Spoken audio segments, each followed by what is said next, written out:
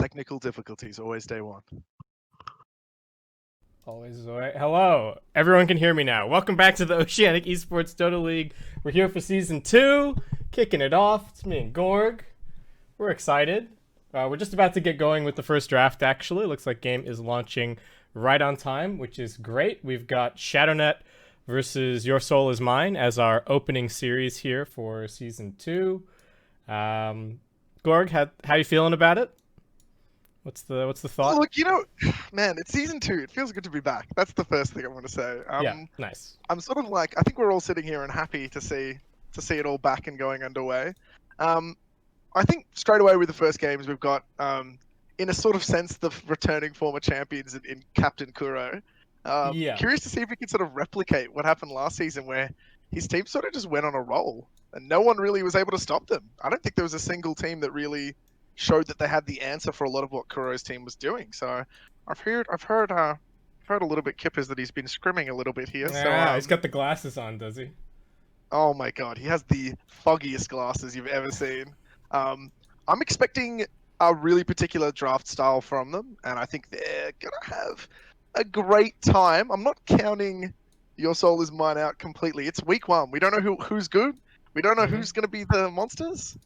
But I'm feeling that Kuro's team, he's been really pushing them, and he really wants them to succeed. Remaining. Yeah, I mean, like you said, there's a little bit of that weight of 5 expectation seconds remaining. being the winners of the previous season. So, though of course, we've redrafted and Radiant team pick. it's just Dire team one pick. player, right? Is it just actually wait? Is there anyone that's in common between Flashpoint and? I'm actually spacing out right now. Why do I feel like Sixer was on Flashpoint, but I feel like I'm wrong now. Dire team pick. No, I God, someone- don't think he was he? No, it was Maris last time. No, it was No, Gachi. I no. remember that. Sixer was on Definitely, Sad and Boys, Tekla. right? Sixer was on Sad Boys, so Flashpoint was It was Gachi. Gachi and Tekko and Davis. Now that I'm Radiant remembering. team Yeah, ban. yeah, and Game is Hard. Game is hard as the other person I'm forgetting. Oh my god, I'm having a mental blank now that we've redrafted everyone. I've been so like getting in mental focus, thinking about who the new teams are. And straight away, by the way, ShadowNet, Mag Winter. Oh man, Mag. Ugh, such a dirty hero. 10 seconds Is he? remaining. Is it a big thing?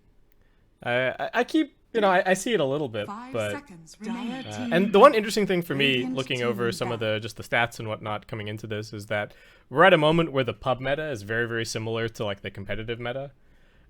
They haven't really diverged too much. I think part of that is just that we don't have any big international lands going on really. Yeah. So there's like there's no pro teams hiding strats for like, oh, we think this thing is overpowered, but we're not gonna play it in these like smaller qualifiers and things like that. It's like, well, no one's gonna get to play anything other than online leagues for a 10 while, so seconds we may as well remaining. just play our best Dota. Yeah, look, I think the thing with Mag is 5 this. I seconds reckon the remaining. reason people like it so much, it's become this meta flavored thing, is it's just so easy. It's so Right. tanky. You don't really have to. I'm gonna say something mean, Kip. I'm gonna say something mean. I Yeah. don't really think it requires a ton of skill to play it for the Alright. first 15 minutes. You just sit there, you farm, you beat everyone. And it really, the thing about Magnus is it's really good against teams that don't understand what they should be doing to slow it down, to Radiant punish it, team or to ban. address it. And Dire team ban. Australia's never been the fastest at sort of, adapting. So Right. there's a part of me that's thinking that ShadowNet have this as one of their locked and loaded strategies. I mean, we're going to probably see PA's been banned, Jug's been banned. There's got to be something else they're thinking to combo with this. Troll is the third one. I'm assuming Your Soul Is Mine will ban. 10 But seconds I don't know. remaining. It's just an easy one. Yeah. And, So is it like 5 1-2? seconds remaining. Is it off lane? Where have people been playing it? Is it about Ags? Are people building the new Silver Edge? What's the go? The most people that I've seen run it have run a few different builds. I've seen a few people go Echo and just straight into like Blink into other core items. Most people seem to just rush a few big items and then just BKB. I think it'll be 2 or 3. I don't Dire team like it as a pick. 1 unless you're really hard countering something. I mean, they did ban the troll, Right. so good on them. But I just don't think Radiant in this sort of team situation pick. when it's playing that sort of 3 role, it needs to do a whole lot. I don't think they'll put it as 3 against Anti-Mage though. It needs the mana too much. So if Right. it's taking hits and it's not able to empower, I think it's a little bit of a waste of time. they might not care though. They might just be using it as a pure support. 10 seconds remaining. As for the other heroes too, Tiny's sort of seen a Dire weird team resurgence pick. where, like, it had its the tree toss ability binned and then it's back. Right. He's #1 most played at the moment, right? In pubs and the pro scene.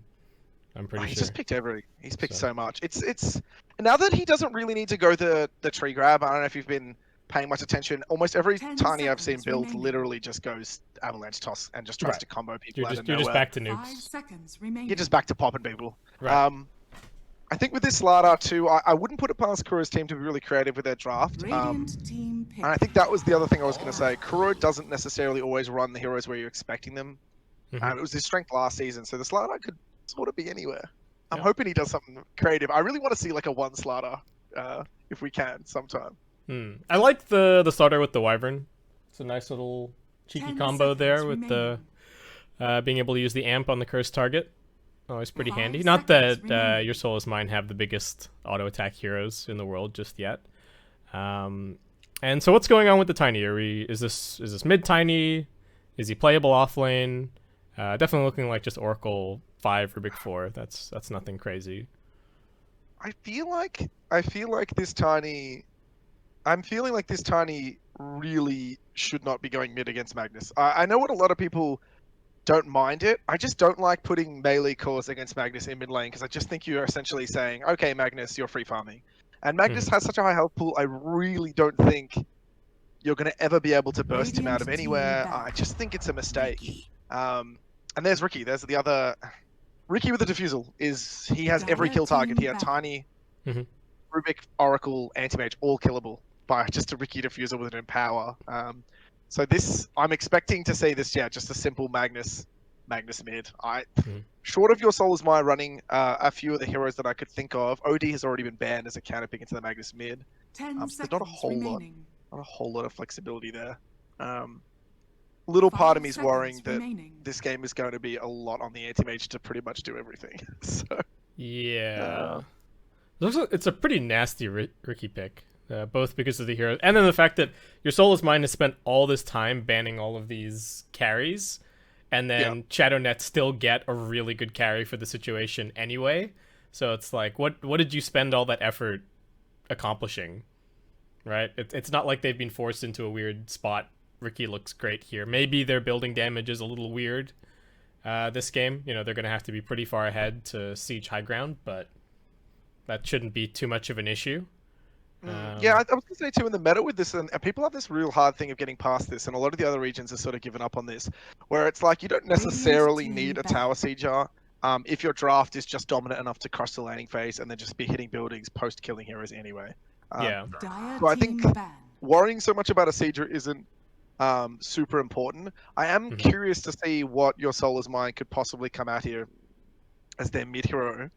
A lot of the traditional heroes that people have been playing in this meta, things like the SF, the Quap, aren't really very good here. 10 seconds remaining. I don't think you want to play Radiant something like team Quap pick. just because he's going to essentially have to fight. He Dire can't team sit pick. in the lane against Magnus. Is it even going to be a mid? I mean, Shadownet ban Centaur, so they're maybe thinking what, Tiny mid, and that there might still be an offlaner coming. I was thinking whenever I see this many melee heroes, I immediately like my mind does go to Enigma a little bit, but Shadownet already have the 10 Wyvern, seconds remaining. so they've already got like a black hole counter. So 5 seconds. I don't. I think it's a real mistake here to put Tiny mid. But people could say the reverse side would be that Tiny just gets a couple levels and then he just immediately starts going around the map and dropping bodies. That might be the way to go. It's just in my eyes, it's risky because your Tiny will actually start to drop off in the mid matchup. If this Magnus plays this well, I'd say this is like pretty heavily Magnus favored. He should be able to outpace him relatively quickly. As long as the Magnus brings enough regen and holds like a bracer or two, it's just free farm completely. You may now Void Spirit. select So your heroes. okay. that's a little better. I still really would have liked to have not seen a melee mid against Magnus, though Void Spirit's probably one of the better ones. This surely has to be Void Spirit mid. You can't do anything else here. There's none of these other lanes really work. I can see 1, 2, 3 is playing the Tiny. But yeah, no, really little interesting to me because Void Spirit's really great in games where he can move around the map and play off his other heroes. There's not a ton except for the Tiny to play off here. Rubik and Oracle too. Like Rubik can be really aggressive with the right steal, and he can dominate the lane. But I don't know if are you really going to ever steal RP or Winter Soul? I don't. Yeah, it's tricky. It's really hard this game. It does look like it's a pretty good Rubik game, I think, in terms of there's like some farming steals. Lift is going to be pretty useful. There's some really high impact steals if you can get them, like you're talking about. There aren't any big mobility steals, like there's no Shikuchi or a blink or anything like that. Maybe you can get a blink strike or a skewer, guardian sprint or something, but it's not perfect. It's just sort of worrying me when I look at this laning phase. Like Your Soul Is Mine doesn't have, and this is sort of what I'm thinking about in this situation. I don't think they have particularly strong lanes, and what's worrying me is that if you bleed out in the first few minutes of this laning phase, even the first 15 minutes of this game, Ricky Diffuser comes in line. Prepare for battle. I think it's pretty much free farm mid. I've seen Mello play this Magnus a couple times here and there, and he's done really well with it.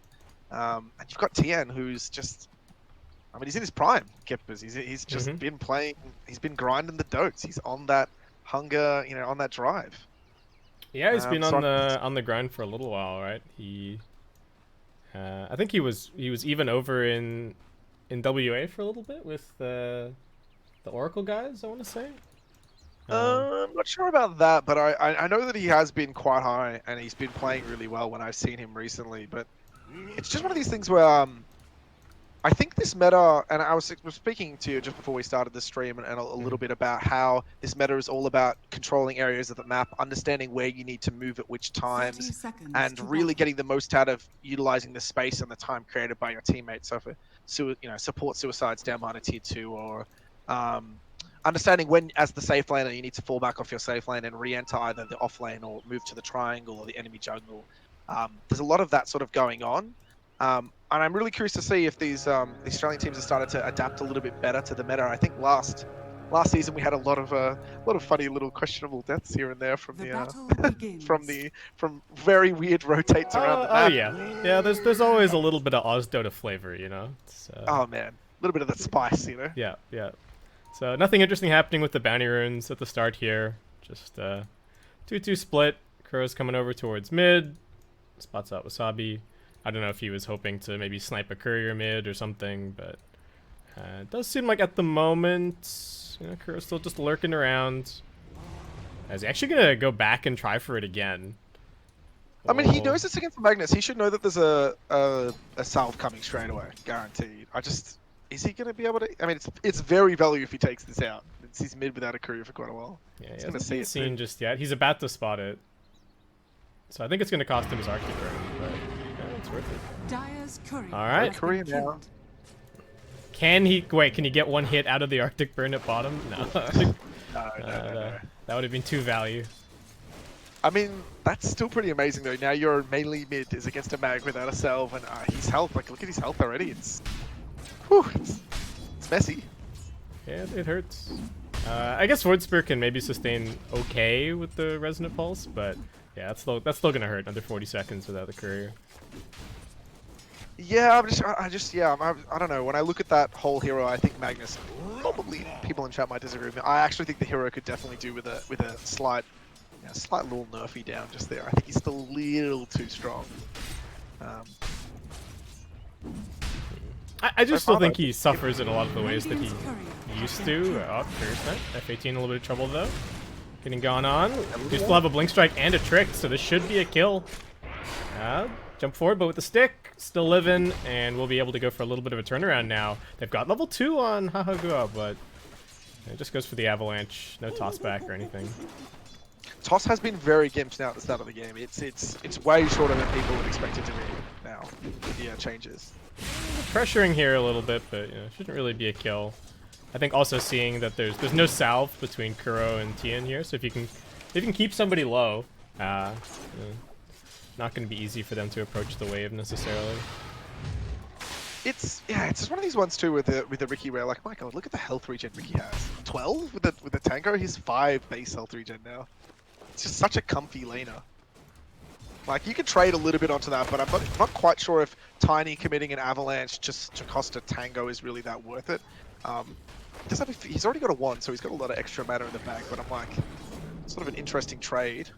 It's a little part of me that's hoping he gets a point and toss and tries to do the 1-1 combo and just do sort of 300 damage out of nowhere. Right. Just try and I think punish a little bit. Yeah, I feel like they can actually kill Tian here if they just keep putting a little bit of pressure up on him. Yeah. Lane position kind of resetting a little bit. Mid lane, 16-4 against 12-1, so Melo doing pretty well. And top lane, Anti-Mage not having the best time, actually. Savior only 8 CS thus far. A little bit of an attempt on Kuro's life here. Yeah, it's 8 vs 5. It's not too bad. I honestly think they're doing quite well on the side lanes. I think that's fine. I mean, Ricky isn't exactly doing great. They did miss that kill, but like Ricky, I mean, all this time at the start of the game is so important too. We were talking about the whole impact that your support has on the laning phase, but you really need your support to sort of make you that space to get the CS. And if you're sort of standing around with a couple CS, you know, a couple minutes into the game, you're probably gonna sit there and go, what's my team doing? Or where are my guys at? You know? Yeah, I think the nice thing about the Ricky this game is that he doesn't necessarily need a ton of farm to have an impact, right? Like, you're gonna be empowered, and you've got mid lane Haze, right? Yeah, he skewered him straight in. I actually thought that he was a little bit deeper there. Well, battle for the rune. HEW with 1 point in the 8th remnant will be able to go and snag it. F18 and Kuro are both heading over, but I couldn't get there. I mean, props to F18. I actually think he's done better than I anticipated with that immediate Curious Net. Did not think that mid lane was going to be comfy, even go as well as it has, really. It is just a matter of time though when the Magnus effect kicks in. He falls off the mid lane and just starts sitting in the jungle for half the game. Right, the laning matchup is just no longer relevant, really. It doesn't matter really, yeah. So is that where there's pressure on the Void Spirit to, you know, Magnus is going to be farming a whole lot. Are you then under pressure as Void Spirit to go get kills in the side lanes? I think your only option as the Void Spirit this game is to go kill people. You can't sit in mid lane. It's actually mid lane again. He just keeps shooting him up the tower. Yeah, skewered in. You do have their RP now, but not enough mana, and Invis going to get popped. HW just able to heal up a little bit. We do have some bounties spawning, but actually just the river one's being grabbed so far. Damage being done to Tien. He does get the stick charges off. Trying to survive, gets off the tricks, and will be able to get himself out of there. Just a little bit shy on the damage. Yep. What I was just going to say then was with the Magnus, it's actually quite reminiscent of Alchemist, where the longer you just sort of let it sit there, that like timing that he has with an eye, you know, blink and a few items is pretty lethal. Top lane also. Yeah, a little bit of a go. Trouble for Wasabi is going to be brought down. That's first blood. Savior trying to fight a little longer, but very difficult against the tag team plus the Slardar. So. My god, the punch that's going to come in with the Slardar debuff at 6 is going to be disgusting. Yeah, actually, there's like only one way to itemize this game if you're Soul, right? It's just all physical damage pretty much from Shadownet. So, Ghost Scepters, Force Staves, whatever. You're gonna need it. You're gonna need a lot. I mean, again, it's just one of these really interesting things where, yeah, just lots of items. I mean, where's the old man Aeon discs? Probably a little bit too expensive. Hey, I haven't seen that item in a little while, actually. Well, it's Force Staff does everything that it does cheaper and better, and it can be used on teammates in this game. So, like, you're really gonna question what the money's for. So this Tiny's having a pretty good start. I guess the game plan for Your Soul's Mind just has to be get the Void Spirit and the Tiny going, hope that they can control the pace, hopefully find some space for Anti-Mage eventually, so if you're not having the best of times. Six are just giving him the bops currently. I mean, Magnus is stacking his Ancients now. I'm liking this. He got it. It's one of these things too, where another comment I was talking about the draft was when you feel like you're against a stronger team, I always think in this meta you're better just playing Tempo Anti-Mage again. Saber getting gone on and will be brought down. Couldn't get the blink off. Yeah. And the jelly. The jelly for, I'm guessing you'll put that on Ricky. What is Ricky's health? Oh, 8.5. 9.5. That's with the tower each other. Yeah. Well, That's still crazy. Void Spirit trying to make the rotation bottom, but gets completely scouted out by an Obs, and Tien and Kuro deep under the tower anyway. They are still going to make a go. Tien getting healed up a little bit. Double jump over. And looks like they will get the kill this time around. And initial item, not too far away. unintentionally. Wasabi in some trouble. Here comes the shard block, and there's no way out for this Oracle. He'll do his best to survive a little longer, but one more touch will do it. That's Boomer picking up the kill. I mean, this is sort of what the Void has to do, though. I still appreciate that. The other thing too, I've noticed a lot of the high MMR sort of people that are playing the spirits, whether you're Storm, Ember, or Void. Sometimes it's not always the best to actually make the gank play through the river. You can just TP, make the gank, and then run back through. And then, you know, if you time it right, I've seen a lot of players time it to come back through on the rune timing. It's like little nuanced stuff, you know, efficiency stuff. But I mean, he got the kill. It's pretty good. Yeah, Everything's gonna count, yeah. Everything is gonna count so much. Yeah. So Tien not even bothering to head back to bottom. Just goes mid, picks up an Empower, farms a small camp on his way through, and is now top. I think just to look to pressure this tower a little bit, maybe take over the lane from the Slardar. Anti-Mage is also just ditching the lane, heading into the jungle. There's a couple little stacks here, but not really all that equipped to clear them just yet. And both teams just kind of leaving their position 5 to soak a bit of experience, though the Winter Wyvern going to be a whole lot better at holding the tower than the Oracle ever could be. As I say that, Wasabi can be brought down, and at mid lane, we just had an RP solo kill. Yeah, he just hit him a few times. He overstayed on the Void, missed his Remnant, and then just got Shockwave RP'd. And brought down in 3 hits off the back of it. Well, that is not a good sign for your Soulless Mine. They really need some plays out of their Void Spirit. Where's Tony? So we're 2-level deficit right now on mid lane, which is not, again, it's not that bad. It's more the net worth that concerns me. He is just going for standard set Echo Saber, which is a hot build. I think it's a good one. You literally can just go like Echo, Blink, and then just start moving around the map, farming with the actual Blink Dagger being used as a substitute to pick your farm pace up just by using Blink around into camps. I'm okay with it. I think he'll just do something real basic. Yeah, don't have to do anything overly complicated. I have seen people building Echo and then disassembling it into Orchid, but I think that's a little weird. So maybe not gonna see that this game, given that they've already got pretty good lockdown. Kuro getting gone on the bottom, but Voidspirit getting locked down here, and now 6 are coming in. Looking for him. They get him amped up. Kuro actually just gonna survive, and the Void Spirit gets brought down. Oh no, HTW trying to force it, and just gets cleaned up. Yeah, see, this is what I'm talking about when I was like, he needs to find someone to play off. I don't know if that's the lane. Tony wasn't really ready to go.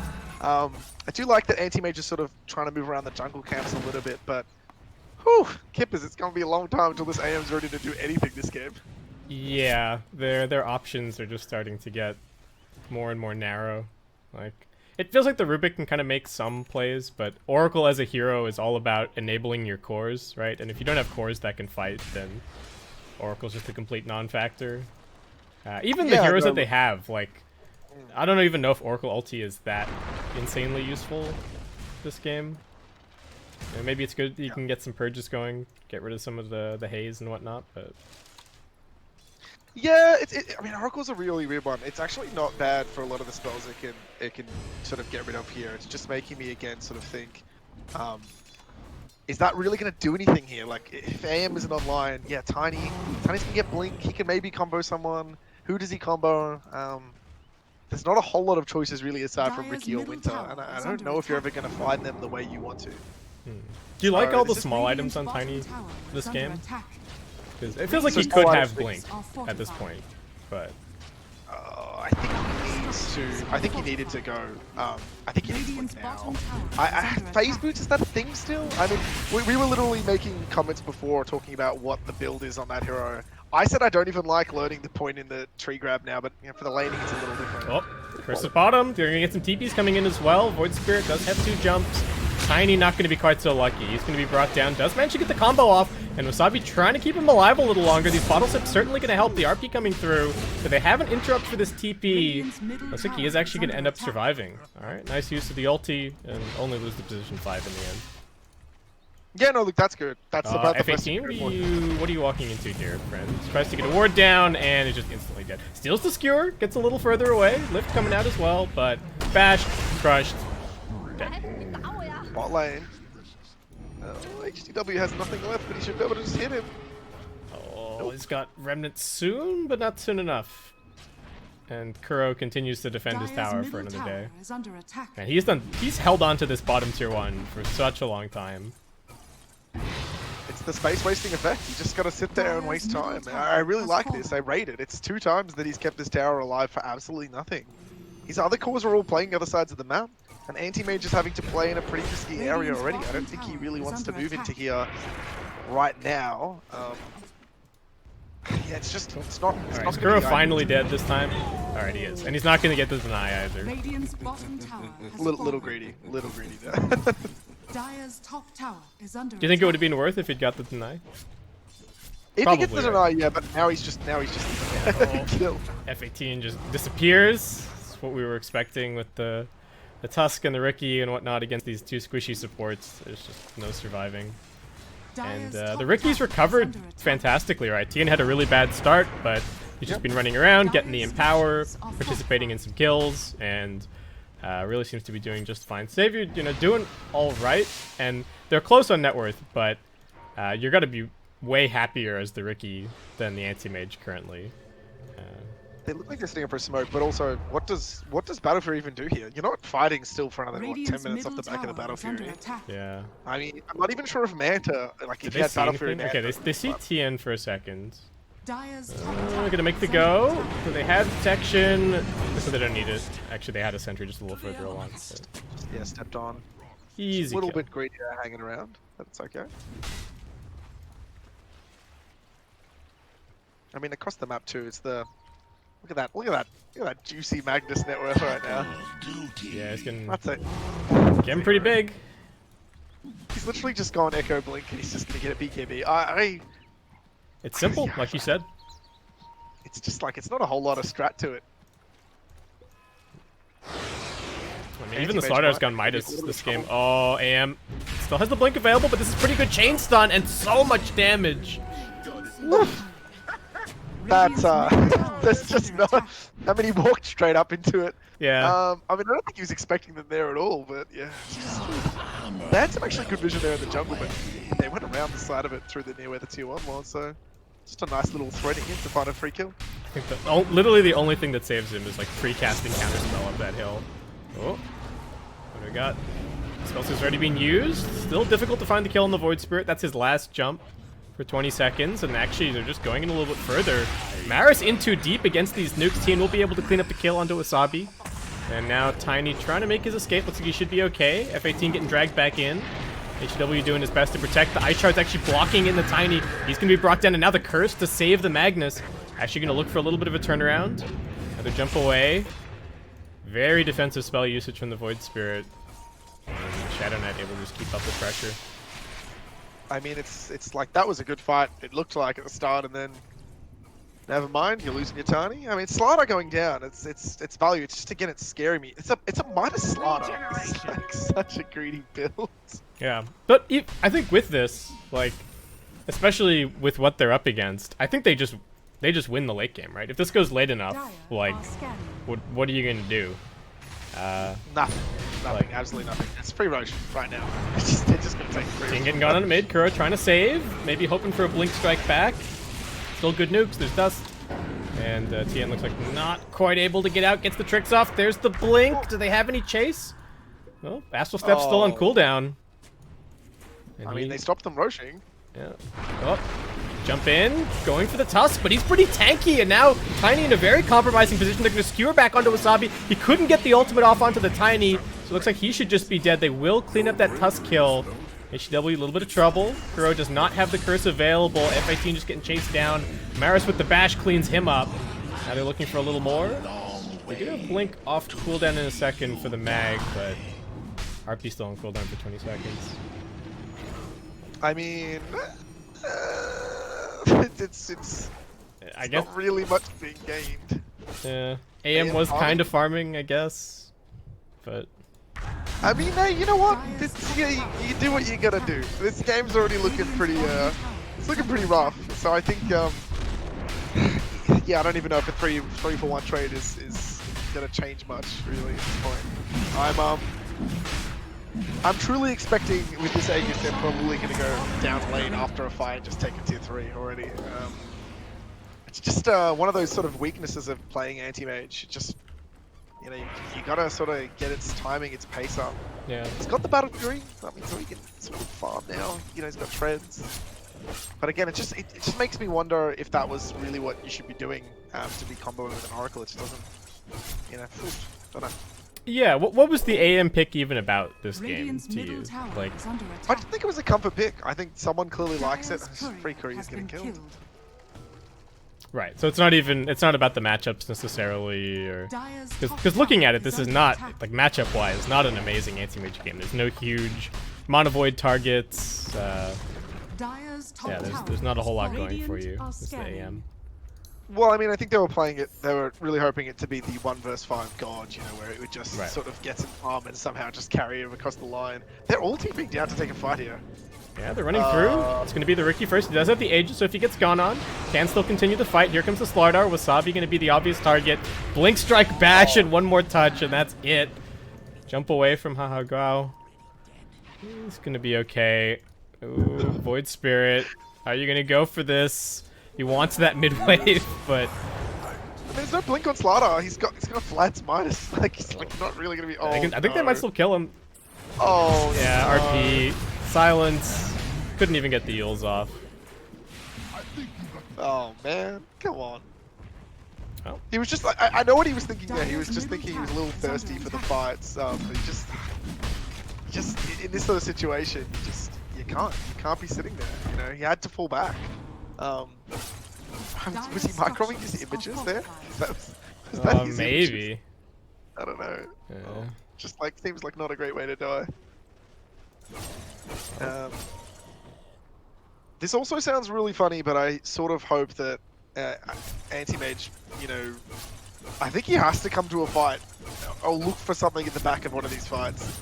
I don't think he can leave his team alone this long. He's catching up really fast. But I mean, what can he do, right? It's like... I don't even know. Try to kill the Winter somehow. After he pops ult on someone. I think you still need like 2 more items to do anything useful. Oh, no. He's good. There's no RP. Oh, Tia? Dust misses. He's okay. Still has the Aegis. If they get a few more heroes over here, I think they can take this fight. Boomer going to come TPing in. They do get a jump onto Maris, who's actually found who is the question. Starter getting comboed, does get the stick charges off and survives for a little longer. Boomer comes over. Here comes the damage. That Walrus Punch just tears Tiny in half. They find Oracle on the back lines. Void Spirit still got that amp on him. Needs to be a little more careful. Has another jump in 5 seconds time, but Tian's still hot on his heels. Fix of the trade comes through, and he's just gone. Well, everyone's just getting 3 and 2 hit, really. This is just, man, this is just some scary stuff right here. It's just like, what do you do? I mean, it's just one of these things where you draft. I just feel this comes down to the drafting of just like you haven't really given yourself any leeway to make mistakes. You picked a weaker draft, and it's just like. I mean, Ricky's 2-hitting your supports. Yeah. And I think they put themselves in a situation where their lineup's a little harder to execute as well. They absolutely needed to get kills with Tiny and Void Spirit, and just hasn't happened. ShadowNet were quite happy to, for the most part, just sit in their lanes with the Slardar and the Magnus, and you know, Ricky jungled a little bit, and everything was fine. Didn't have to make any aggressive plays. They've just been trucking on the golden experience the whole time. They're just punching towers with their creeps. They're fine. Whatever. Yeah. Yeah. I don't know. It's just I mean, you can sort of see the Mag was picked at the start of this. It was one of the first 2 picks. I just don't know why you wouldn't play something more aggressive. It really just feel like deja vu with the old school Alchemist, where it's just like You know, why are you letting him just sit there and farm? It's just a guaranteed nightmare scenario. Right. Oh my god, this Slada's just doing whatever he wants, going hood, whatever. I was half expecting him to just go Ags and just stand and face tank the tower Right. for Ricky. Yeah, Dire's I bottom don't know. tower is under Fingers attack. crossed. Maybe the one Radiant's glimmer of top hope tower would is be under that they attack. take some sort of disaster fight on ShadowNet and then Dire's Anti-Mage can maybe get him a structures kill are or two. fortified. The chat is beaming Dire's with bottom Zellyfish tower needs to is go. under attack. I'm not sure what that's about. Radiant's top tower is under attack. Okay. I guess the question is, do they even really need to go high ground, right? It's like we were saying, to me it feels like even if AM gets like, 5-6 slotted, everyone else on ShadowNet is also going to be 5-6 slotted at the same time. So it's like, are you really putting yourself in a position where you can actually win? I don't know. I don't know if ShadowNet are in any kind of rush. I mean, why is Anti-Mage queuing? Is he going Manta Halberd? Is that a build? That can't be a build. I don't know. Is that's gotta be it? That's gotta. I mean, like, I don't mind Halberd this game, but surely you're not getting it as Anti-Mage, right? No. Yeah, seems a little weird. Your team needs you now, Anti-Mage. You need like a basher and to just go. I don't think there's another option. I think it literally is just Manta basher and then pray to get some lucky bashes. There's no more time. I don't think you're gonna have another 10 minutes the way the game's looking. I mean, yeah. Dire's bottom tower has fallen. I was gonna say divine or something, but I'm like, I don't even think you can farm that if you needed it. Oh, looking for the toss back. Bit of trouble for Melo. He's still pretty tanky. He's got a DD, and he's got the BKB, so gotta be a little careful about how you go about this. And he's gonna be fine. Walks it off. Boomer heading across. Is just looking for a blink dagger on the tusk. And Yeah. I mean, I think they know exactly what you're saying. They're not rushing. They're just chilling. yeah, just wait for next Roshan, right? Just like It's three cores versus your Anti-Mage. Yeah, but like they'll just get every Rosh anyway. To be honest, they'll probably get a lot more neutral items too. I mean, Anti-Mage will pick some up, but it's just like. And they just send the rookie to go clear at top. Everybody else is holding the enemy tri-camp. So there's really just nowhere for them to farm at all, right? All of this is completely off limits because they've got 4 heroes holding the high ground, and even the outpost is controlled. So if they try and head over into the dire jungle, then it's just going to be outpost TPs.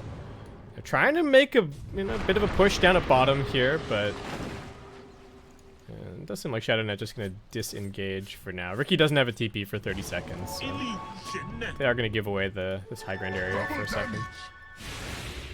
Yeah, I mean, it's just again though, like out of all that, they got what, 1 camp, 2 waves, and your Ricky was just farming top. He's about to walk into the whole enemy team smoked. Is he gonna dodge them? Oh, he's gonna dodge right around it. Oh, he's gonna go back. Oh, smoke breaks, so they're gonna pop a dust. He sees them. They did not see him. Just walk away. They did not see him. He was just out of the sentries. There's 3 sentries in here. Oh, he was just in one of them actually. Never mind. He was definitely. What? Well, he's on the other side of the tree line. There's 3 sets there. Are you talking about the radiant sense? Yeah, no. I was like, actually, just I'm having a mental blank. That's the wrong team sentries. Right. Well. Like, Gorg, Colors, man. Gorg, Colours are you are okay? Do you need to turn on colorblind mode? I might need to. I may. Oh, Ricky, can he kill Anti-Mage solo? I feel like he can. Definitely not. But with Maybe Magnus. Oh, Maggie. He's got blink in 2, 1. Alright, he's good. He's good.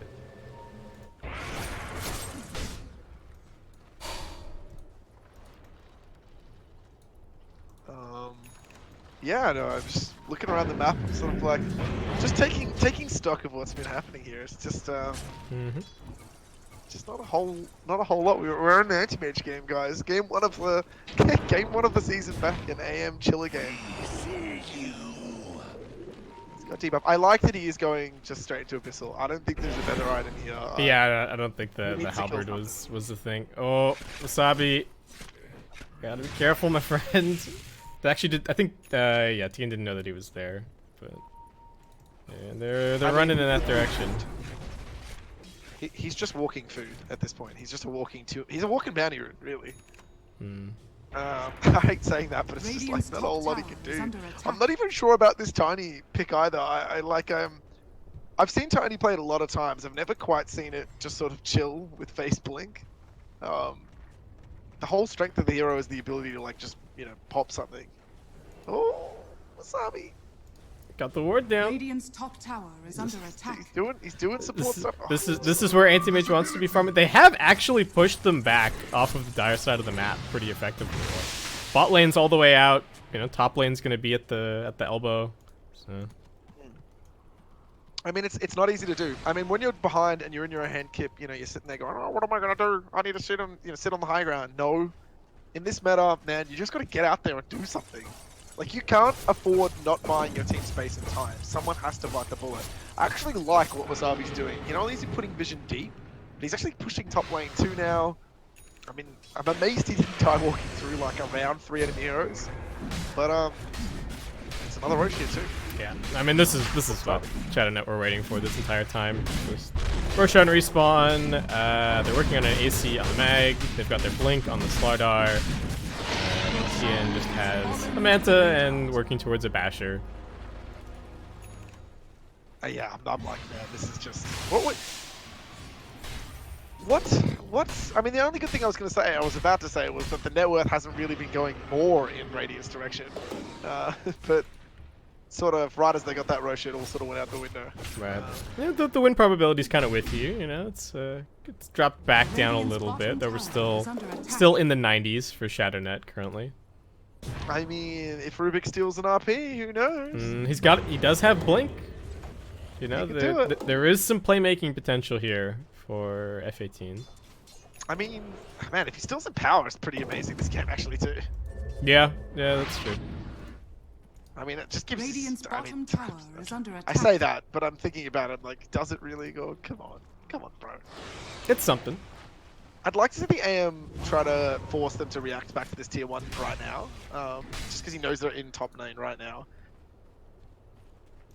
Or it would be really nice if he could quickly farm buyback right now so he could suicide on one of these sides. I'm doing the same. They've got pretty good deep push. They're clearing things out. Mid wave is already being cut, so. Okay, I mean, he's doing a good enough job just cutting these waves. Maybe try to cut top. You have the vision around there. They've got to threaten the toss back, right? I think that's like they got to get the tier 4 towers involved here. Dire's top tower is under attack. We have another pause. No, see, in this situation as the anti-mage, and it sounds again really suicidal to say go hit that tier 1 right now, but he sort of has to do something here. He cut one wave mid, which is okay. He really needs to cut the top wave, and he has vision there. I think he should really be taking that one out. Yeah, I think that's where he's headed, right? But there's already a wave that he's missed. So there's one more wave coming through, and I think the illusions are going to clear mid, and he's going to go clear top, but... Yeah, look, it's one of these ones where it's just like... Yeah, no, I think clearing top's good enough here. I think clearing one more wave, that way if they can wipe this wave that's currently in the base, I think they've pretty much killed all the creeps, and they get the next wave, then actually they're looking okay on delaying this for another minute or two. Yeah.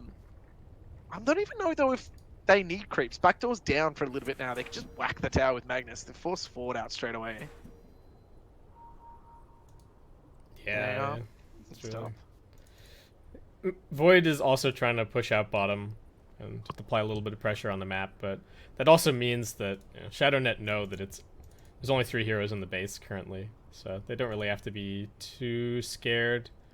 I mean, sure, the Void Spirit and the Anti-Mage are pretty mobile, but they've got Cheese Angus on their frontliners. I don't think they have to be Cheese Angus, BKB on one of them. It's a 10-second BKB. I think they should just hit the tower at this point. Yeah, they've got two blink heroes as well. Actually, wait, do they have 3 blinks? Yeah, so they've got 2 heroes with Aegis and Cheese in the front hitting, and then they've got 3 blink counter initiators currently with Blink Crush, Blink Curse, Blink Snowball.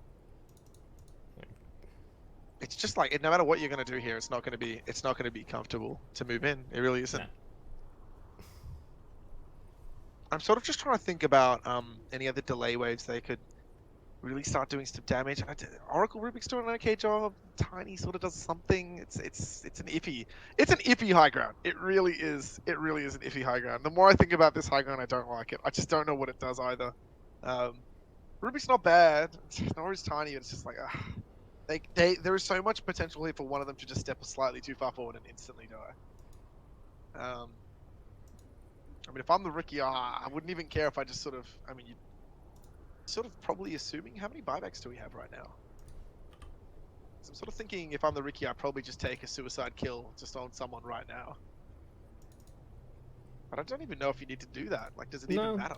I think you can just hit the building. To be honest, Just hit the building, get done. Yeah.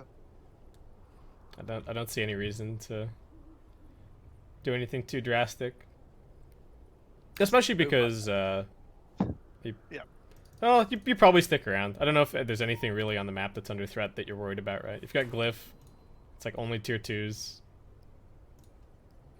Tier 1 mid, which you really don't care about at all.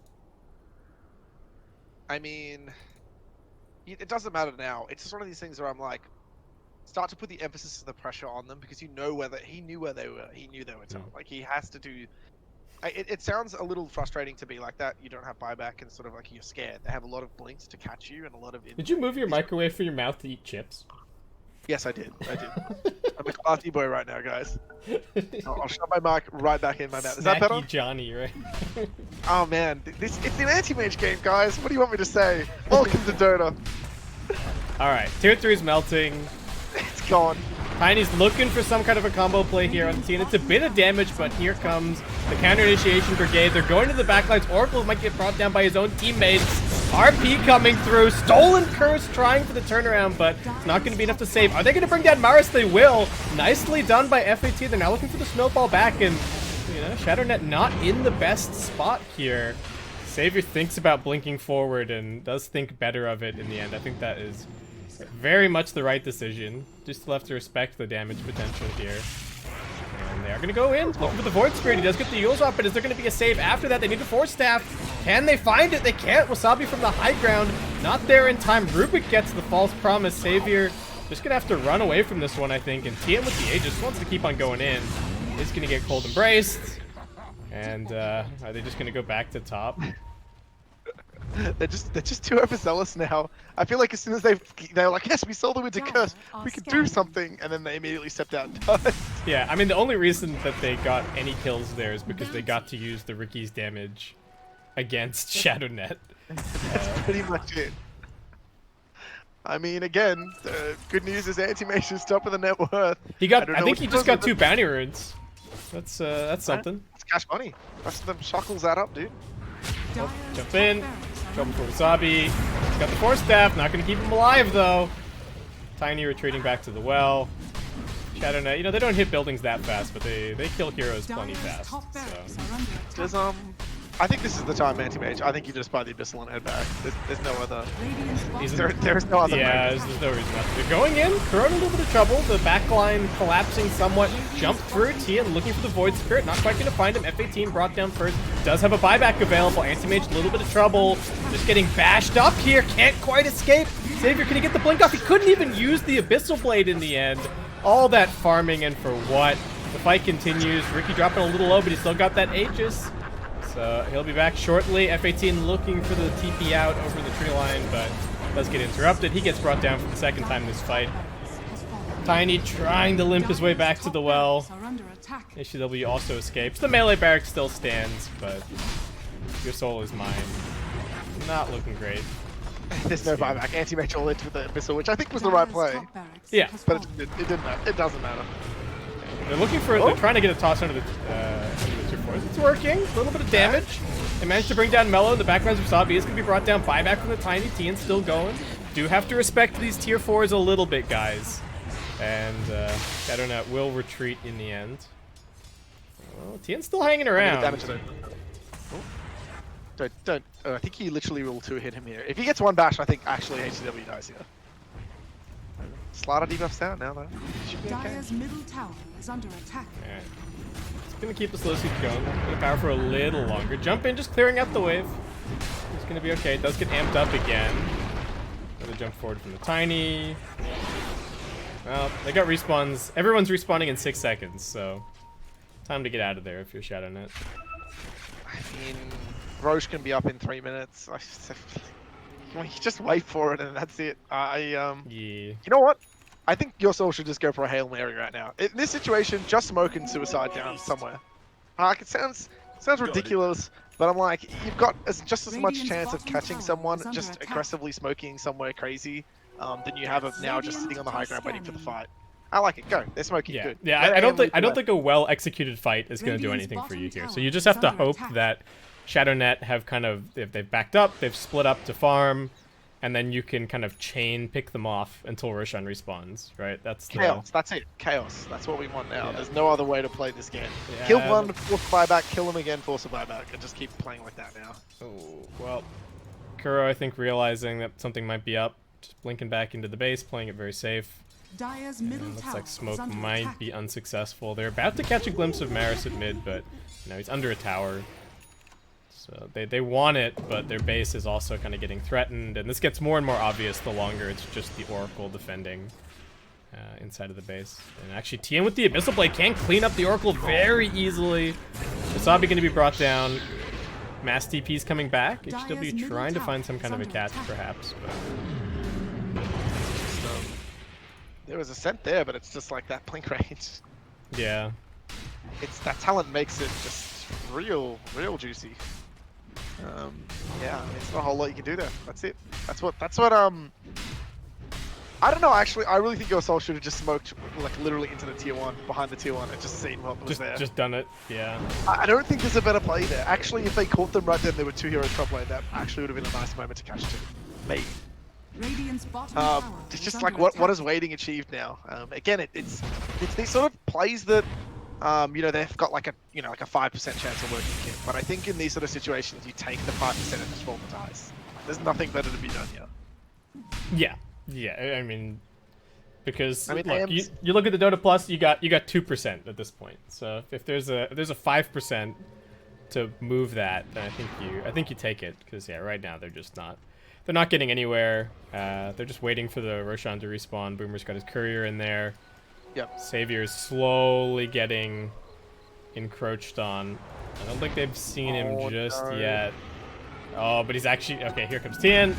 Silence. There's the Abyssal. Can they keep him locked down? They need a little bit more help. Nicely done with the curse. They are draining a little bit of mana. Sixer coming in. Snowball. Nice chain stun. They're stacking it a bit, but it doesn't matter. That's Anti-Mage down for 80 seconds. Yep. Oh man. Oh, mid lane. Void Spirit also looking pretty dead.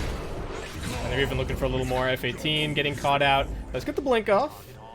We'll be able to escape. Well, actually, that was well played. Yeah, well played.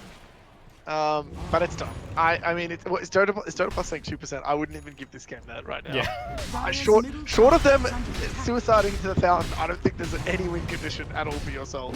I sort of despise this playstyle that a lot of teams have adapted with things like anti-mage, and the other example is TA, where it's like they're all about getting a couple items and then doing something.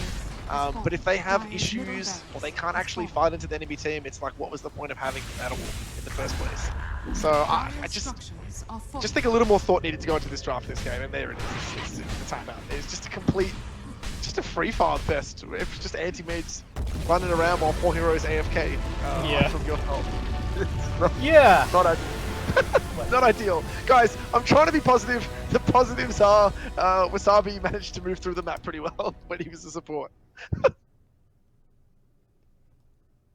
Yeah, I'm not sure what else there is to say, really. 33-7, the final score. It just didn't really feel like your soul got to play all that much Dota, really, in the end. Were they playing Dota? I thought they were just having a little chill sesh there. Yeah, I don't know. Wait, 0-4-0 Anti-Mage, 0-12-6 for poor old Wasabi.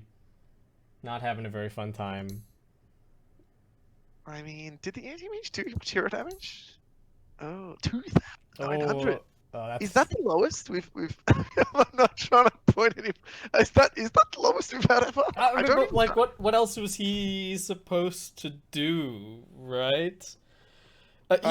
He should have pressed the Abyssal Blade in that top fight when he came with the Abyssal Blade. I will give everybody that, but so just like actually trying to think. I think last season, Kips, we had someone do 1,600 damage, so I don't think it's the lowest. But all right, put on your stats hat, Gorg. You'll. I'm hunting stats, but then it's also 4,000 from Wasabi, which again, it's Oracle. You know, He got melted every fight like 2 hits. But I mean, look, you got 4.4k damage from the hero that has 4.5k net worth, and then you've got you got 2.9k from the 18.1k net worth hero. Effective. So Yeah. Wasabi's playing at a just like what is that? A couple hundred times efficiency. Yeah, that's some big value right there. But anyway, yeah, no. Are we jumping straight into the second one? What's the Habs here? I think we will jump to a very short break, and then we'll come back in with game number 2. Lobby should already be up, so we'll be back in just a couple minutes, guys. See you soon.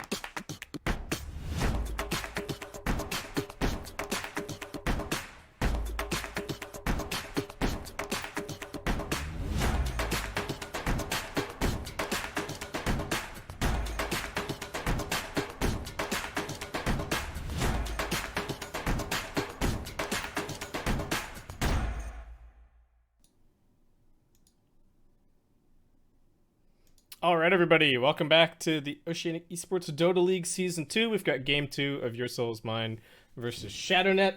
Me and Gorg on the mics.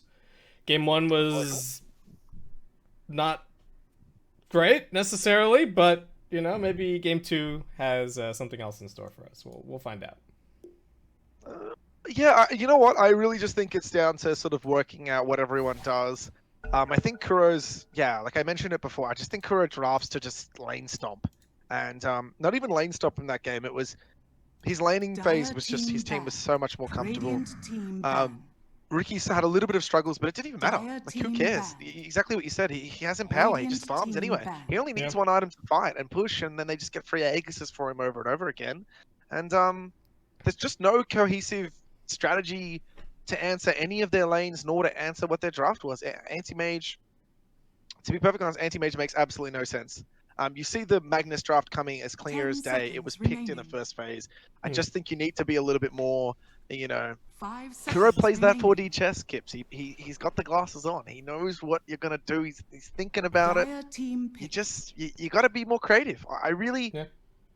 I would more love to see Your Soul's Mine play a really untraditional draft where they're not even running a safe lane hero, where they run something, I don't know, they're just straight in fights, like a safe lane Doom, and just fight.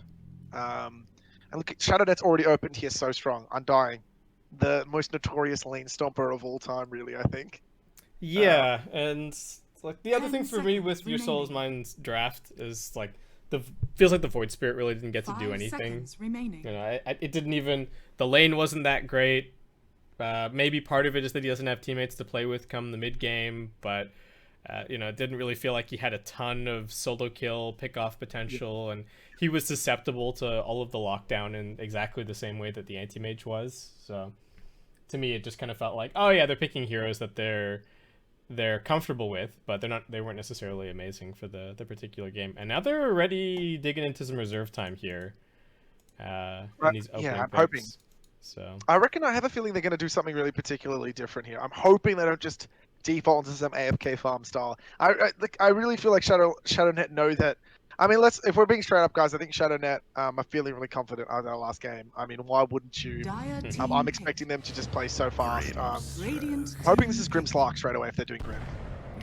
I just hope that they don't get over clownfident, right? Don't pick something that like absolutely has to. They're like, oh yeah, we're gonna crush these guys in 20 minutes, and they pick some draft with you know, like no late gamer, and then they just make 1 or 2 mistakes, and it's like 10 seconds lose by default. But I would prefer them to still try to all in rather than them playing slow. Jug? Yeah. Right. Oh no, I'm what? Your Soul is Mine or ShadowNet? No, I'm saying I think Your Soul's Mine needs to just play way faster. I think so. Mind if they all in on the laning phase. I don't even care if they don't have a cohesive strategy after the laning phase. I think it's still just better to try to win the lanes. You were so outmatched last game by the first 20 minutes that I just don't think you can let that happen again. And you already again see that they're playing Undying Mars. You know what's coming here. I like actually the Jug pick.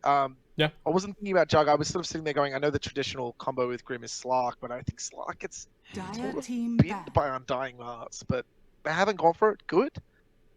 Jug also naturally is really strong against Mars when if you're not being lazy with a healing ward micro, it can really save. It can save your teammates. It saves so much here. And he's one of the few safe lane cores that really, short of making a staggering mistake, I don't think he should be able to be killed by. I don't think he really should be able to get killed by this Mars unless he makes a really bad mistake.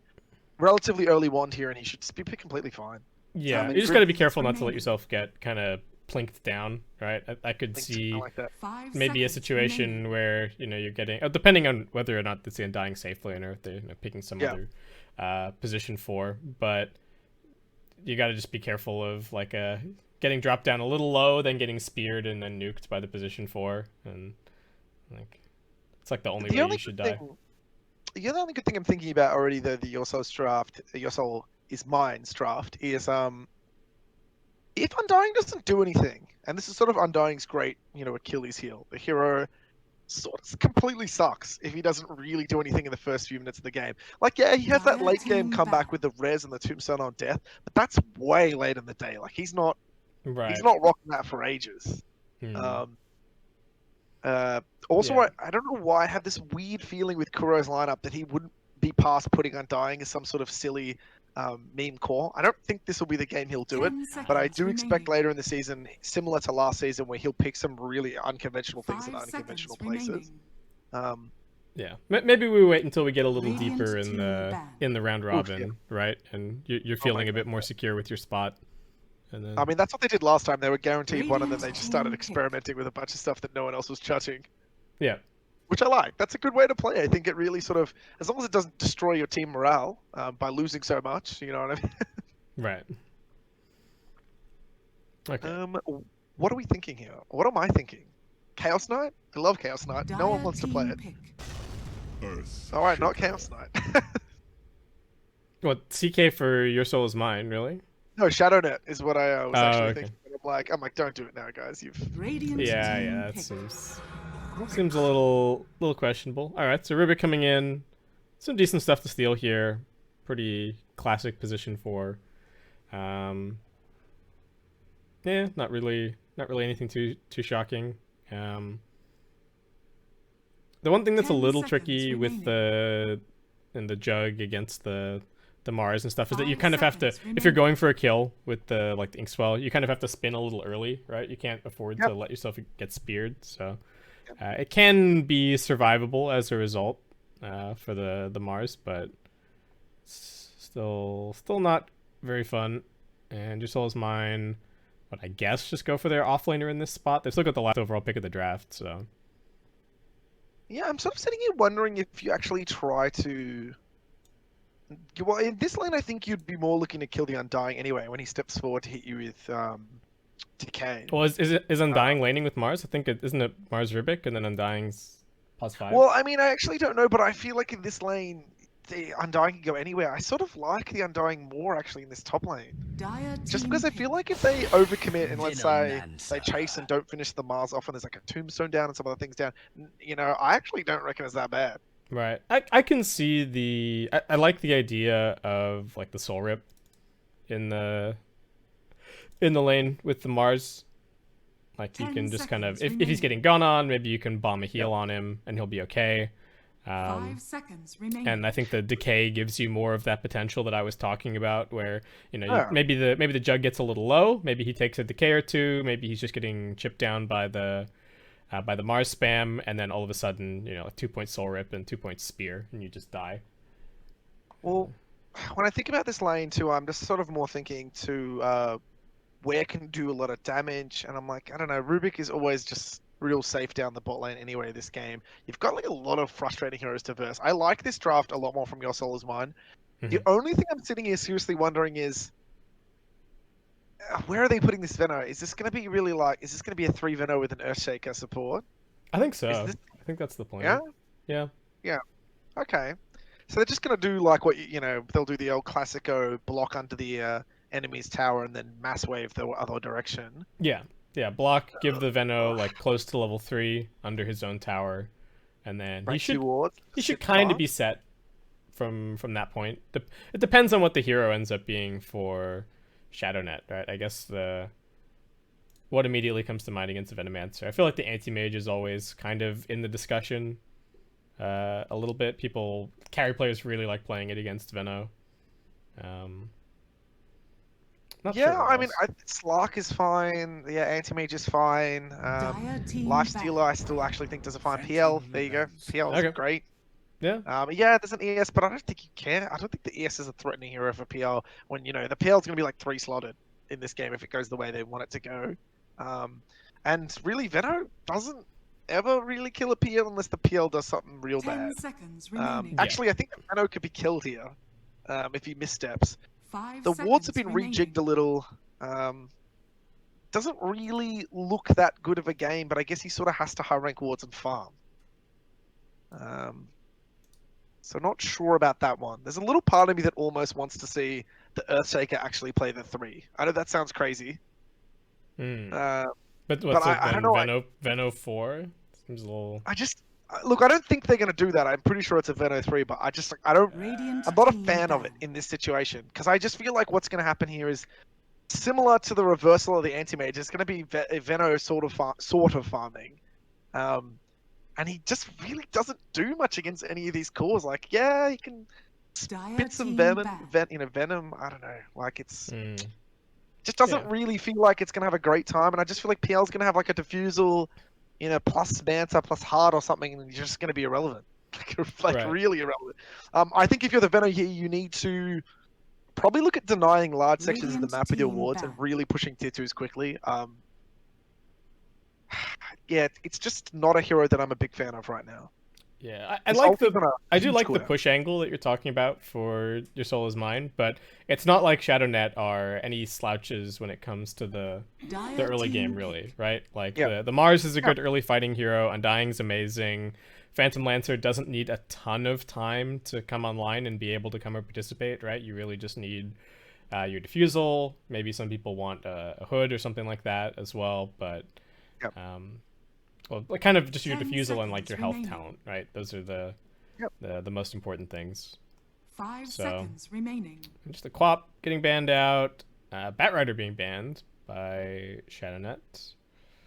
Well, I think everyone's picked up that that's the most like it's like the new Broodmother mid or Huskar mid where it's just like, oh, we lost bats in mid. The lane's unwinnable, Yeah, yeah, yeah. unplayable. It was nerfed a little with the earlier points of Sticky Napalm don't grief the turn rate or the movement speed as badly now. There's something slightly changed there. Radiant team pick. Oh, Sand King coming through. All right, so wait, so is Mars mid now, and then SK3? I mean, Zanku could be mid. I guess they can see the matchup if they want, but I mean, Sand King. 10 seconds People don't even remaining. mention the fact that Sand King actually is quite frustrating mid because it's like you don't really want to send more of Sand 5 King in mid seconds lane, remaining. and if you right. don't, he just sort of sits there. But he could also just play the reverse stun caustic style and kill a lot of mids out of nowhere. It's not the worst thing in the world. I mean, I think it's fine. He got some They must have changes as practiced. well, right? Yeah. Ember Spirit. I love Choose Sand your King mid this hero. game. I would actually put Sand King mid against Ember. I reckon it's fine. Just go caustic stun and kill him. Yeah, actually, I don't see how that lane is. How is that playable for It's not great. Ember? Does not seem It's, great. it's Mars mid. It's Mars mid. They have done the Sand King 3. It's gonna be Alright. Mars against. I mean, you know what? I think Mars does fine too, but I just like the fact that Sand King can just absolutely dominate the Ember. I don't even know how Ember plays, and I think Sand King could have just flash farmed this mid lane anyway. But you know what? They got their Yeah, plan. they could still swap got- lanes. You know, it's not out of the question. They They could do the could. pot. They could do it. But yeah, I mean, Ember's an interesting hero. I like it. I mean, obviously it's one of the heroes that does quite well at clearing PL images with the right couple of items. There's not a ton to catch him. Really, it's Sand King stun and the Mars Spear, maybe lift. But I mean, it's a pretty chill game. You see most of those spells coming quite far away on the Ember. I think you should be able to react to most of them. I just love the Sand King pick. I actually love it. I just think that's an interesting pick. It's definitely up there in when I talk about all the three heroes. I think Sand King, Undying, Underlord, sorry, are the two just frustrating offlaners right now to first. But yeah, no, I think I'm gonna slightly favor ShadowNet again. How are you feeling with this? Yeah, I do like Your Soul Is Mine's draft a whole lot more this time around, just Yep. because Jug is a lot more active. I feel like they have a lot Yep. more playmaking potential early on. They can kind of run at towers a little more, and I think they've got better, kind of better matchups against the carry this time around. Like the lane was pretty good against the Riki, but then once they got out of the laning stage, there were kind of issues. So, but this time around, they got a Shaker and they've got the Ember like you were talking about against the Phantom Lancer. So it's not like if TN has a good early game, the game is just like done. Yeah. Prepare for battle. And I do think the Mars mid can be a little risky, right? I've seen my this God. hero he can kind of They're fall doing- off. It's Macro try with a safe lane Sand King. This Oh. is what I'm talking about. Like, what Yeah. is? Oh man, and they're switching too. It's a double switch. The Jug's going top with Grim. Yeah, this is really interesting. I like this. This is not what I would have expected. So they're not. I mean, Your Soul Is Mine are not going aggro, right? They're just swapping the lanes around to try and get a different matchup. I guess. I suppose they don't want Venomancer versus the PL necessarily. Yeah, no, I think that's true. I feel like he can close the gap way too much with just Phantom Rush. The slows just don't matter, right? Like he's got Coach is too on much. edge. He's got too much mobility that he just doesn't really care. It's dispellable Gale with the split, right? Yeah. Am I tripping? Yeah. It is. Yeah, definitely, so it's Gale's a complete- dispellable. completely useless spell, essentially, this game. I mean, you know what? The only funny thing that's going really, really right now for your Solar's Mind, which is going to be great, is if Veno can manage to get level 3, he can basically just sit under the tower against the tri lane and never lose the tower. I just sit there and get levels and gold. Right. Um, I mean, how long do you keep... If you see that it's just the Veno down here, how long do you keep the tri lane together if you're Shadow Net? my question is, what does the Undying going top really achieve with the Sand King? I don't even think he needs to be Right. there. I think Sand King's just going to be pretty comfy time no matter what. The only thing I would say there maybe is they 30 seconds could to surprise battle. kill the Grimstroke or Jug if they overcommit. But I don't know, man. I think this is just a pretty chill lane for Maris. I just think he has a great time. Sixer just has a great time up here. I mean, maybe I'm overrating Sand King a little bit, but every time I've seen a really competent player play it, it has just completely dominated. Yeah, it's every time. It's just done well. It's frustrating. It costs you so much money to counter it.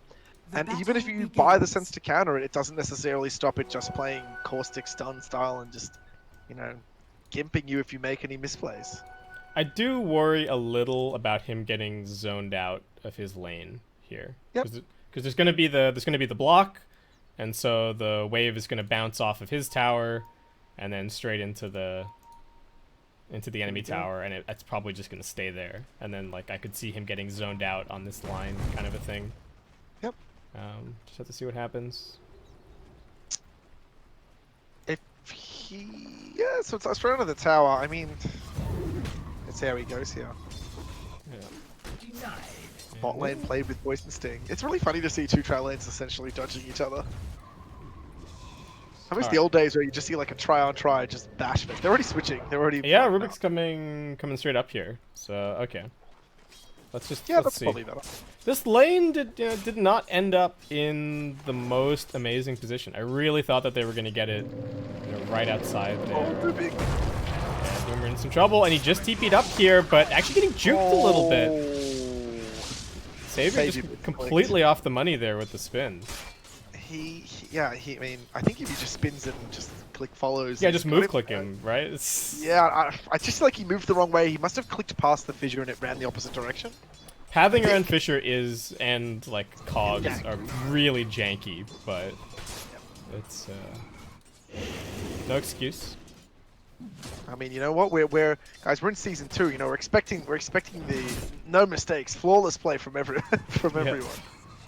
But yeah, this is a little troublesome because Maris is seemingly doing just fine. He's about to crack level 3. Bottom, Haha Guao doing all right. Only 3 CS though, so decent levels, but he's getting zoned out a little bit. Mid matchup. I've never seen Mars vs Ember since maybe the first day of Mars coming out. Does Ember not just play Flame Shield and just hit him away? I mean, I feel like this actually favors Ember now. Yeah, I think the first few levels are pretty decent for Mars. He's probably able to bully him a little bit, but surely now that Flame Guard comes up, I don't really see what he does. Is that a bottle coming out for Mello? Yes, it is. What is going on here? Kuro's just Top lane's hiding in the just prodding trees. around each other. Yep. Yeah. He's Both got te- boots, that one thing. both teams trying to keep the laneway back at the moment. I mean, it's the Earthshaker effect, isn't it? God, it's frustrating to watch.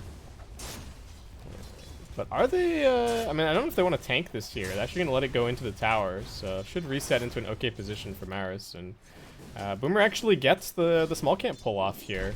And, it is Vools, so going to do a decent job cleaning up these creeps. I've never looked at that mob's name ever in my entire life. They're called Vools? Yeah. Have they always been called Vools? Yeah. Wow. Okay. I've always. I think they might have been like Knoll assassins in Dota 1, or whatever. But yeah, they're Vools. Great mark.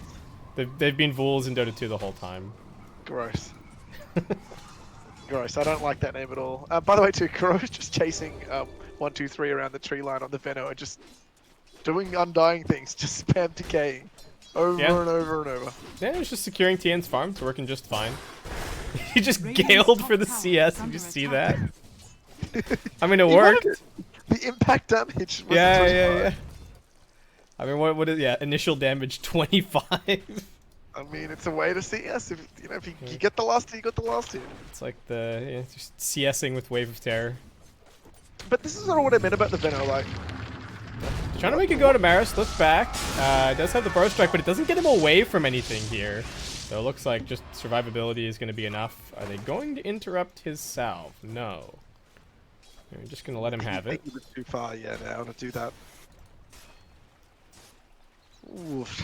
I am quite worried for bot lane, actually. This is just 8 last hits versus 25-11. This just feels like this sort of the issue that I felt with Venno at the start, where I'm like, I think you had to play ward style and farm. Yeah, I don't know about the second point in the Gale or anything. I guess we'll see what happens. But mid lane is still going really well for Mars, needs to be said. Oh. Alright.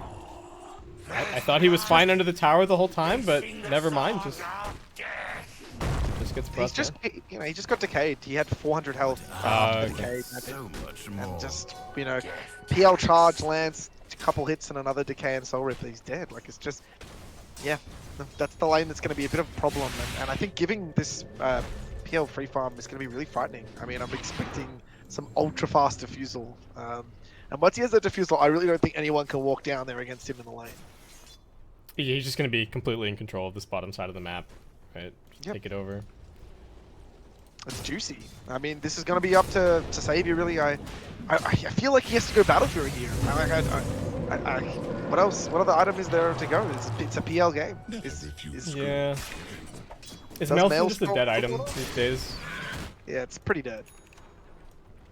I mean, Battle Fury's been like buffed and propped back up now, so it's a lot better than it used to be. And I just feel like the writing is on the wall here. It's going to be up to Jug to have like a massive performance alongside the Ember. So I just feel like, you know what? I think you play the greedier style here. Get the Battle Fury out. You maybe grab that other Wraith Band that you've just grabbed, but you need to get this Battle Fury underway. It really hurts that he hasn't gotten any kills yet, right? This Grimstroke Jug is like all about the lane dominance, especially because they haven't picked any Soulbind combos at all. Yep. Right? They don't have a single one. Slash. That's it, right? Huh? Don't you double slash if you slash? Surely Does that not work? No, come on. Oh, I mean, I thought you just did like one initial double slash. Okay, well I don't know then. That actually doesn't work. You're right. That makes no sense, Gorg. Come on, man. Bot lane. Yeah, coming in with the haste. They get the first kill. They do not have a point in chains, so Courage is gonna go for the TP out. I kind of wonder if TN could have just done the same thing, but anyway. I wasn't watching that one. I was too busy just looking at everyone when everyone's looking at lining up here. Interesting to me, the Mars dominated this Ember mid lane, like dominated. Which I haven't seen anyone play Mars in a while. He does have really long attack range, and he does have a really nice attack animation to prod and harass. I'm surprised it's gone that well. Yeah, Jug's gone bottom now too, to switch it up. Yeah, I mean, I can see that the God's Rebuke could be pretty good. TN just coming straight back down here. Savior already getting driven back pretty heavily. Shaker is going to come TPing in. HEW is still down here. I think they want TN again. If they can get him, jump forward. Is Inkswell actually going to connect? He manages to doppel out. Can he get the juke going? They try to fake it out, I think, with the Soul Rip as well, but TN actually keeping his real hero there a little too long, and Spin's still going to clean him up in the end. Okay. I mean, slowing the PL down. I'm liking this. This is signs of life. I think Kuro might have just overstepped. Yeah, looking like he might be just dead as well. Omnislash coming through. Kuro going back to the creep wave. Drops off the Jug. I think he's still dead, though. There's no juke to be had here. You know, you just hate to see that happen, really. It's the Jug. It's like, come on, man. Just give me the kill. I need the money, Kips. I need the money. I don't even know if he had that many bounces left, right? But I guess that last one may have done it for him. It's just one hit to get Yeah. the last hit. Those kills as the core really start to add up after a while. Missing them especially. I mean, Radiant structures are the fortified. Jug, I really feel like the Jug just needs to get the Battle 3 going. Yeah, he does have it queued up.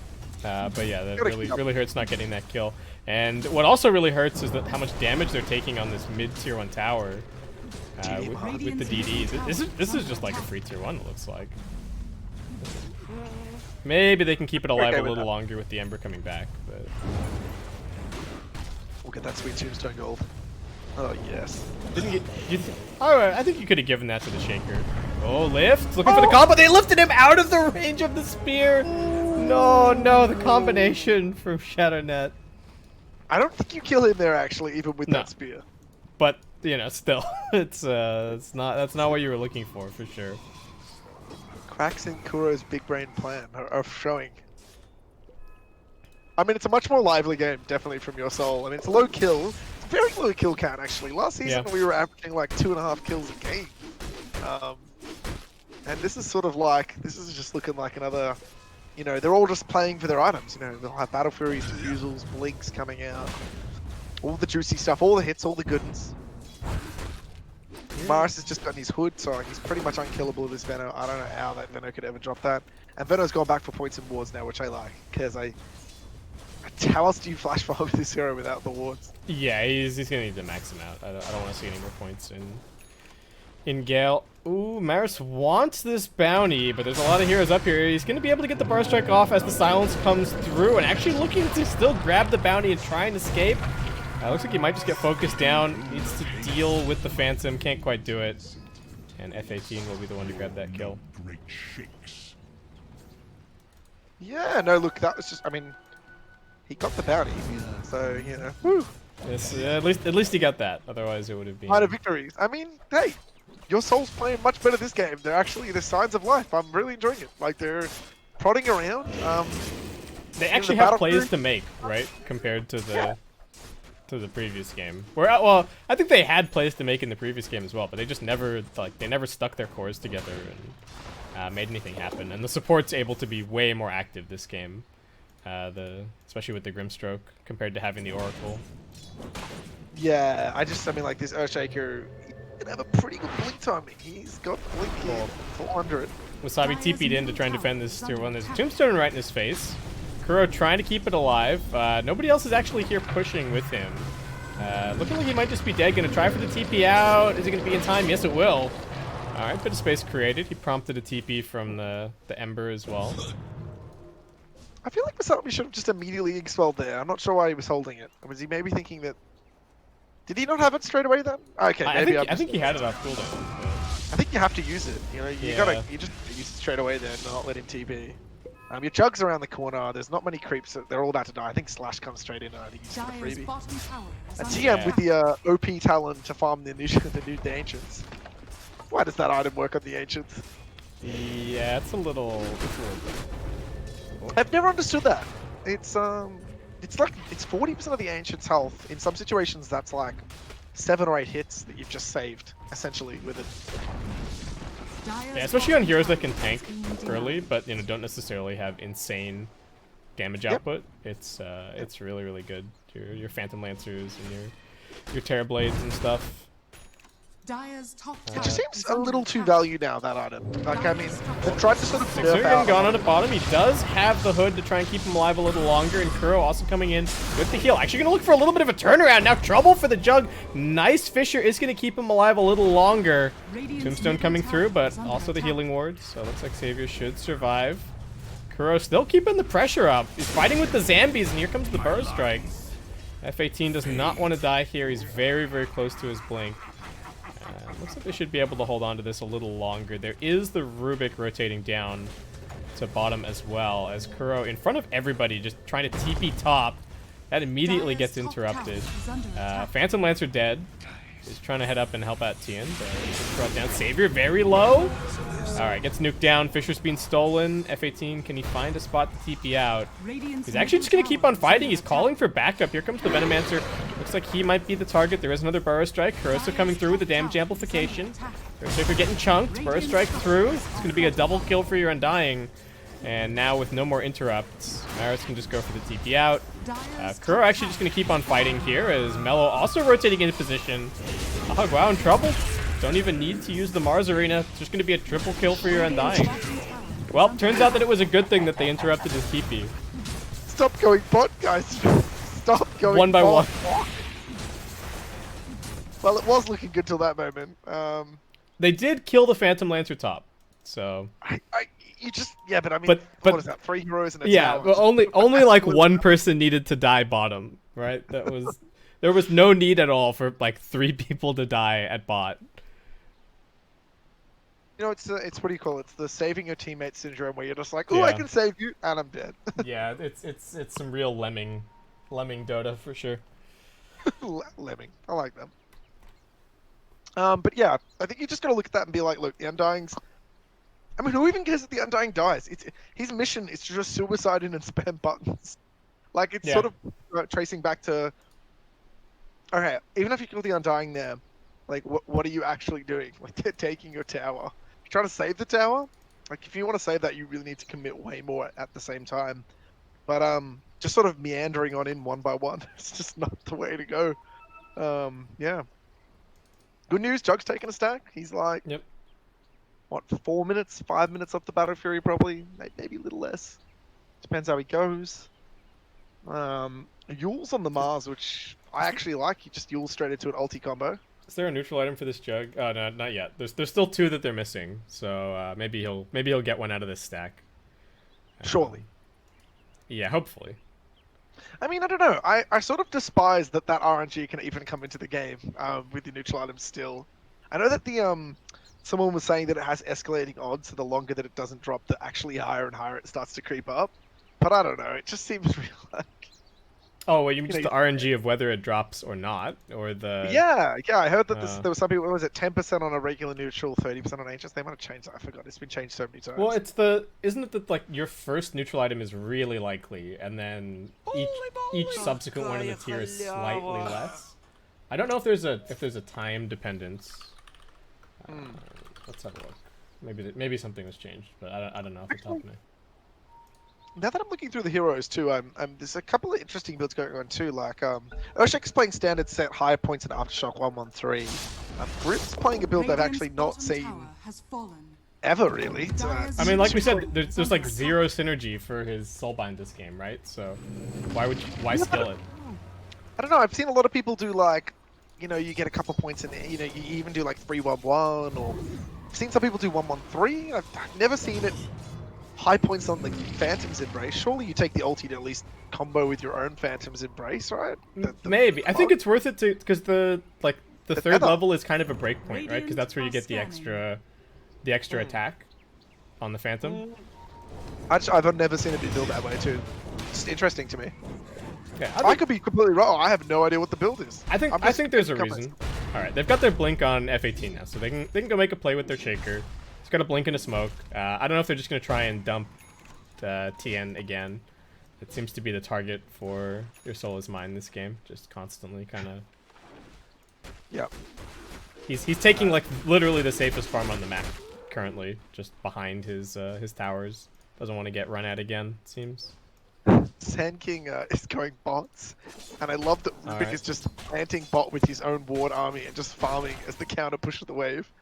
Bot lane's ward wars. Yeah, it's working. I mean, he just sits there. What else is he going to do? He just controls 2 bounties for free. I mean, they're not going to go for the other ones anyway, but it's just so nice. It's such an easy steal, and you just camp there now, and I mean, it's juicy farm for Rubik. He's sort of getting some money finally. I like it. Alright, we're pretty close to the Battle Fury here for the Jug. It's just been farming the last couple minutes, so certainly getting there. And they got a faded brooch for the Ember as well, so a couple of nice neutral items for them. I still personally am on team neutral items should just be completely removed. They're like really? I think they're just a failed experiment. Yeah. I don't think they add enough to the game to like justify the amount of just nonsense RNG that they add.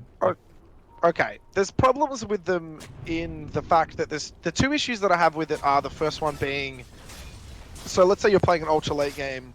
Anyway, one sec. Savior's getting gone on here. They've got really good chain stun and good damage. He's gone. That double damage with the God's Rebuke is just too much. He just couldn't get the Blink Slammer off in time. I think he was lagging or something. Well, was he even there? He just TP'd in. He was. I think he was right there, just at the end.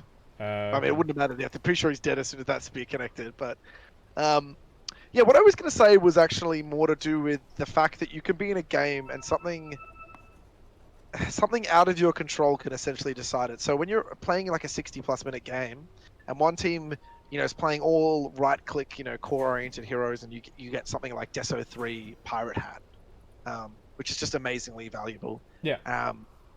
And then the other team, gets like Woodland Striders, Force Boots, Necro 3 book, and suddenly you're just like, what? We've got absolutely nothing for that. Yeah. Or so like, look, I'm with you. I'm telling you that they should just. I don't think that the neutral items add enough like interesting gameplay or even are fun enough to like justify being in the game. I think actually the other point there too was with what you're saying there, Kip. If you look at items like the Clumsy Net. There's like a weird line they have to walk where the item has to be different and interesting, so it can't all just be stat sticks. But it's like, what essentially does the Clumsy Net do that any item in Dota doesn't do anyway? It's essentially just like a weird ATOS. Right, but some of them are like completely irreplaceable, right? And if you get them in the right situation, it can just win you the game by itself. So I mean, like literally Illusionist Cape on any Illusion hero, like PL, for example, is just like a free push every time you use it. And that's the thing where I have a problem where it's like they've tried to be creative and a little bit interesting with some of the items, but instead what they've done is create this really weird situation where some items are amazing. So, Dragon Scale on Batrider. Maris the other one. Yeah, I feel like you're agreeing with me. Just delete them. Just no, I am actually completely agreeing with you. That's the problem they have. It's they can't. I understand what you're saying. They want to make them more creative, but the problem with making them any more creative is there's just way too many situations where some hero is going to be absolutely busted. Yeah. And I mean, literally, the first day the neutral items came out, and I was playing the Batrider game, and I did get Dragon Scale, and everyone was laughing at me. They're like, what is this stupidity? And then I hit once, and I realized, oh my god, this does 200 damage every time you have like 2 or 3 task stacks up. It's just absurd to me. It just makes no sense. The Illusionist Cape is the other one I'm thinking of, which just a free tap out on some heroes.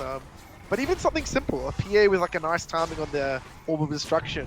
Yeah, I know. I think this destruction is like can be totally crazy.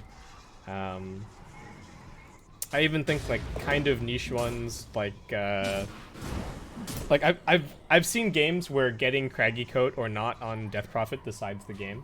Yep. Like, yep. 100%. So it's just it annoys me a little. But anyway, what is going on in this game? We've got the Battle Fury and the Jug. Savior's still just farming. Mello's gone for a Yules on the Mars. Pretty good, I think, both offensively to set up this game, but also as a defensive option. Ooh, HW, good chain stun. Is it going to be enough damage? That's the question. He's living, but does get brought down before he can jump away to the Remnant. That's just such a greedy play for an Arcane Rune. But yeah, no, look, the only other one I'll touch on this game is actually looking really good. I see another chain feed into mid lane. This is not looking great here. Oh, nice Fissure. Didn't manage to retreat. That was a really good Fissure. Are they actually going to reinitiate here? Yes, that's Blink right now. They're thinking about it. Blink available. Actually going to get interrupted as the spear comes through. Maris running forward with his boots of travel. Does have this Observer Ward up on the high ground, so he sees the Shaker going to go onto him, but doesn't have the backup of his team. Able to just escape for now. Now Tian getting a little bit more involved. A spear back to Venomancer. He's just going to get cleaned up. They're trying to come over with the Shaker. Here comes the Echo Slam. Trouble for Maris. And actually, the Venomancer not going to be brought down. That Vanguard putting in work for him. Your style. I mean, you know what? Now that we're paused, there was one other item I wanted to touch on, just because I have to get this off my chest. All right. The most strange one to me, and this is an interaction that everyone's going to sit there and laugh at and be like, seriously? Mango Tree with Clinks actually makes him not have mana issues for almost the entire game. just makes no sense on that hero. But anyway, I'm done. Yeah, No more okay. item yeah, bomb. yeah. I think look, I think there's tons of examples. You could, like Arcane Ring on Storm Spirit, or even like Arcane Ring Nature's Prophet. I think is kind of crazy. Yeah, it's just get rid of them. I think just admit that. Look, you know, you tried. It was an idea. Just get rid of it. Why did they try? Was this like their only? See, with games like Dota, and this is sort of what I made mention before too, where I'm like, I feel like we've attempted a lot of different things in a very short span of time, and I'm not sure if it's to try to keep people's attention or they're legitimate attempts at actually changing the game in a better way. So, I mean, whether we had the Mash Shrine High Grounds, you know, outposts have been moved like 50 times, removal, adding shops, removing shops, adding shops, you know. Look, I think there was. Ocean getting I shot think at. like the shrines, as an example, had a very clear intent because it was like, all right, games are ending too fast. We're not happy with what happened at TI4 or whatever. We gotta do something. So let's just add this building that like slows the game down, right? Yep. But I think with the neutral items, to me, it was almost like somebody was like looking over the things that they hadn't done that were in like Warcraft 3 or Warcraft 3 Dota, and then they were like, oh wait, neutral items dropped in like Warcraft 3 Ladder.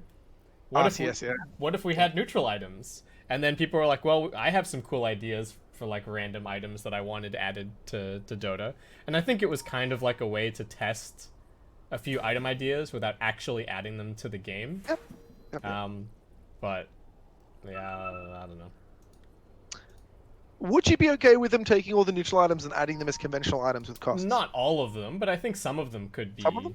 Yeah, I think some of them could be interesting regular items. No, yeah, I don't know. It's just a weird space. There's a part of me that wonders at what point do and it's a problem actually that's happened in a few other games like League where there's a little bit of like heavy item fatigue where there's just so many items that all do very similar things where it's like, well, you know, was that really a necessary addition? I mean, right. I don't know. I really don't know. I'm curious to see what they do with the next patch of Dota because I have a sneaking suspicion that there is going to be quite a big shakeout with the neutral items, whether that's expanding it far more or really rebalancing a lot of it or just deleting it. I really don't know. I think that I don't think deleting is an option. This is certainly a good time for them to experiment, I think, with the game, with right? Not a pro season. Yeah, really. There's no pro scene that you're going to like crazy upset by if you break things a bit. So. Oh, Tien getting found out here, actually. Ember coming over. This is pretty good damage. That Nether Shawl doing the work. It does get oomed, though, and that might be the escape here for Tien. Yeah, he's okay. He's alright, but it's still like... You see the power of the Ember against the PL right there. Radiant's top tower is under attack. Boomer's still at it. He's got these level 4 Plague Wards. He's doing the full Venomancer cosplay. Are we calling him Puma now? Everyone was making fun of me for calling him Puma. I mean, that's what he's tagged up as, so... Yeah. Professionalism, guys. I love it. Well, love what else are we gonna call him? Nothing. I would never say anything else. Yeah, no, you know what? Really interesting point too. These teams are really even right now. For some reason, my Dota Plus experience graph, whatever, is not coming up, but I don't think it's that different. It's so it's like it's 4K net worth, 5K experience, and 80-20 in favor of ShadowNet currently, according to. Oh, okay. I managed to fix my experience graph. We're back, boys. We're back. All right, nice. Yeah, no, this is good. I think this is fine. You know what? I think ShadowNet, while their team seems great, I think Mars will start to ease off the gas a little. Once Ember and the Jug and all of them get some more items, Veno's done quite a good job of keeping up. There's a couple of thousand net worth towards ShadowNet, but just for how the game is going, I think this is fine. Yeah, I do think you're right. I think they're under a little pressure to keep going with the Mars while he's still relevant, and you know, even the Sand King a little bit this game. I'm just really afraid of like a 4-5 slotted Jug here. I don't know how well equipped they're going to be to deal with that. Dire's He's middle going. tower He's is under going. attack. Deso on the Mars, which I actually like. At this point, Yeah. dude, just live the life, live your best life. Just play it like a cool. Ooh, bot lane. Yep, looking for the initiation under the Venomancer. Can they actually burst him down, though? Like we said, he's pretty tanky. Good Fisher as well. Gonna hold back Boomer and Kuro, and now Ember thinking about jumping in. They're just gonna deal with the creeps for now and not go for anything too crazy. So very defensive plays while their Jug farms. That was just side note. That was such good tombstone placement. It's actually not in vision where it is, but it's like in their base. Well, looking for a little bit of a jump. Trouble for Maris. He is kind of tanky, still has the stick charges. Mello trying to help him out. Tien actually on the high ground, going to get caught out there by the Bonds. Looking for F18. Can they bring him down? Tien needs one more touch. Finishes him off. Mello is getting ticked down quickly. Trouble for the Ember, though, as he falls. Now Venomancer lifted up into the air. Go. Epicenter coming through. Jug!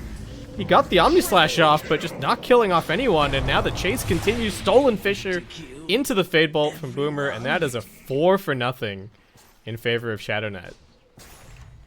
I mean, Sand King didn't die, and that slash was just eaten by PL images in a neutral camp. I don't think. I think the problem that yourselves having right now is they feeling like they're needing to fight, especially because things like Tombstone were just wasted. But I actually think it's the opposite. I think every time that Tombstone's wasted, you can just say, all right, we got a minute to go chill and farm. We don't have to like rush and aggressively play into our own jungle. Yeah, they're not at that itemized stage yet where the Ember is truly scary, nor is the PL, nor is the Jug that scary. I just think they need to slow down a little more. They just didn't get any damage out of their Ember or their Jug that fight. Like they didn't get to do anything. I love that Six's entire fight there was literally just standing there piping, running around panically in the sandstorm, and then being like, "Oh, I'm not dead. I can go stun it all." Yeah, I get to cast a Burrow Strike. Like, hey, cool. Wasabi. Oh no. He's done so. The Kuro big brain plow is starting off here definitely. It's starting to look a little more now. Ooh. I would like to see them, Your Soul is Mine, maybe looking to sort of not play into the enemy team. Mello played that in his room so beautifully too, actually, on the meta at the start under the tier 2. Didn't lead to anything, but it was good. Yeah, it was a nice play. I just think the spell usage for Your Soul's Mind really letting them down in that last fight. Like, what did Echo Slam do? They didn't kill the Veno. They didn't kill the Sand King. Sorry. Omni Slash did nothing. Like, yeah, suboptimal for sure. What does the Veno do here? How does he even walk into press his ulti? That's my sort of thinking here. Like, you're so reliant on your other teammates setting this stuff up for you. But this is sort of where I really have the problem with what Veno is. Stacking the disables a little bit here. That might mean that Savior lives. Not the best communication from ShadowNet. They're letting them go, though. They can still pull off that combo again. Still have the Stolen Fisher for a little bit. And F18 needs to be careful. Some more is getting dropped down, but ShadowNet once again just looking to hold the enemy tri-camp area. Tien farming on the other side of the map, getting further and further ahead, and they really just have managed to completely trap Your Soul is Mine. Yeah, it's the sort of the situation where you start to, the more enclosed in your map you actually get, the harder this game gets. I sort of wish they had have used some of their ults just to look for a pick anywhere. The optimal person really being the PL right now. He's all alone. You could just lay every ult on him and kill him, and then just go back to farming. And the second the PL dies, I guarantee you ShadowNet will fall back a little bit off the side of the map. Or just even getting a little creative, smoking and just catching them on one side and just laying every ult onto the first target you spot. And then just quickly retreating out under Jug healing ward and stuff. Gotta be careful. They are putting some pressure onto Mello. It's hard to bail him out. He is losing life quickly. Does have the arena, throws it out with the spear. Still surviving for a little longer. He's still the focus. Six are actually going to get the epicenter off on the other side of the fight. And now with the defensive heals, Mello going to live a little longer. And 3 heroes just disappearing from Your Soul is Mine. HCW trying to jump away to the Remnant, but he also just gets chain locked down. Oh boy. Oh, this is just like, it's every time they go for a target, not only do they not have the damage, Jug didn't slash then. He didn't have really a great opportunity. I'm just not sure No slam was laid out again. The Venom ulti like half nicked the fight. It's just, you know, man, Yeah. it's just like it's a little frustrating, but it's also, this is sort of the weaknesses of the draft, and it just shows you really how well all these heroes play together. I mean, the Tombstone gives vision for the Sand King to just walk in. Rubik has so many good steals this game. Mars has just been a phenomenal pick in dominating this lane. It's a free roast, and I'm feeling like this game again now is spiraling quickly out of control. Yeah, this game feels like it might just be over at this point. Like, Jug's progression has kind of stopped for a little while. I do feel like the Ember and the Jug should be able to break out onto the map a little bit more with the, you know, with the supports or the rest of the team hanging behind, but they get lift back onto the Venomancer. They've still got more chains done. They're actually going to go chasing, looking for a little more. Mello actually wants Wasabi instead. They're going to get both of these kills. Fisher trying to defend F18 with the blink away. Yeah, Just... the Mars amount of healing Mars does with just his God's Rebuke is insane. Like with Vlad the and Fangs. It's absurd. No, Fangs and Vlad, he just like half health regens when he punches with it. And I'm not sure, this sounds so absurd, but I don't feel like this was the Venno game to go Spirit Vessel, just because you haven't killed anything to really get me Spirit Vessel. It's 3,000 gold on just, it does nothing. It's like you've had, what, like 2 charges the whole game. Yeah, I mean, he's got like, the aura, right? That's something. Yeah, woo! The aura has been gutted pretty hard though. Yeah. Is there an aura even? Is No Helen has an aura. Oh no, they removed it. It's gone. I was literally sitting there, I'm like, I don't think it has an aura anymore. Oh just, my god. Orb of mold structure. There you go, Joe boys. There's a DD rune too. I feel like Mars might be almost at like, you know, good head punching sort of. Yeah. Did he even want the Orb of Destruction? Yeah, I don't know if he wants it. The Vampire Fangs seem pretty sweet. Come on. Because he's what, double dipping as well? Maybe he's got so much armor minus, I reckon just get the Orb of Destruction. 6 feet. Alright, 6 dead bottoms. Something. Did you slash? Did you slam? Slam wasn't used either. They could look for fight right now. I mean, they could look for it, but I don't know if they're going to find one. I feel like Shadownet just going to retreat back, hang around their wards, chill out. The Phantom Lance are still insanely strong. Tien working his way towards the Abyssal Blade. Once the Abyssal comes out, the game really yeah, I'm not even, I don't even think he had to go Abyssal. I think he honestly could have just got Heart, and I don't think the game was losable. Like, I don't see them doing enough damage to drop him down. Yeah. What are we doing over here? Okay. Jug making his way back with his Eagle Song. Tien's still going in here with the Phantom. Gets the first hit bash, still looking for a little bit of damage. Sees that there are a lot of heroes here. Mello's coming over to help out. Can he get the arena down? He does, but he gets silenced. Can't get off the spear. Here comes the Echo Slam. Decent damage, but is it actually going to be enough? They get the 2-man Inkswell stunned as well. They're getting brought down quickly. They do still have the second life for the Phantom Lancer. Corrosive almost brought down. He's now dead, and can the Phantom Lancer actually escape? He's got the Abyssal Blade Mantis through, but looking like he might just die a second time here, going back over under the Ember, trying to clean him up. Omni Slash, not really doing anything there, unfortunately. Oh my god, are they really going to get away like this? This would be heartbreaking, dude. Boomer. I mean, the PL kill would have been the real dream there. Ember didn't die. That was such a throw. That's just way too deep. Yeah. There's no way that you can Phantom Rush in on the Jug like that, right? It's... I don't get that at all. His whole team is there. You know what? I like the cojones. It doesn't that show balls, Kip, that you can just be like, I'm just gonna run into the team. I guess, but you have Aegis, right? So all you're doing is baiting your team into, right? It's like, I don't know. Oh, yeah, now, you know, a little bit of trouble for Sixer perhaps is getting locked down. They are going for Kuro instead, and actually focusing the Tombstone. In the backlines, they're going to look to bring down F18. So no Fisher for this fight. Undying is going to be brought down in a second. Savior still sitting in the middle of everything. He's going for the spin TP out, but he gets back. and now he should be brought down. He's going to get lifted away from his healing ward. It's still helping him for a little longer, but gets brought down, and now they're looking for even a little more. Boomer jumping forward. Trouble for Wasabi. He's dead. He's not going to get him here, is he? Oh my god. Well, Venomancer dead as well. Steal the plague ward for good measure. Need that for the push.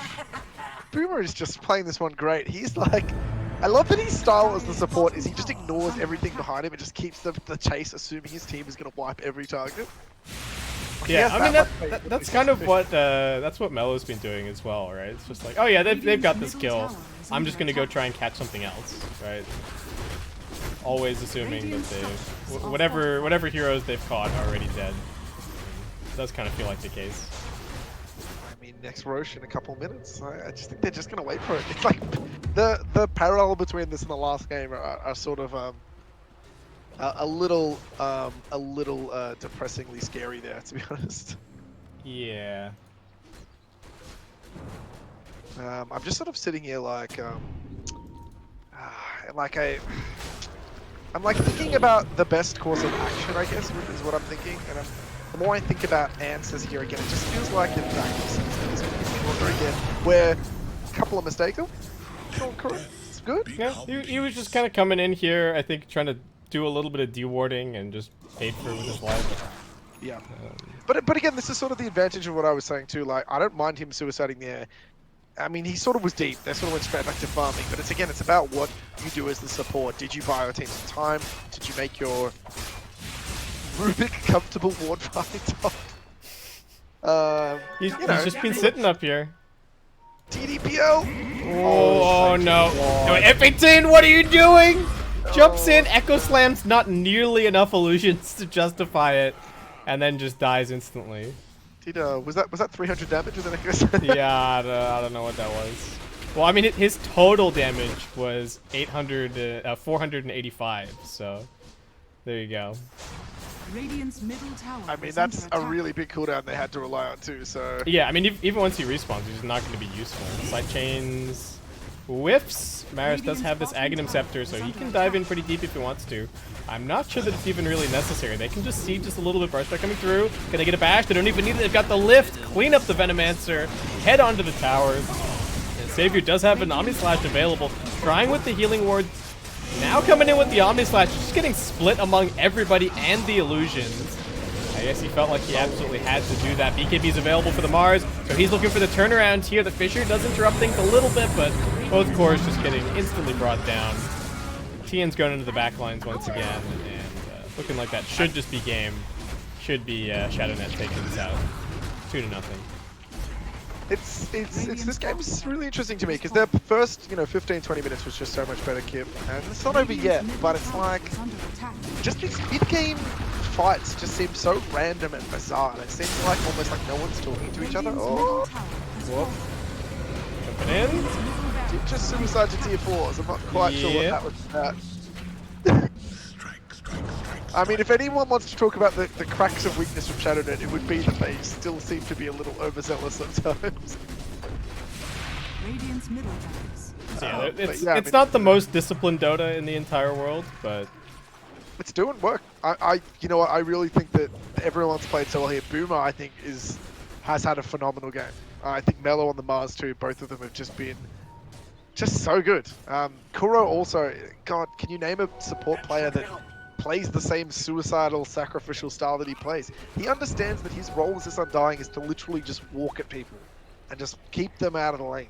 And I think he did that so well here. Boomer has just been making space. I don't know how he's getting away with what he's doing, but he's doing it. Loving it. God, do you really want to commit a smoke gank for a Rubik through Veno wards that he stole? Yeah. It just feels like a waste of time. It's just such a pain. I mean, his net worth is getting close to the Ember at this point. They've just been getting starved out. I don't think anyone's crossed the river in a little while. HEW's in the area. There's a lot of current gold on their heroes as well. Like Wasabi's got 2.3k. The Ember's sitting on 3.2. They still have this BKB on the Mars. He is getting chain stunned though. A little bit of trouble. Can they keep him alive? Alright, the BKB comes out now. He's healing up a little bit, just punching away at F18, looking to bring him down. That's the first kill of this fight. They don't have their Sand King, but do they even need him? Lift on the Ember. He's going to be finished off. Phantom Lancer still looking healthy. Savior completely out of mana. Couldn't get the Omni Slash off. Just getting drained dry. Venomancer trying to stand his ground. Now looking for the TP out. They've got an interrupt with the Yules. And ShadowNet going to clean him up as well. And the GG comes out. Man, you know what? I'm gonna say it again. I think Team Kuro is gonna be top 3. Definitely top 3. What, just on the basis of this game? I mean, I'm not. I wasn't expecting. To be perfectly honest with you, I think Your Soul is one of the more relaxed teams. MMR-wise, they're a little behind some of the other teams, but man, like, how do you? I just think Kuro's got a leg up on everyone's drafting style. I really don't think people have quite understood what he's doing, and he just shows the weakness of a lot of these other drafts where it's like, look, we're just gonna pick what we're gonna pick. Head. They didn't even have a case like that. Again, there was no particular timing from their team, ShadowNet. There was no item they waited for. They literally just dominated lanes. It was, they're only a couple thousand net worth, and then they just slow rolled the map. Couple of mistakes from Your Soul, and that was it. Yeah, was done. Yeah, there really wasn't. I just think Your Soul just needs to maybe take a step back, say, all right, guys, what are our heroes doing? What are their heroes doing? Let's just get the draft down a little more. That was definitely a much better draft, but I just feel like I don't know if they got in their own heads a little bit after the first game, and they're sitting there thinking, "Ooh, we have to go do something," and doing something in that game killed them. They do feel like the kind of team where they might get a little stronger as the season goes on. Well, like you're saying, I think they're maybe a little bit more relaxed in terms of they probably haven't been. I don't know if they've been scrimming necessarily. They have scrimmed. They have been scrimming. Okay, but I feel like they're the kind of team where they're gonna find 1 or 2 drafts that work for them, and then they're just gonna do that for the the whole group stage. I don't know if that's gonna put them among the top, but I think like you're saying, if they get the drafting on lock, then. The players are fine. Just a little change to the draft, and I think the only other real issue they have is that there's just zero mid-game planning or what they're doing. There's so many ults up that game, for example, that could have been fired on one target, which is fine. A kill is fine. Lay it ult to get a kill. That's what Dota is right now. I mean, the enemy team, you take that PL kill, you make a smoke play, you take that PL kill, they're not coming for a minute. You're good. That's just little things, a little bit neatening up on the draft, and I think just a little bit more liveliness. But yeah, look, ShadowNet's looking amazing again to me. I think that's a real team to keep an eye out on. And I really do think also the Wasabi, Your Soul is Mine. I reckon they're not going to be. I reckon they'll be formidable, but they definitely just need a little more time to sort of, to roasting in the oven, to get it all ready. Right. So I think that's it for ShadowNet for this week. Your Soul is Mine are going to be playing again on the 8th. So a little bit more for them. And our next series is going to be Adio Chula versus No BKB. We're pretty much already right on schedule, so lobby should hopefully be up and we should be getting going pretty quickly. Thank you all so much for watching. We're going to head to a quick break and we'll be back for our next series in just a couple minutes.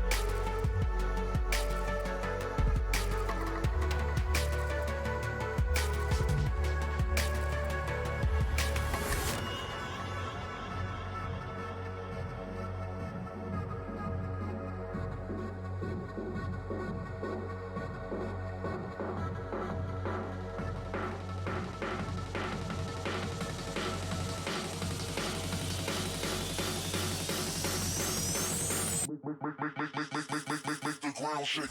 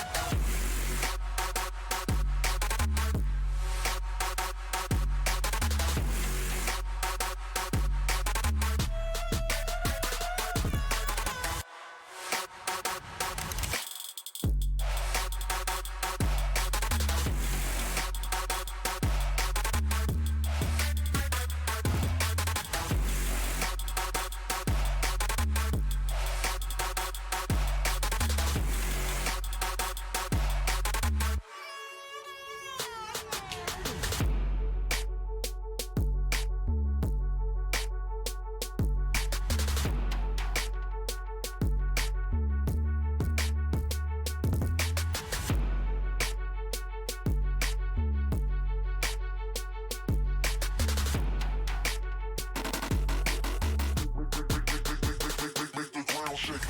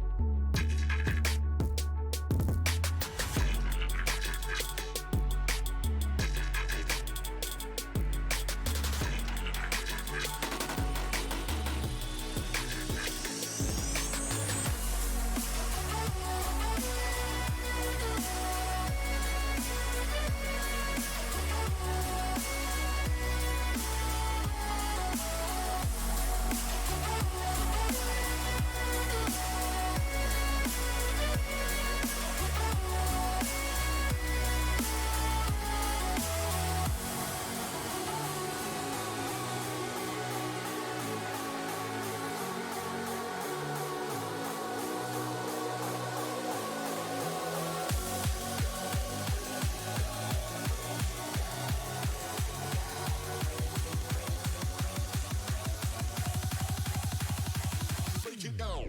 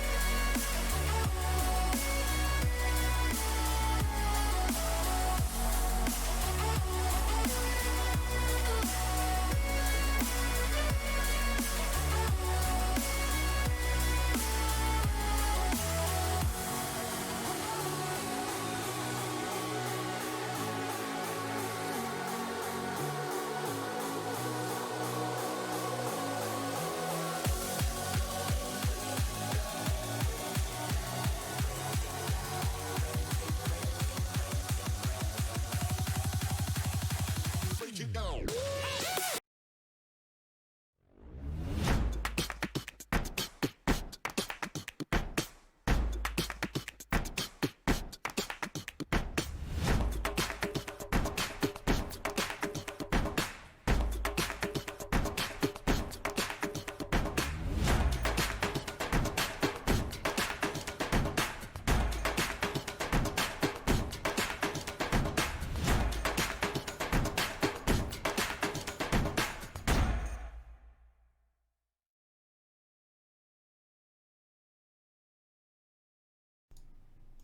Welcome back, everybody, to the Oceanic Esports Dota League Season 2. We've got our second two-game series for our opening evenings. Me and Gorg on the mic. We are launching straight into the draft, so I'll get that up for you guys There we go. The Adio Chula flag.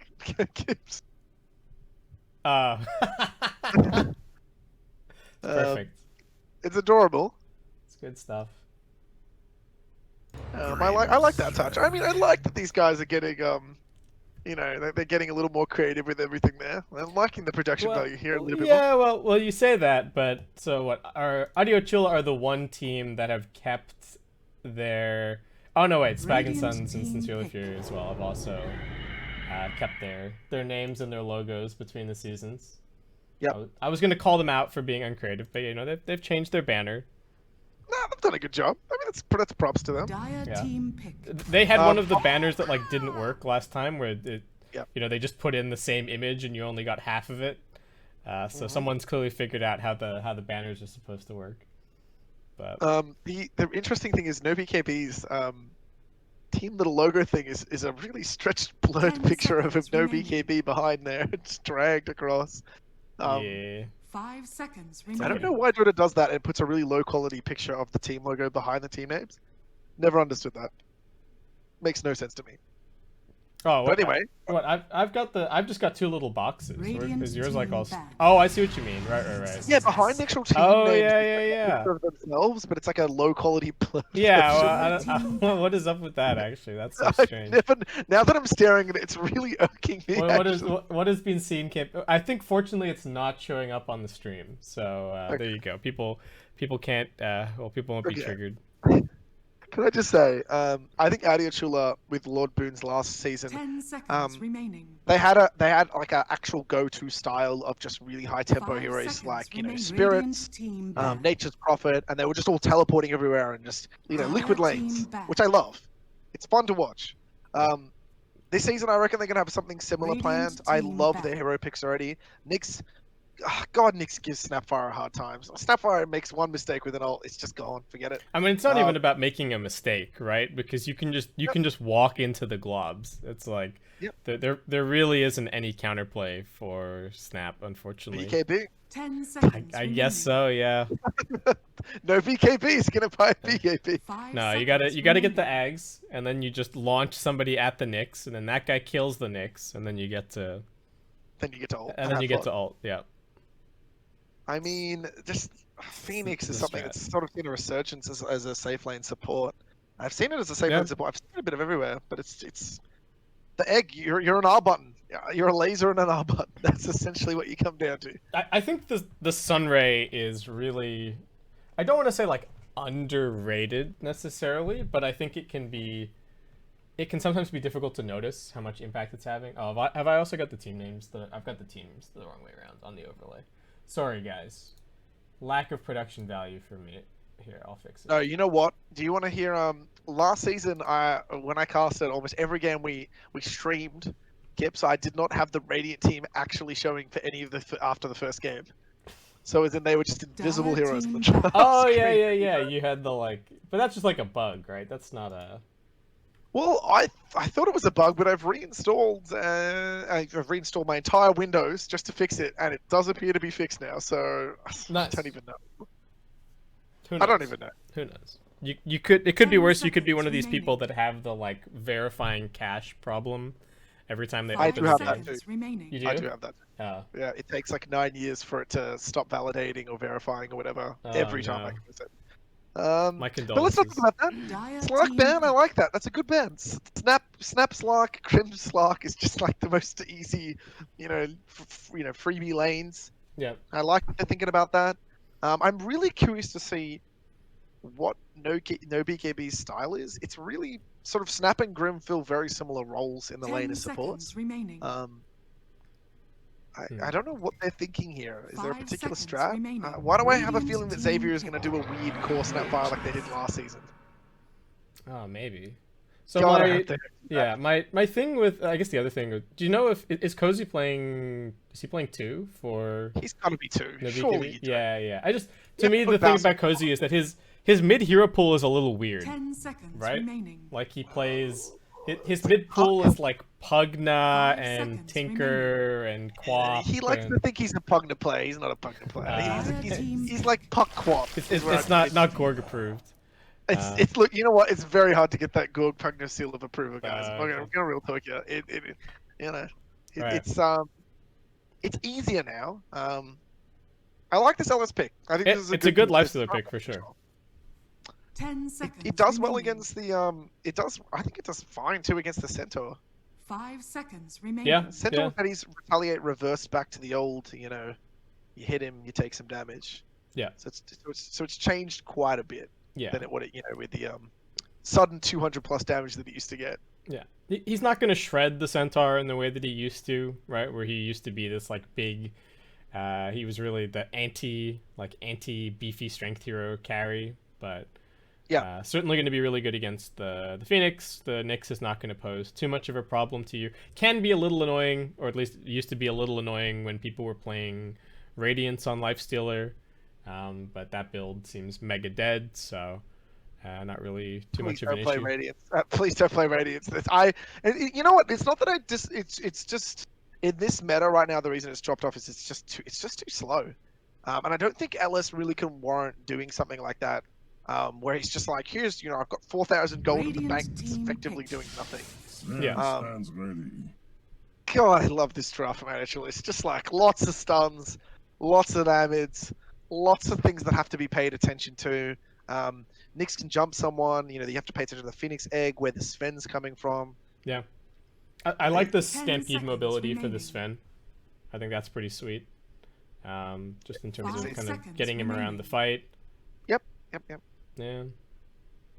And they do have the last overall pick of the draft for whatever they feel is going to be good mid this game. I could really see, I could even see like a pretty mobile mid being quite good here. Just get up in the face of the Snapfire and the Grimstroke, kill them off. Lifestealer's not really going to bring any lockdown to the table. Maybe we'll see like a puck band and a storm picked or something. This is not a good puck game. This is such a hard puck game. I really don't like puck here. I know it combos really well with Snap, and you can do like LS puck bombs. Yeah. I don't like it here because I feel like he makes one mistake against Nyx and he's dead instantly. Yeah, it is tricky, but I could see the Dream Coil just Yeah, if seems you so get useful here. if you get a really good Dream Coil, but it's just I don't know. I don't. If any mistake is made, I just don't like it as a hero, and that's the thing. When I feel like when you're thinking about what your mid you want here is, I think, man, a lot of the heroes I'm thinking of are just sort of not great. They could also try and angle towards like a TA or something, but There's a lot of TA break here too. yeah. Radiant team banned. It's puck. They're just Yeah. gonna do it. They're gonna know. I mean, there's not a whole lot better I can think that Cozy's gonna be able to play in this mid. Yeah, I mean they can. I guess they could put it off lane if they wanted, but It's just one of these things where I sit here now and I'm like, please, 10 Cozy, you seconds need to remaining. like this. He needs to arrive here. Not Yeah. only is he need to 5 be seconds buying time for his remaining. LS, but if he missteps, he's instantly dead here. Like, Dire team banned. there's gonna be 3 stuns laid on top of you pretty quickly. Radiant team banned. The other problem that Puck really has now too is, like I said, it's still good in mid. It's just one of these ones where a lot of the times players playing the Puck have problems itemizing on it. So it's like, what sort of style are you playing? You're doing some in and out Dagon 10 style. You seconds should, like remaining. right click style doesn't really exist anymore with the change to the talents. 5 seconds. You're just doing Yule's remaining. Blink. Is that going to be enough? Sven just going to have 3 items on you. Is it going to matter? Are you going to be relevant? yeah. So I'm just What is this Team being back. here? Okay, so Void Spirit gone. Radiant team pick. I really like the Doom ban. I think that's a smart ban. That's a really good read too. I'm Doom surprised is- that the Doom made it through so far. Right? That hero's pretty nuts at the moment. So I played it in a game yesterday. It was 27 minutes, and I picked up that repair kit. 10 Repair kit at seconds 27? Yeah, remaining. that sounds right. Yeah. And I had a creep devoured, 5 seconds and I remaining. had 78 HP regen. it's So it's something. it's Um, definitely good. Dire team no, pick. okay, so Clock, yeah, block. just to break up the momentum. No, I think Okay. they really need something to like not only give them some vision here, just because they'll be able to sort of see what's going on a little bit more in these fights.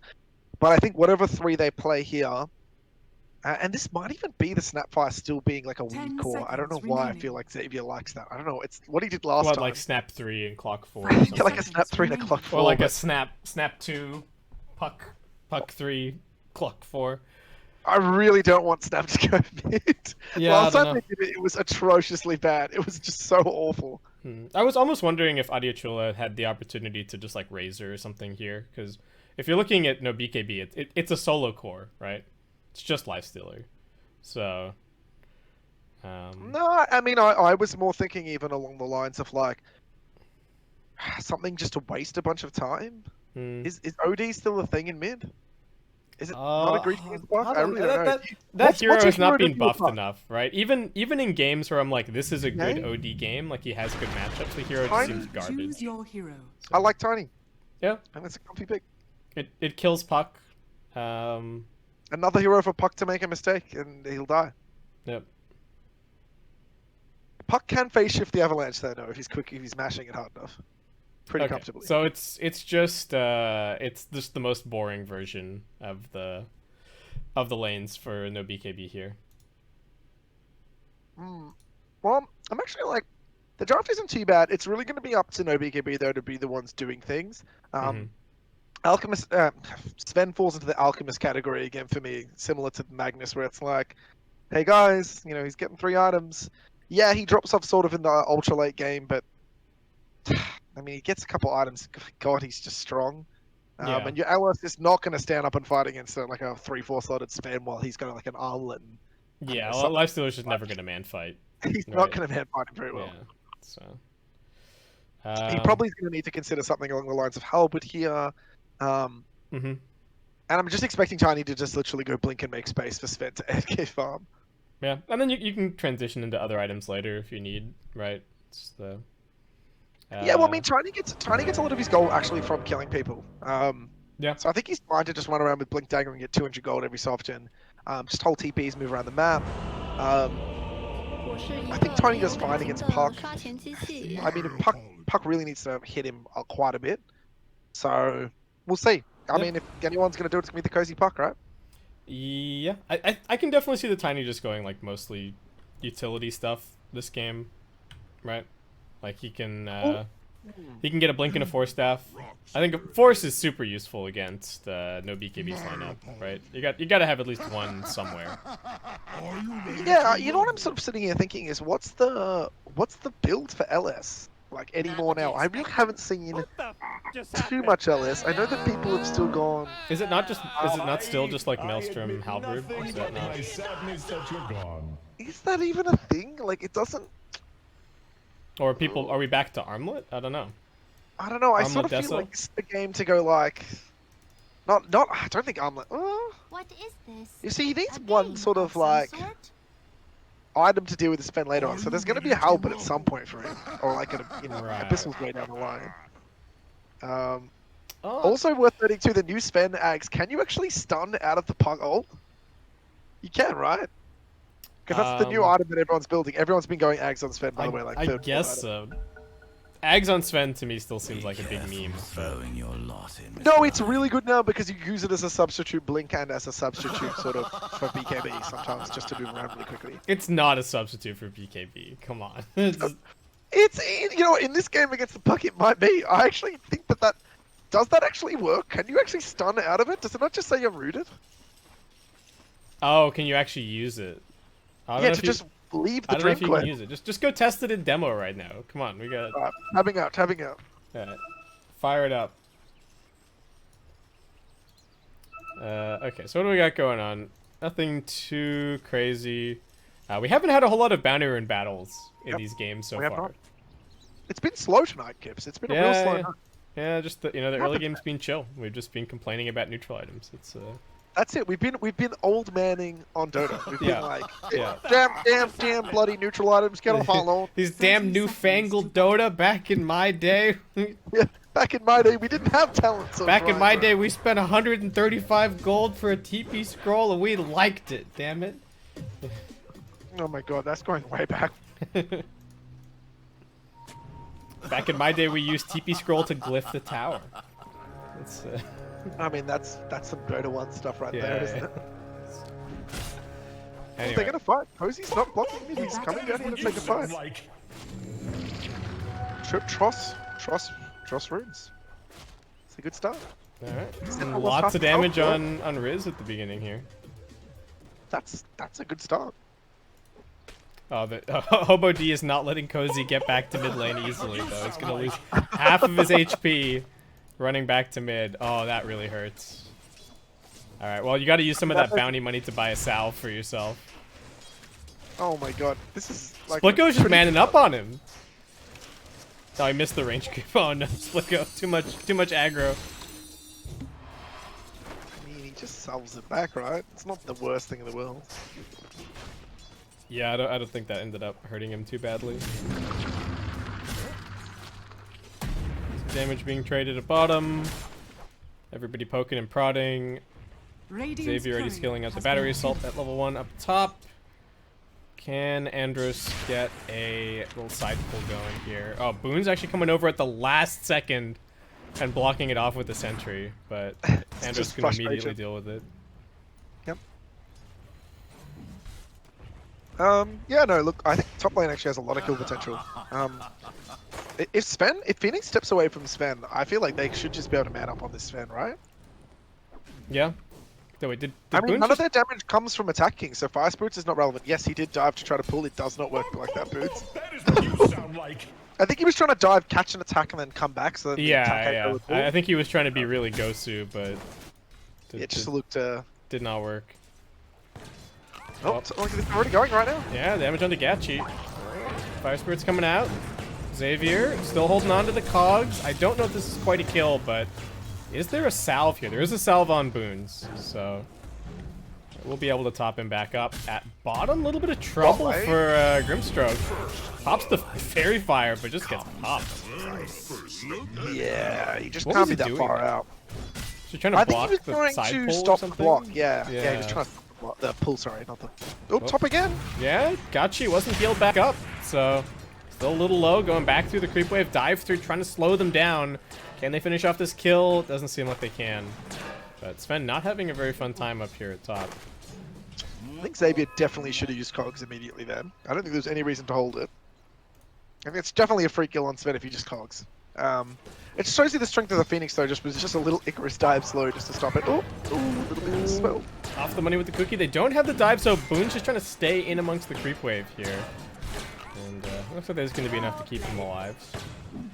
But yeah, just constant pressure up here. Oh, Avalanche at mid. Because you're going to get tossed back under the tower. Needs to jaunt away quickly.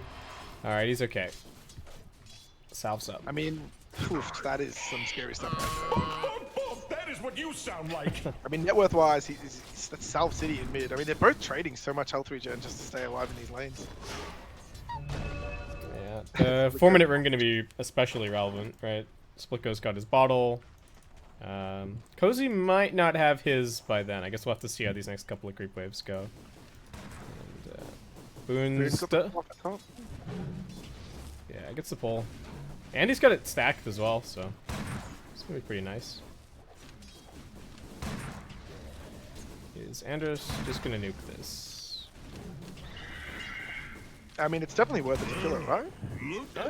He's CSing it okay. I think he wants to hold the mana for maybe kill attempt or something. Does he have a... doesn't actually have any mangoes or anything coming out. Oh, there's a mango and a clarity coming now, so got to get your spell combo back up. Mid lane has got a little bit of a wrap. He This is not sees an easy him, kill. so... Yeah, this is not an easy kill on Puck with Vision. Oh, What is this? he has to go for it. Yeah, he has to force it. Generation. Oh my god, this That is is some what bull you stuff. sound like. He's fine, he's got it. As long as he doesn't get killed running away now. What are you doing, Cozy? Alright, orb. Jaunt. Okay, wait, he didn't have bottle. Why did he go for that? Was that just to stop Split? I think he had to deny it. I think it's important. Is he dead now? No, still living. No, because like, okay, well, Splitco is already like the region rune's okay for him. It's not that amazing. He doesn't do that much with it. I don't know. Is that worth you almost dying and then not being able to play the lane now for like a wave and a half? I don't know. I think the fact that he was at like 100 and... So Splitgo had no spells, Yep. right? Yeah. So 100 mana. Is this finally a kill on Gachi? He's just manning up here. Trouble for Xavier, actually. Looks like he might be the one going down. Can he find an opportunity to salve in the trees? Yes, he can. Andros still going for the kill. Gachi just surviving 30 HP. Xavier salve still uninterrupted. You know what? Warcry's a little OP. It's pretty good. He just got hit for like 10 then or something. Bot lane? Oh, yeah, a little bit of trouble for Riz. No help really here. Hobo D nowhere in sight. And he's already used the stomp. Stun does come out. Is that going to be enough to keep him alive? I don't know if he needed to body block there, but, you know, nice play. I think Basu just misused his phase boots a little bit. I think that should have been a kill. He didn't. He used it early and then didn't use it late when he actually needed to chase and hit. Little efficiency things. You know, one hit there could be the difference between some, you know, some serious shuckles and some experience. You know, it's killing that level 4, 200 gold, another 100, 200, whatever experience. You know, it all adds up. Andros going for this side pull. Manages to interest the range creep, I think. Mid lane. Oh, yeah, DD with the coil. A couple of auto attacks coming through. He does have the toss. Cozy still just juking. Nice phase shift. Needs to get one more auto attack. Can't quite get it. Nyx Assassin here. And does still have the spike carapace. So. Oh, that was so close. I think Cozy gets that if he doesn't. If he doesn't jaunt here and just stays next to the tiny. It just stood next to him and just kept hitting. I mean, yeah, he might have been tossed there. Yeah, because he didn't have enough mana to avalanche, right? So, he had a manga, he could have thrown him. Okay. Yeah. But I'm like, you could have, just as a reverse play, you could have actually illusionary orbed the other direction slightly, and you would have been fine there to get that. Yeah, just little things, man. Minor efficiency. We're gonna be ruthless, Kip. We're gonna be in ruthless tonight. We're warriors. We're casting warriors. We're gonna tell them like we season. I want one of these teams to be at TI, you know, end of the year. Or well, I guess next year. Who knows when? Oh, jump forward. Gachi, not the best positioning, my friend, and this time around, he will finally be brought down. So, really interesting thing. I actually would have liked to have seen Boons. Oh, this is fun. I really would have liked to see Boons just play mass points in laser. Just like 1.5 spirit. It's not super relevant. It doesn't scale even that amazing. I just don't know what the point of it is against these two heroes. I think just go for the laser and see him trying to keep Sven up with Warcry. Right. Yeah, I could see it. Ooh, is Cozy gonna get a... And it'd be really nice if he could get a TP for the bottle refill, but not gonna happen. And that does seem like it might also be the rune secured for Splicko at this point. And the Sven's just going to move into the jungle now anyway. 3 points up in the cleave. He doesn't even need to lane, really, at this point. I mean, he can stay in the lane if he wants. I actually think it might be faster just moving away from top. Now, yeah, I think it's better to just give it to one of the supports, right? Like, give it to Phoenix. Just let him get, like, or even Hobo D, right? He's been spending so much time mid and whatnot. He's only level 3, so... Oh, toss back. Orb in 2 seconds. There's a Dream Coil available. TP coming through. A little bit of Sunray damage, but this is going to be just fine. Another salve getting popped. Oh my god, there's salve wars in mid lane, dude. Yeah, there really has been a lot of regen traded. I mean, look at the net worth on them. It's almost 10 minutes. 2.5, 2.9. What is that, like 5 yeah. I hadn't even checked, but yeah, there's been a lot of regen spammed here. That's a lot of regen trading. And Sven's been relatively slowed down. I really wish he would stop going top. Radiant's courier has been killed. Yeah, he's heading all the way back to the well at the moment. He's got treads. He doesn't need to be top now. He can literally just AFK in the jungle, and I think it's much faster. He is just constantly being like harassed, almost killed. He's running around. A little bit of timing wasted. Let's go sit in the jungle, man. You're like, so easy. You're like the most comfortable hero to just ignore the game now. Basu's just going for MKB first. Or at least that's what he's got queued up at the moment. Well, I like it. Just man up. Get the jab out. Gonna go onto the Nyx. Not gonna pop the spike carapace just yet. When is he going to use it? That is the question. There's an angry lifestealer up in his face. They're gonna use the Stampede just to try for the save here. Boons does get the kill on Andros meanwhile. And they will finally chase down Hobo D. Where did Andros die? Okay, just trying to come up this hill, I guess. Yeah. Yep. Oh, pull man shield. Where's the Oto? Cozy dead at mid. It was a toss and then an avalanche. It was avalanche toss combo, never mind. It was just straight up. He's maxed avalanche. Well, yeah, I was just like, he died here, right? So was he just up in his face and just got... I think he was just up in his face and got avalanche toss combo. I don't think there's anything else. Oh, miss on the blast. Can they interrupt this? Yes, they can. All right. All right, he's dead.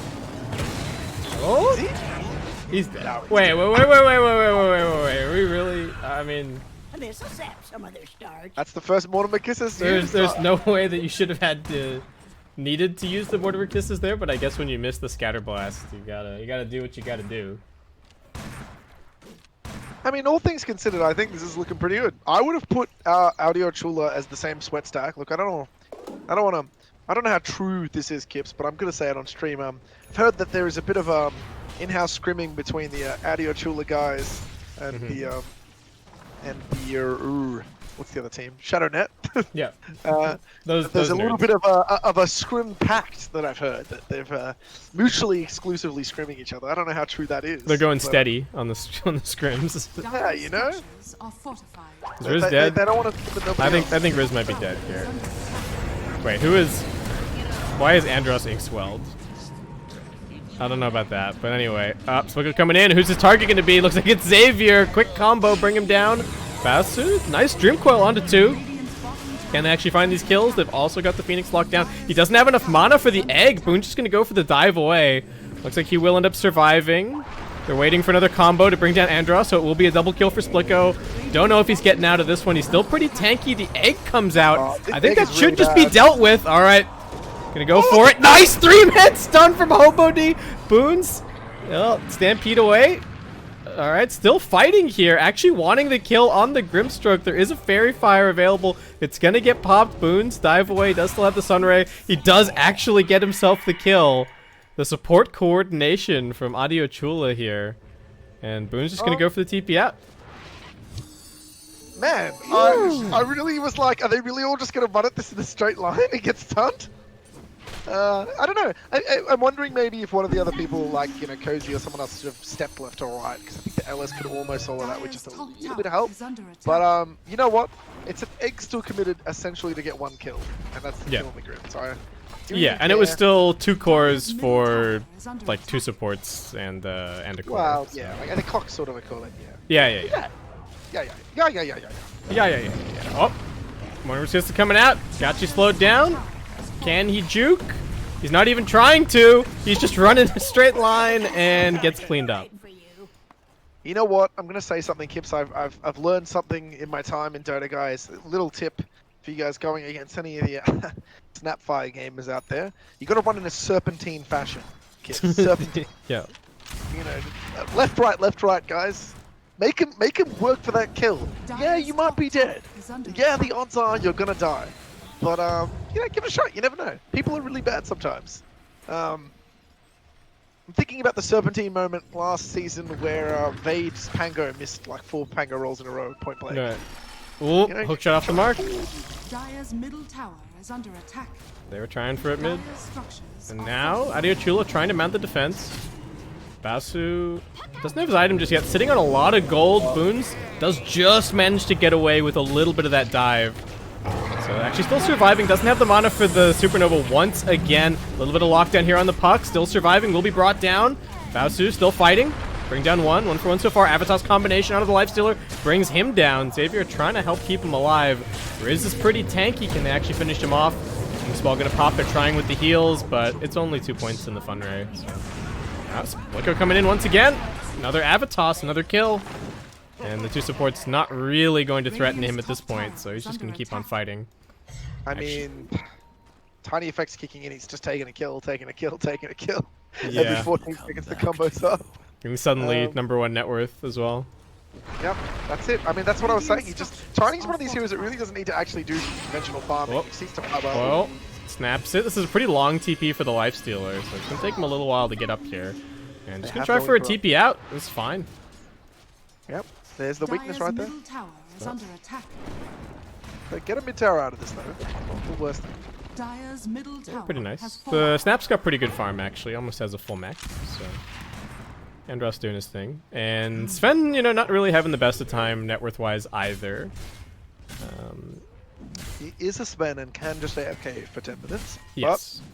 But I'm hoping to see if they give him the time to. The real question thing for me is just how this Cozy Puck's going. Because he just got completely killed in that last fight. Was there no sentry down? They had a sentry down. Was he? He was just too close to the Knicks. Yeah, I think so. Cool. Go for the snapfire. Andros trying to hop over the cliff there, I think, but just gets finished off by Hobody. And Gachi farming up here. So I think the one trap that you need to be careful not to fall into as a Sven player is just buying too many small items. I think what he has queued up at the moment is okay, like the Echo, SNY, BKB. But He'll go, and then he'll go Ags after that. It's the build. It looks horrendous, I know, Kips. I know what you're thinking.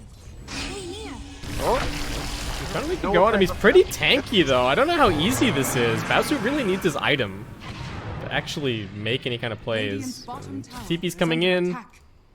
It's going to be a disengage. That is what you sound like. I mean, Sven just went straight back to basically farming. Cool. Up toss mid. Cozy's not dead. Needs to be careful, though. Runs straight into a stun and down. They are getting the Sven. That's it's core for core. Oh. Alright. That's something. So really interesting to note about these two teams too here, Kip, is that they're actually using the map very different than the last couple of games. Like we've got people mass changing lanes, mass moving through areas. No one's just defaulting into their triangle areas. They're actually keeping the map moving. Yeah. And all things considered, it's like a super even game for like a Sven or sort of AFK farm hero. It's like pretty good, I'd say. Yeah, I think the carry play has been very different. Grimstroke getting gone on behind the tower here. Easy 1-2 punch, bring him down. You know, Baosu's been trying to be really active and get involved with all these infest ganks, and Gachi's just kind of been trying to find a safe spot to farm the Ukes. No. Is he still dead? Why did Spooker not want to combo that? Too deep? I think he realized that he just wasn't actually going to get it. Oh, he might be in trouble now. Block. Oh, tried to dodge out of the coil, but not gonna happen. And looks like he is gonna be brought down. Boone's gonna try and lay out the supernova, but here comes the little shredder, and that is just gonna be 3 for nothing. That just so overzealous there. Hobo D is just like, I know what he's looking for. Oh my god, it's gonna be a 4th. Yeah. Well, Stampede in 1. All right. No Yules, and the snap was too far away, so. Alright. Sven is still farming, but he is not close to any particular item that he wants to farm. That's a fight with, sorry. I do think Gachi needs to just chill and farm a bit more this game, maybe. I guess he hasn't even really been participating in the fights, but it's just maybe he needed to be like they've got wards bottom. I think he needs to be farming the the tri-camp and the bottom side, but he keeps farming the tri-camp and then going top. Like this? It's a little bit of a questionable farm path, because what he's actually doing is, it's not necessarily that he's not finding farm, it's he's actually cutting his own team's farm off by sort of walking in the same path with them. It's just really inefficient. Bot lane flicker. Is Baosu just gonna kill him? I don't know. Once this rage runs out, things get a little scary. Range creep. Alright, dodging the stomp. Jump forward with the hook shot. Gotta be careful with that Droop Coil. Tiny's dead. Here comes the Mortimer's Kisses. Gachi not wanting to be involved in this fight, and now Boone's also being found out. Double kill for Andros. And Hobo D trying to make his escape. Looks like he might also get caught out. Ooh, we got a cookie in 5. Turn around. Nice phase shift. And I think as soon as this open wounds connects, if it does, it should just be dead. Oh no, they found the center on the other side too. Oh no, it's just going to be a full team wipe. What a you said disaster. power, the grip bomb, and they tried to jump the LS, they did not get the target, and then they all greedily tried to get the infested creep. Just a really little strange series of plays that just grouped them all up nice for Puck. The Puck that I thought was going to have a nightmare, you know, I mean, he's been killed a few times for the fight, but just got a nice comfy ult there, and Baosu's just chunking heroes. I like this MKB build. The Beast attack speed with the MKB together, it just makes you do a lot of surprising damage. Yeah, and I was just I guess I think Splicko was also a little surprised that he just didn't do more damage to him when he comboed him there. Yep. Because it's not like he's super tanky. He doesn't have a bunch of HP items or anything, but Radiant's middle that tower really is cost under them attack. pretty big that they didn't get that immediate kill. And then, like you said, they just 4 bounties. Riz comes in and the stomp hits nothing. It's like, Well, it's not an easy Sentinel game either. Like, there's a lot that can go on that can interrupt. And I really like this clock pick from no BKB. Like, I think it enables so much of their team, whether it's the puck, whether it's the snapfire, to actually set up and see what's going on, and also just suicide forward and bait. I really like it.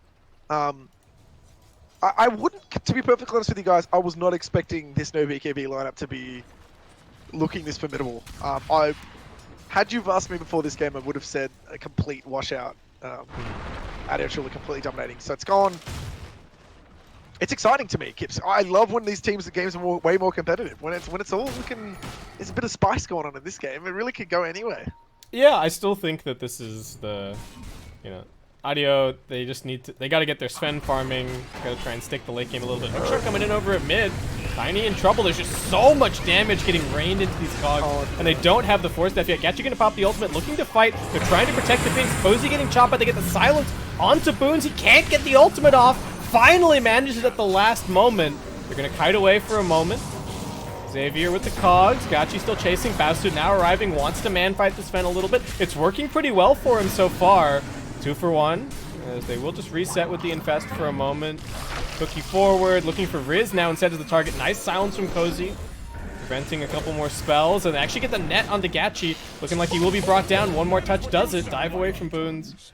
Riz also looking to make his escape. The hookshot's cooling down though, 1 second to go. They've got the vision on Riz. Here comes the cogs, and this should be another quick kill. It's a rinsing. I'm like serious props to the whole team here, but my god, Cozy is like playing with fire then. He aggressively blinked in for a coil and a 3-man silence in a situation that, like, had he not have hit all 3 heroes, he was instantly gonna die from the Sven. Splicko just going in again. Can they actually get this kill? Cookie forward. Splicko doesn't have any more damage left, dead for 50. Hobo D also in a pretty compromising position. Same thing for Boons. Nice 2-man coil from Cozy, finds both of them. I think it's actually going over. Dire's middle tower is under attack. What are they doing? Stop! It's just so greedy. So Yeah. Why take that fight?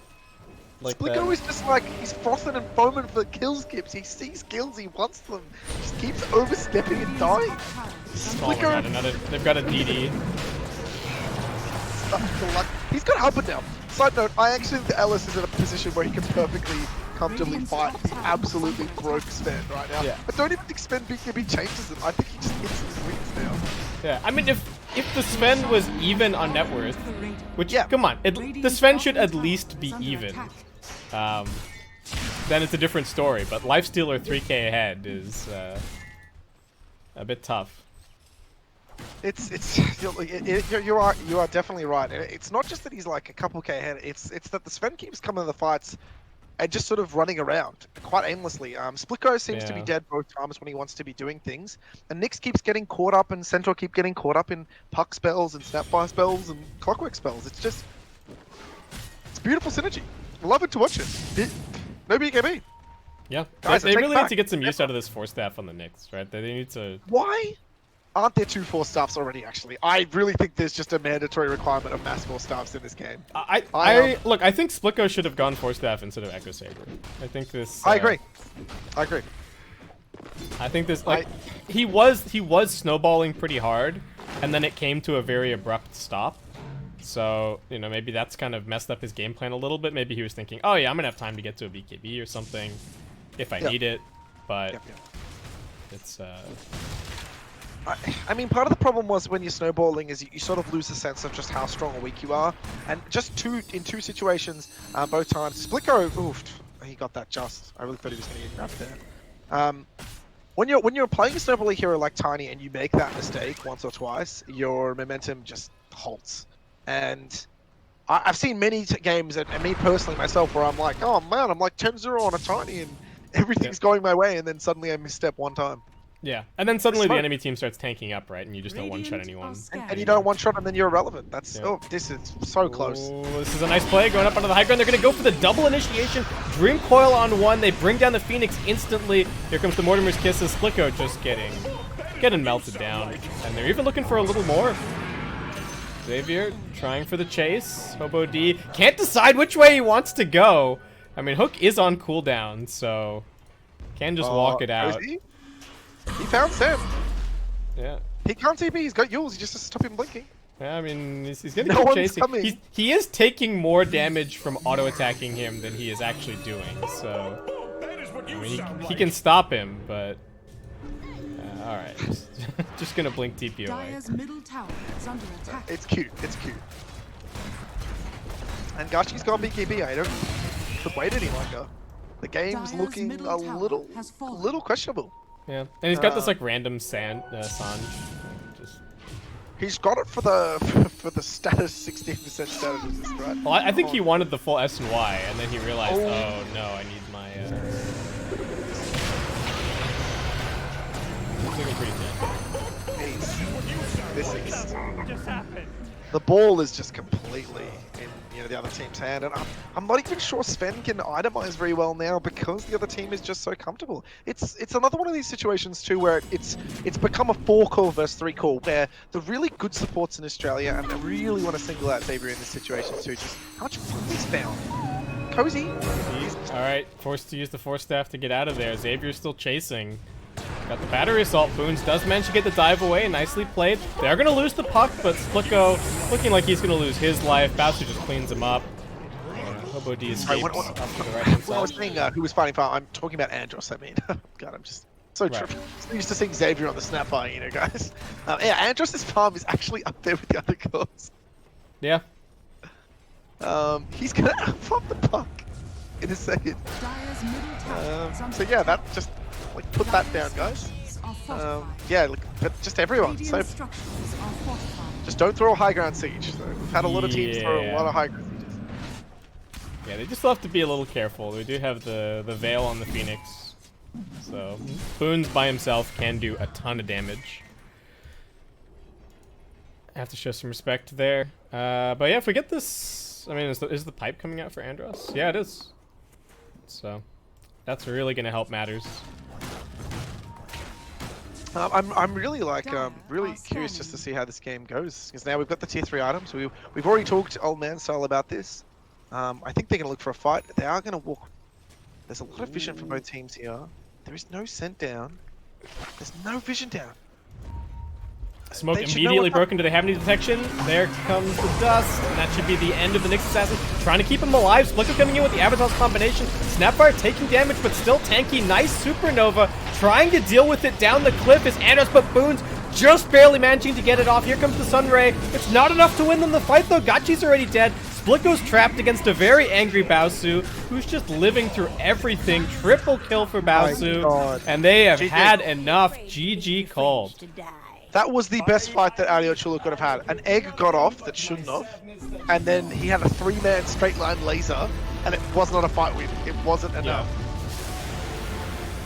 Yeah, that like, they saved the Nyx Assassin. He got some spells off. They got a really good, they got a good stomp. They got a good egg. Still couldn't. I mean, win Nick's the- died, but like that's. I'm really just surprised that fight. It looked good for them. It looked alright. The Snapfire was also caught in a weird position, but Andros with Greaves and Pipe. Andros is just amazing here. I understand why he was first picked just off this one game. Like this is, their lane together, their lane synergy with Xavier and Andros did so well. Sven never came online, and both of them have just had amazing plays here. Yeah, they. I'm did so really, impressed. really well. I'm actually so impressed. How many support players could you say that would be a 4 that would be able to find the space and farm? And I've talked with some of my teammates about this. The ability for some of the 4 players to actually become as strong as cores is invaluable. It's just he's so tanky there. They couldn't drop him. They committed him. He was the target. Yeah, I think especially in these odds games, I think, where like having the potential or having a support player who's comfortable getting a bunch of items and then playing as a core in the late game it's super value. I'm with you. It's yeah, and I don't know, Adio Chula, just like Gachi, I think he played really well last season, but just a bit of an off game for him. Didn't seem like he really found his groove at all. You know, it was just kind of always conflicting with the rest of the people on his team in terms of where he was going to be farming, and like he clearly had one item plan and then the game started going poorly, and I think that maybe the team needed to wait for him to finish the BKB at least before they fought again, but yeah, I'm not even sure if the BKB is that good. It's just it doesn't seem like they quite knew what was going on. Like Gachi's build there is really questionable, like real questionable, and it's like he thought he could do something, and then he never had the time to do it. And last season when he played, he was really good, but in a lot of the games he played, he had really comfortable matchups where he really wasn't being contested too much, and a lot of situations where he was sort of just free farming. yeah. Just part of by effect of who he was playing with. So, you know, Tech Core in the off lane and Davis in the mid lane. So we'll see how he goes. It's interesting. Yeah, I do think it's going to be a little bit more of a test. But like you said, I really think Adio Chula have a ton of potential and really expecting a lot from them this season. So we'll just have to see. We're going to head to game 2. Thanks, everybody, for tuning in. Our last game of the evening coming up in just a couple of minutes. Make sure you stick around. You don't want to miss it.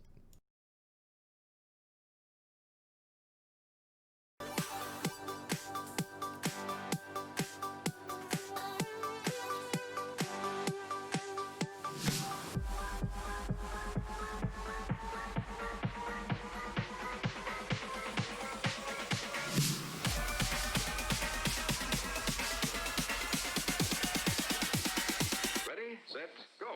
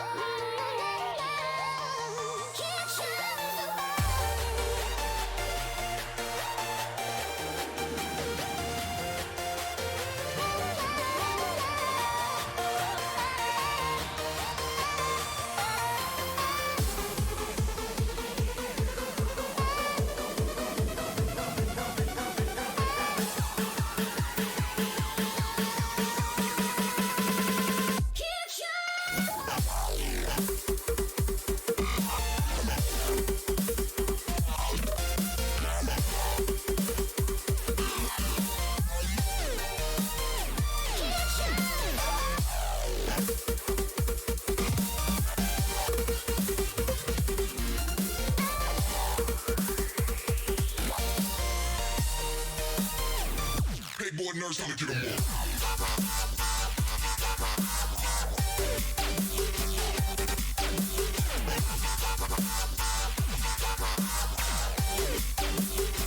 all. Living life for the next drop.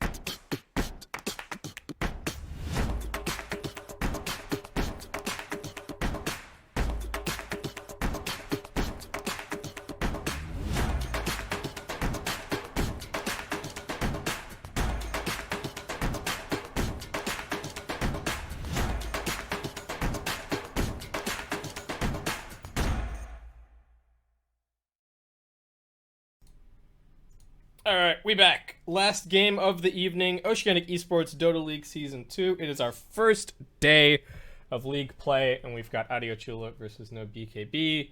I'm joined by Gorg, and we're straight into the draft. Yep. I mean, I'm still sitting here a little flabbergasted about the last game.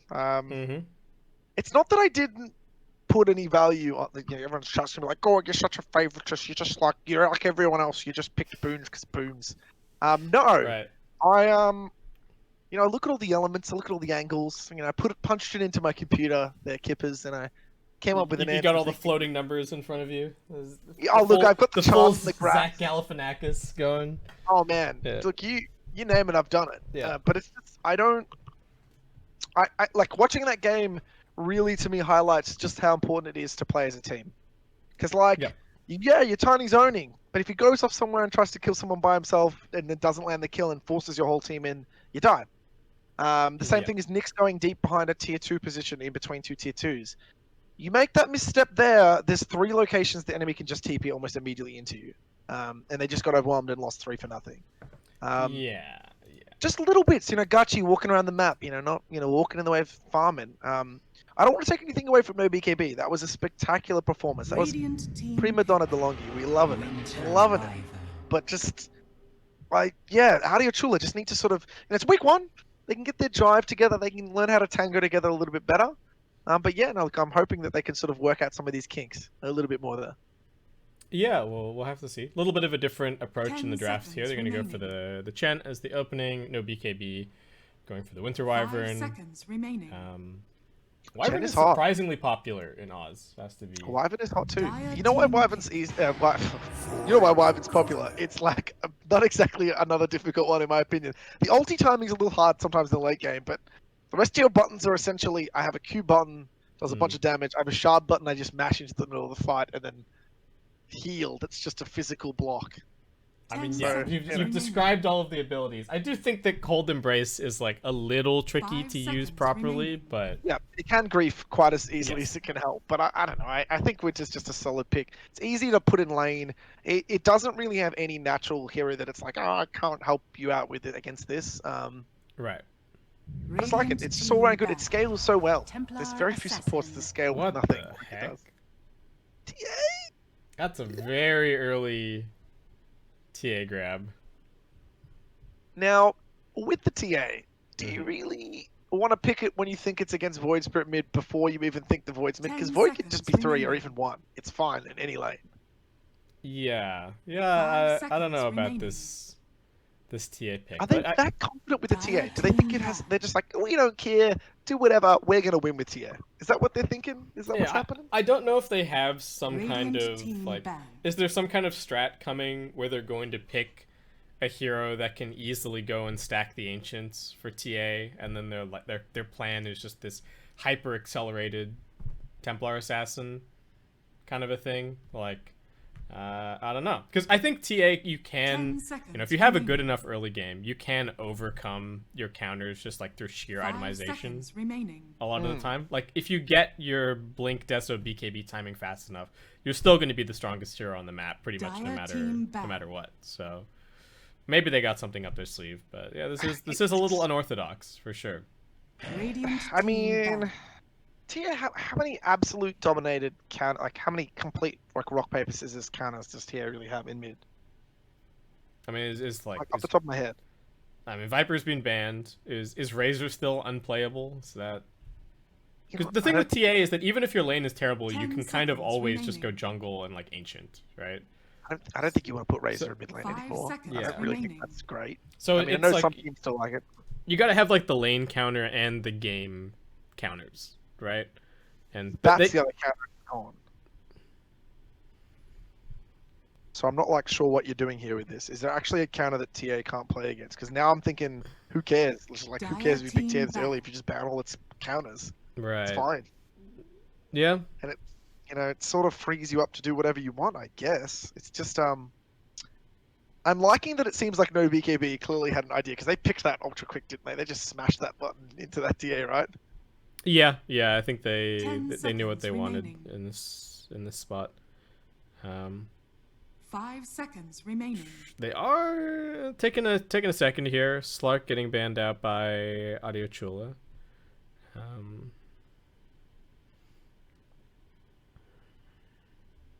I'm wondering what they're gonna end up playing for here. If 4 Clinks was still a thing, I would definitely say the no, no, Andros no, Clinks, but I don't think that's happening here. Dire team I'm pick. more curious to see what they're doing with their safe lane because why do I feel like they're gonna pick some weird safe lane here now and just go? Radiant team I feel like pick. this is gonna be something we haven't seen in Mirana. ages. I love Mirana. Yeah, It's so good against Chen. It's so good. yeah, that's true. It's like just run into the creep and arrow it, and it drops every time Chen has a creep, and you just one hit arrow it. It's like, damn it, man! You really wanted that creep. Just let me play my. I spent all this time. I walked 10 all the way seconds over to the remaining. big camp.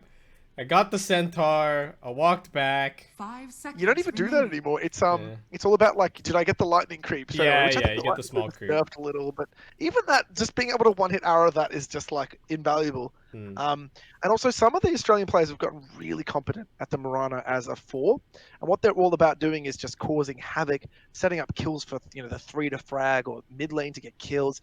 Not it's not anything different or new, but I feel like some people have gotten so proficient at it in sort of the similar fashion of Earthshaker, where it's just running around causing havoc and grief. I like that they've got the easy combo here as well. With the it gives you another way to kind of use the curse, right? You can just curse to set up for an arrow, and it can Yep, kind of pretty much. give you a guaranteed kill that way, which is certainly nice. I don't know if there's any world where Adio Chula are now, because when you pick the Chen, you can't really pick a defensive support anymore. Like, it's kind of hard to pick a position 4 that's also a defensive support, right? Like, you can't really pick Shadow Demon or Dire team pick. anything in this spot.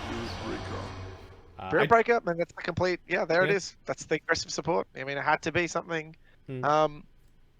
Can you do Spirit Breaker Void Spirit like 3-4? Maybe. I do like the Spirit Breaker in this spot. I think it's pretty good against TA, actually. Like, 10 Spirit seconds Breaker as a remaining. hero is just so good at latching onto a core and just 5 making them seconds have a remaining. miserable time in a team fight, right? Like, so much of you can go in on the TA, maybe you get a bash, you can waste some BKB duration with the Nether Strike. Yep. So, I like it. Yeah, it just falls into an annoying category, sort of similar as like getting doomed, where it's like, just Yeah. gotta wait this out and deal. I'm really curious, just what the cores are here. I really don't think no BKB are playing this one slow. Why do I feel like they're gonna I really am expecting an ultra fast safe lane here from no BKB. What's something that's dominating the Spirit Breaker? Do they just default back into Lifestealer again? They could. It's really not terrible here. I mean, just another hero that Chen doesn't really like to verse either, actually. I also think Void Spirit doesn't really do a whole lot against a farmed Lifestealer. Ever. Yeah, the Void Spirits game is already looking, Radiant team you know, pick. maybe so-so. Mars. Okay, so they're saving the safe line Right. for last pick. This does give them another, you know, they could land a spear into an arrow. Yeah. There's no save still. I mean, you could do some crazy MLG plays where you actually spear someone 10 into an arrow seconds if you're remaining. that Right, good. if you if you're really It's not 5 seconds impossible. remaining. We've seen it happen.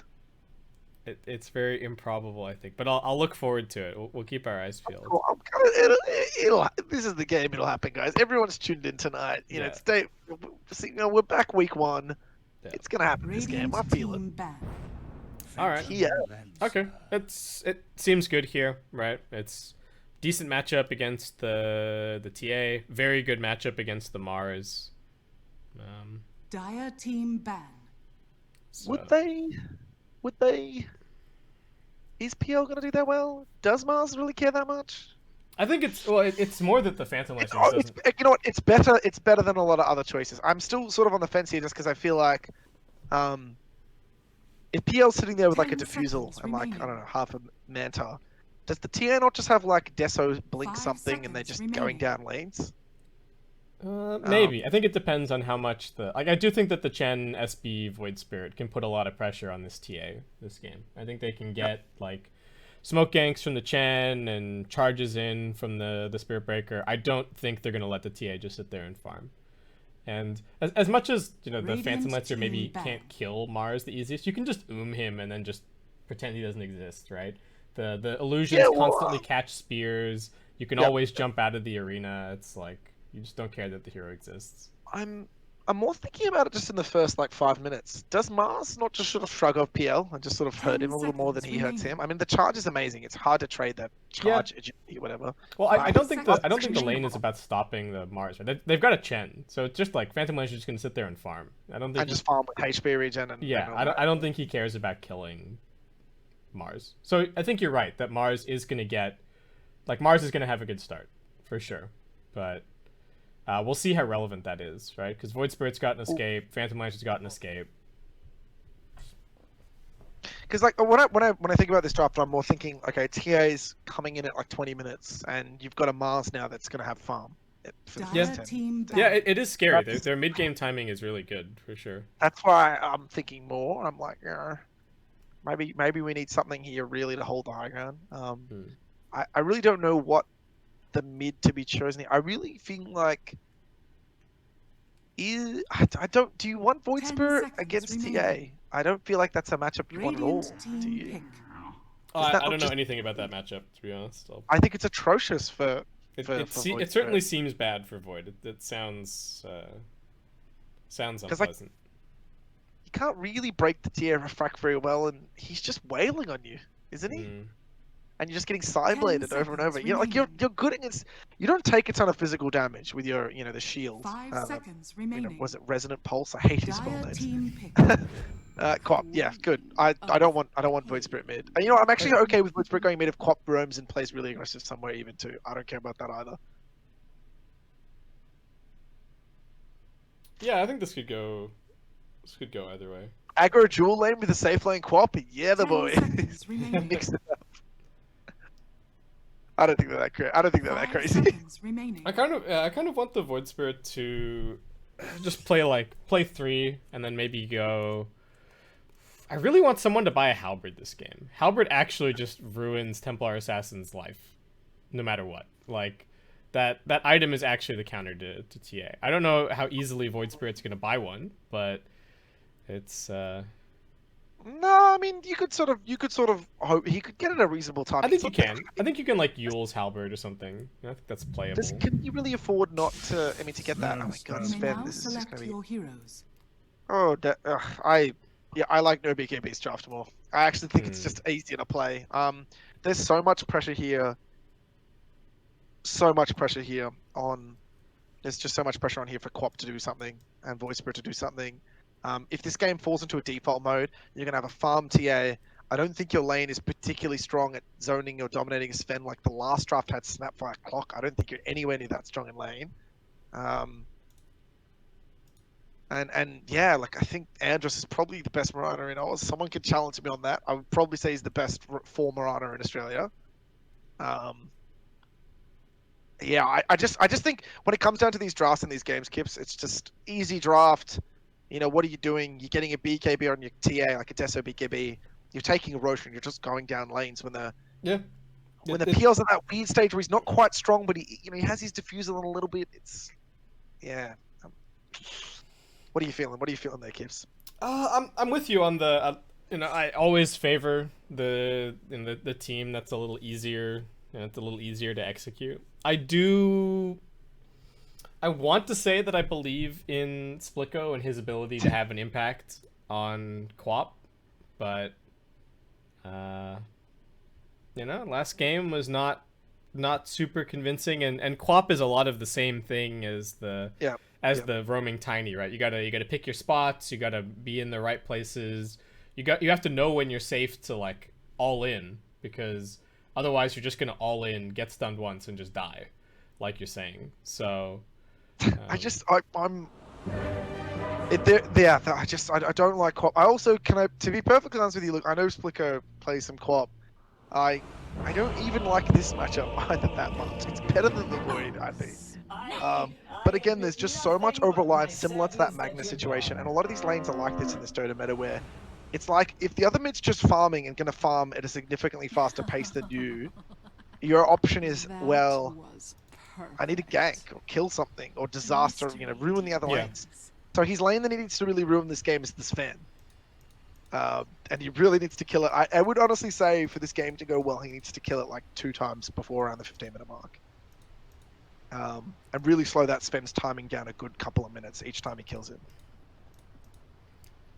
Yeah, I think this game we might... Well, the one thing I think to bring up about the Sven here with the TA is that they have gone... They've gone pretty greedy. Like, I think if this was a game where... both of these cores, I think, typically like to have the other core be a little bit more space creaty than they are this game, right? Like they've got overlapping priority for the ancients and stuff like that. So if the early game goes bad, I think we're gonna be like, oh, neither one of the TA or the Sven is particularly farmed, right? If their map starts to get restricted by like the Chen and the Spirit Breaker, so lane's gonna be super important. Yeah, you know what? You're correct. I mean, that's the one thing that I think really like Adio Chula have is if the lanes go badly for no BKB, man, TA is not a good hero. And if we just saw how ineffective Sven is, if he's like a couple K behind, he has to be ahead to be relevant. So like, I'm hoping we have a good one. We have not had, what have we had for the longest game? I think it was sort of mid-40s, right? Or 39 something, 40. Yeah, it's been a pretty quick night. We've been like right on schedule the whole time. I'm gonna call it, guys. This is the 90-minute game. Let's get it done. All right. Let's see. I want to see some final tier neutral items. I really we only had one game that I casted last series that made it to that point. Sorry, 2 games. The one of them ended on the dot at like 60, so no items were out, and then the other one, one team got 2 irrelevant neutral items and then just pushed it and ended. Yeah, a lot of the time the game is basically over anyway, and it's like, oh, hey, look, it's some 30 seconds to what, tier 6, tier 5, yeah, tier 5 items. I'm sort of curious about this mid matchup. I really want to watch this one. Yeah, I'm interested to watch how this one plays out. This is a pretty classic matchup, right? This is like the you know what? I'm a better player than you. I'm gonna challenge you to a 1v1 mid lobby, and you're gonna play Quap and I'll play TA or something. I don't know. Right. Ooh. Baosu getting gone on here. Dagger out. Riz is gonna go for the Aether Remnant, dragging him back in. Auto attacks continue. Can we get a deny? Is the question. No, we can't. A little bit mistimed. I think if he'd let the Chen auto attack land, could have maybe gone for it, but. Yeah, you just had to wait a split second longer there. Yeah, it was a nice try. It was hard to know if the Void Spirit was going to get another auto attack off. Yeah, though. Baddie runes. 2-2 that time. Alright, so people don't bother trying to like skill meld and dodge dagger anymore in this matchup, right? It's just No, you just don't even think you bother. I think you just want Sideblade straight, and I think this is really going to be on Splitco to just immediately kill. Yeah, He doing pretty needs to well be so far. fast. No, he's done great. He needs to do damage really quickly.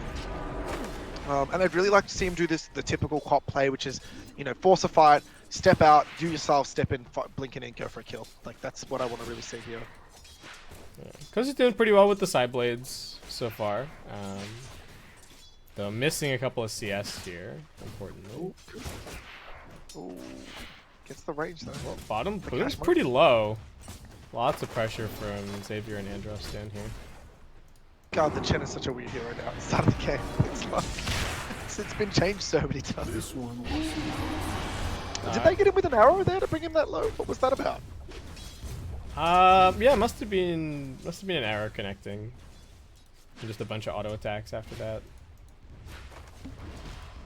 Okay. You know what's funny too in this meta? It's really interesting to me that all the safe lane heroes are things that like sort of just go ape off like nothing. You know, like Terrorblade. Ooh. Did they arrow him and spear him under the tower? I was not watching that one either. Yeah, I didn't catch that one. I will admit. God, Cameron starts spamming the cam tools top lane. Yep. Hobody going in, but actually going to pay a little bit with some damage back the other way, and Splinter Blast catching. Bowser still chasing, actually has the stun available, but throws it out onto Riz. And just a couple of salves getting popped now. Okay, Splinter Blast. Sure. What's going on here? Hobody trying for the side pull. Oh, he does manage to entice the range creep. Charge forward, Riz. Lacking a little bit in the mana department. Does get out an Aether Remnant. Fairy Fire getting popped. Nice two-man stun from Baosu. Is this going to be a kill? Looks like it should be. Support for support. Getting traded out. Riz actually still getting the auto attacks down. Doesn't have the mana for this last Aether Remnant, unfortunately. I think that's actually better for Sven, because Sven's low off the back of that trade, but I mean, I don't know, I think you're pretty happy with Sven getting kills. I mean, like I said anyway, I'm really expecting him to just bail out of the lane anyway. I don't think he should be here after level 5 again. Yeah, I don't really see too much point. I mean, I know a lot of the other Sven players like to say level 7, you know, you get a point of the god strength, you can go do ancients, but it's the TA anyway. They're going on Baosu. Hasn't had an opportunity to salve just yet. Actually goes back in, fighting a little bit. Stun onto Riz. Splinter Blast not going to connect. Bash from Hobo D. Yeah, if that bash was a little earlier, that might have been something. Splitco taking some auto attacks here, forced to blink back defensively. Neither hero at mid all that healthy. Could be a rotation from either team finding a kill here.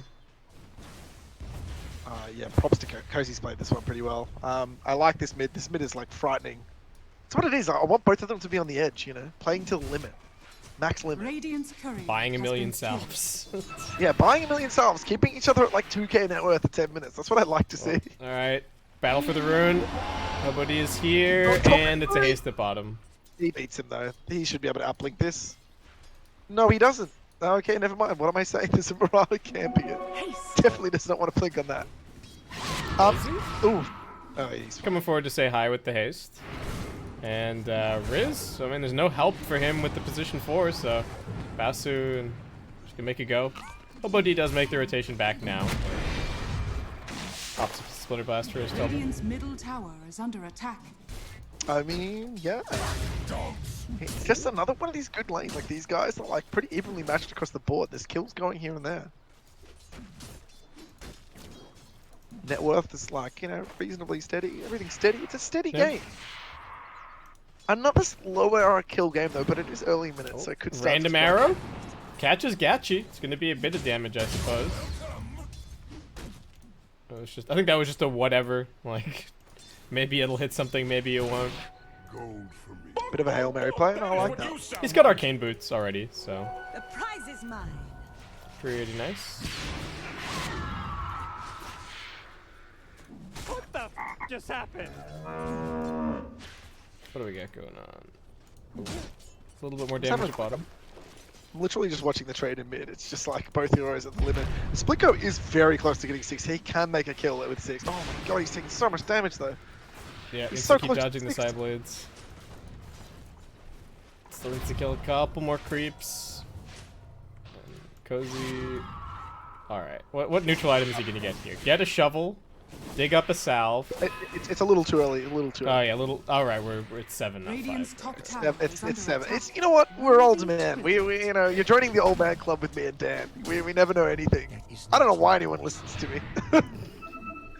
That was a little too real. Sorry, guys. Andros with just some cheeky arrows. He's got mana boots already. God, that's annoying. Yeah, Just yeah. knock some arrows. He can just keep, just hides in the fog, chucks a random arrow. If it hits something, sure. If it doesn't, whatever. Scouting Want to arrow. note that Cozy actually got the rune again of Split Go guessed wrong. Oh man.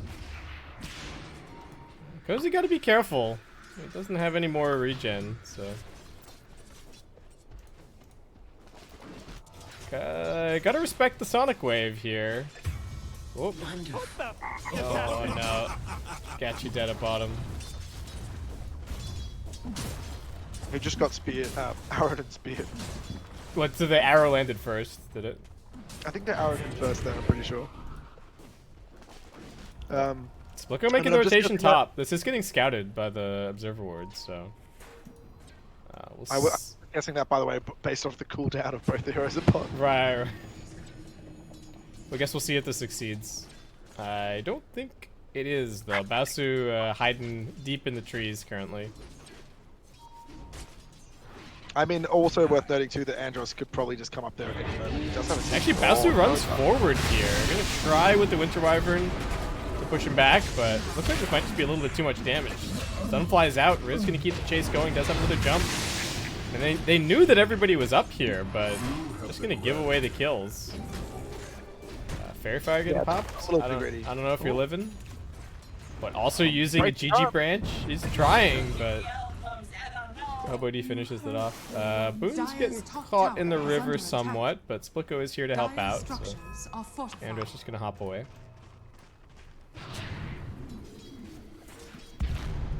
Oh, we do have a charge coming mid as well. I don't know if you want to go towards Boone's. Oh wait, the charge. Oh, did the charges get canceled by Roche? Yes, it did. Oh my god. I'm not sure if he cancelled it DD in the pop. pit or I got... Refraction up. Keep on fighting with the melt. Splitco, you don't have Blink. Riz to the rescue. Splitco looking for the turnaround. Doesn't quite have the mana. Xavier's now here locking in Boone's and Riz. Andros jumps forward. Sonic Wave chunking him. Creep is actually the one that finishes it off. And Cozy's still wanting to hang on here a little longer. Messed up by Riz.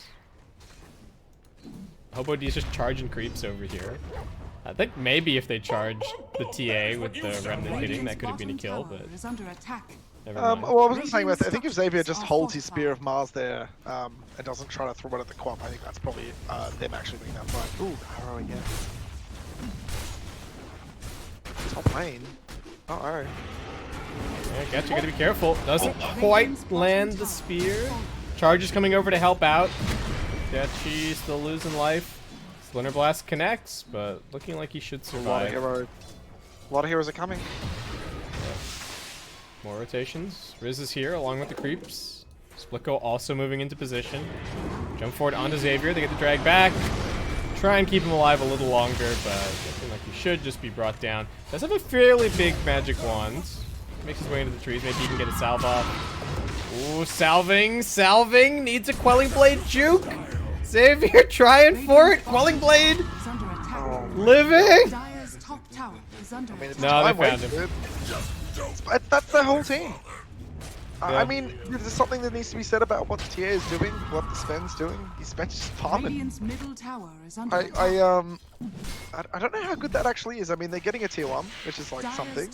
But again, it's just like there's 3 heroes just tunnel farming. Andros doesn't care either. He's just like, yeah, whatever, man. I'll get some money. Yeah, he's just pushing that mid. Just getting something for himself. Gonna have that pretty timely mech once again that we saw from the previous game. I mean, do you even like? Yeah, what's this charge even like? It's.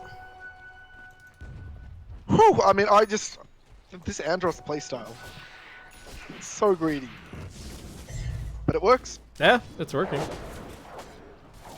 He's going back and ranking up a little bit of Starfall points now, so he can actually get some little bit more kill potential. He's got the Moonlight now. It's not kill I mean, potential, really... though. Come on, it's farm potential. What are you talking about? This is the Creep Wave Destroyer. double down stuff. Well, you never know. Dire's middle A little tower is under bit, that attack. little bit of damage adds up. Wouldn't let Shadow getting popped. They need to move the Mars into a better position. Riz backing up away from mid. If they could get Splicko, that would be pretty good, but I don't know if they have the follow-up damage. And they have to respect that the mech and the Hand of God are already up for boons, so a lot of their damage is going to get negated in this next fight unless they can somehow kill him off instantly. No, not the lightning creep. That's the best one. Yeah, he's gone. Yeah, no, like honestly, I think they read that right. I think if no BKB went in there, they get wiped. There's so much vision sentries down. I don't think you've run through into that. Oh. Charge. They spot Cozy. Does have a fresh refraction up, making his way back towards the tower. And Sentry getting popped down just to deal with the TA trap. Alright. A little strange. Hey, it's 25 gold right there. Is it 25 gold? Yeah, 25 gold.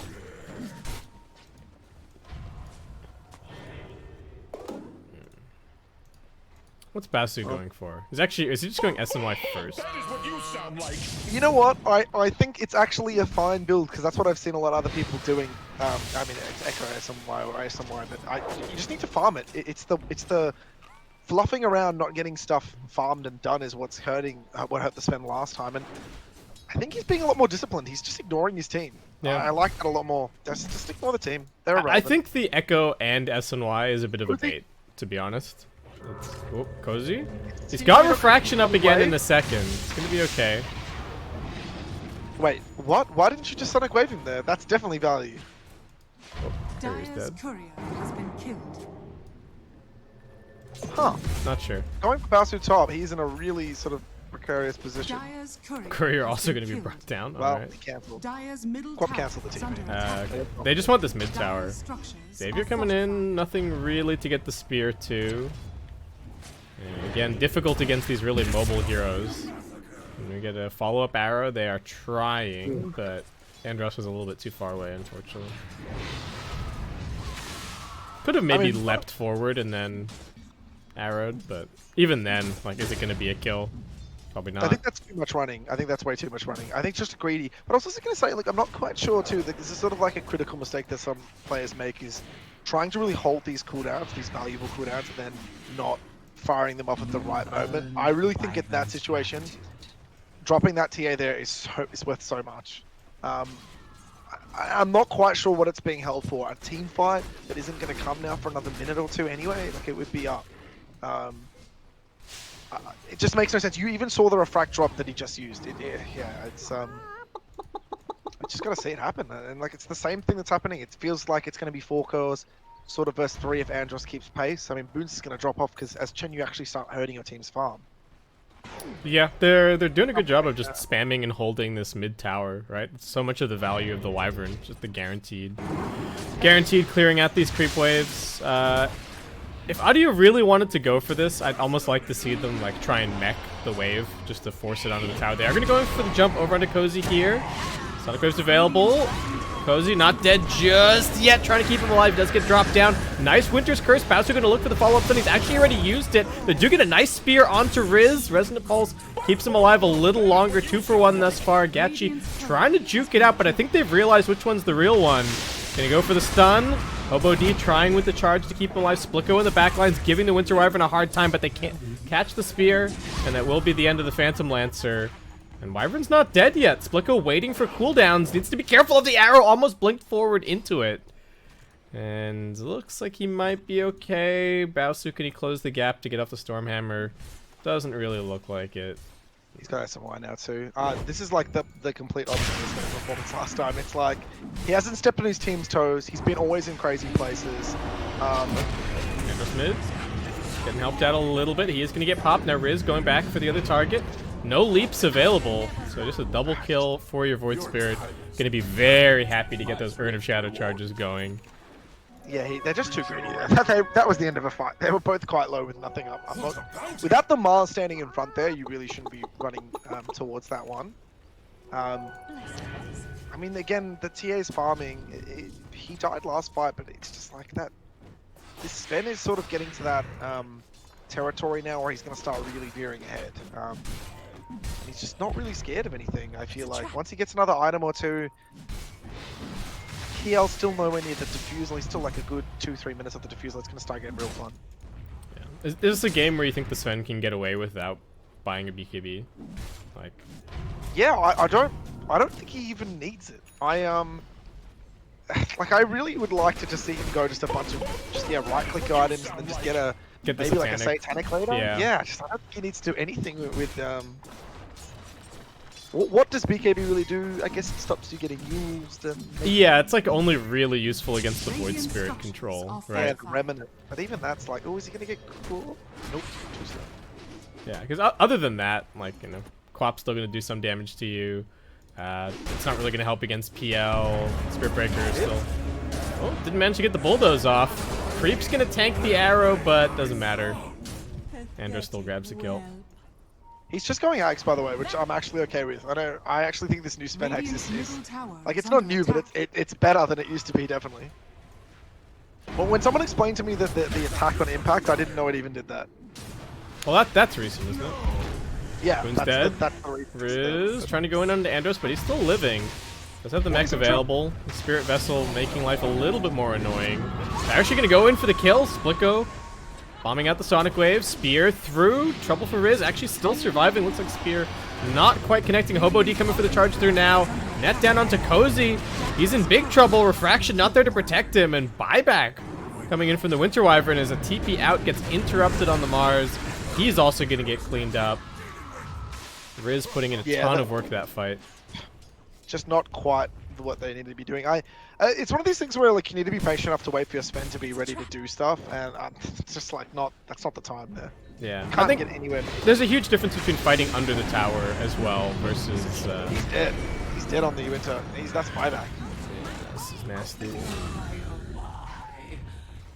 Riz on this Void Spirit really starting to get a lot of impact going, and they've got the Orchid picked up on the Quap as well, so Splitco going to be a real nuisance. There's some big comments in chat. Sorry, I'm just having a little. I haven't read much of the chat tonight, Kips, but there's some hilarious memes going on about bad Spirit Breakers, me loving position 4s, and also some other things about Gachi maybe being propped up by the Kuro big brain strats. It's interesting to see. There's A lot of juicy drama. Side note, Dota as the best. I was gonna say this TA is not farmed at all, by the way. Really. No, that's that's what I was kind of. It's this problem of having the Sven and the TA on the same team. I think there's just they both want to do the same. There's only so much room on the map, and they can't both just go and sit and like AFK shove waves and AFK farm jungle, right? So somebody has to suffer a little bit. Yep. Yeah. And, okay, charge attempted, but they're going to end up canceling it as they are bringing everybody up here from no BKB. Maybe looking for the fight. They do have the Diffusal Blade on the Phantom Lancer, and Gachi also has a People's Gift, so looking surprisingly tanky in these upcoming fights. There's no neutral item on Mars. Is there nothing to take it? They're getting them now. Okay, there's the Dragon Skill. So. Okay, because I was just sitting there and I'm like, does he really want nothing? Oh, Andros getting going on. A little bit of lockdown with the net. Good follow-up stun with the Centaur, and easy kill. Oh, Curse not gonna get out in time. They get the silence, and that's just gonna be a dead Winter Wyvern. Both supports dead. Cozy trying to fight, but getting bashed up, just forced to blink away defensively. And Gachi maybe looking for a little more. Splitco trying to give vision. Cozy just hiding, but he is still dusted. So he gets surrounded by Phantom Lancer, and this early pick TA just gonna get punished, and Cozy even copping a tip from Splitco there. You've lost one support. Your other support just got picked. I'm sure you just walk away there. You're like, again, it's I want to save my team syndrome a little bit sometimes with these, where it's you just need to be disciplined enough to say no. Can't go here. It's a mistake. Dire's middle tower is under Well, attack. I'm interested to see if this Sven Ags is going to turn the game very much, because Do you want it this early? I mean, when I've seen other people do it, they still get it's like 2 items, then you get the Ags. right. Yeah, I kind of just want him to get like BKB AC or something. Oh. Like AC? Yeah, AC. I don't even know. I was thinking small crit into something. Yeah, small crit's nice. It's a little more Dire's jank now, but bottom yeah, I don't tower know. is under attack. He's fine in farm. He's almost got it. I love the way Bowser's moving around the map too. Is Huh. under attack. And this is a different Adio Chula than the last game. Ooh. Yeah, they're really finding the aggression. Cozy, the Centaur Stomp, keeping him locked down. He does get the refraction up, but it just gets melted instantly. And Moonlight Shadow also not going to be enough to save. Adio just completely controlling the map currently. Keeping it on full lockdown. Just parked mid, Dire's middle not tower letting them is leave under attack. at all. Dire's structures This are TA's just got nothing. Even with the blink, like Deso, like it's not. It's 21 minutes. Like this is normally the time you see Deso BKB. You know when it's Yeah. bad. So you're definitely right. This is sort of hurting them. And it's just sort of bleeding into the other cores. Like TA and Mars aren't doing anything because Spen's just farming. I think a fight decision needs to come relatively shortly. I think it's now with the Axe. It's now if you're going to win this or do some damage. I think waiting any longer is to just give the rating a free Dire's win. middle tower has fallen. I do think this is where, you know, you start to see a little bit of the downfall of the Mars, is where if he has bad core matchups, he just can't really do a whole lot, right? Like, there isn't a single core on the enemy team that he can just walk up and kill, right? They No, all they're have... all frustrating to be dodged to the. They can all dodge a spear. They can all dodge. They can all get out of an arena, they can all Dire's dodge a bottom spear, tower so... is under attack. It's like, what do you do? He's just been parked in front of towers. They're going for the fight now. Maybe they can get a curse into an arrow. They get a little bit of vision. Both teams with vision on this high ground. Got to go for the D ward. Xavier getting charged through. Also finding the lockdown. Oh, the Wyvern can't get any spells off. Quap does get focused down. Nicely done by Bowsu in the middle of this fight. Turning his attention over towards Gachi. Arrow not going to connect onto anything. Cozy's just getting latched onto. They're keeping him alive with the mech, though. He gets the refraction back up. Gachi wants to finish the kill, and he will get it. Bowsu, what can he find? He is getting kited around a little bit. Man fighting Gachi now. A little bit of cleave damage onto Hobo D. They found the real Gachi. Arrow not going to connect. They're still chasing. Superman Sven jumps forward and will find that kill. Hobo D really wants Xavier underneath this tower. He will get it, but pays for it with his own life. And Riz trying for the TP out here. Dire's bottom tower He will be in is time. under attack. Wait, what happens now? Ben's done. He doesn't go to it. It just disjoints. I'm pretty sure. Okay. Because he's not flying. He would be flying already if he was going to it. Right. It still went to top. Dire's Yeah. bottom tower Actually, I was has gonna been say if he didn't denied. get hit by that walk into that remnant, then I'm pretty sure he could have cut the stun there. Wait, so how do you throw a regular stun once you have the axe? You can't choose to do that, right? If the target TPs as the stun flies, I think it's Right. Just the So you stun. stop and the projectile just keeps going. Like, And the projectile just keeps going. Yeah. okay, interesting. It's sort of like Snowball's weird interaction when someone TPs and it just sort of goes into thin air. Right. I think. I mean, You know, Bowsu still #1 on net worth. Has to be the kind of the hope for the team here. I don't know about the BKB. You know, I want some damage. Give me I want damage. Hmm? I want damage too. Give me Yeah, the yeah. damage.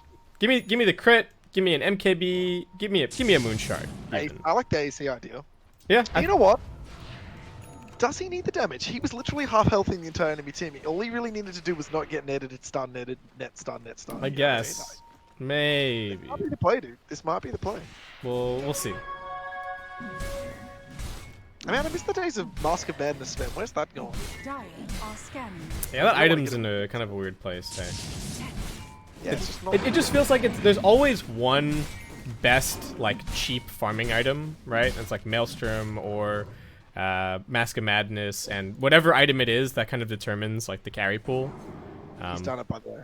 He's done it. The 20 talent is online, so now it's just 7-second stuns. Oof. All right, nice. He's got the mana regen to support it.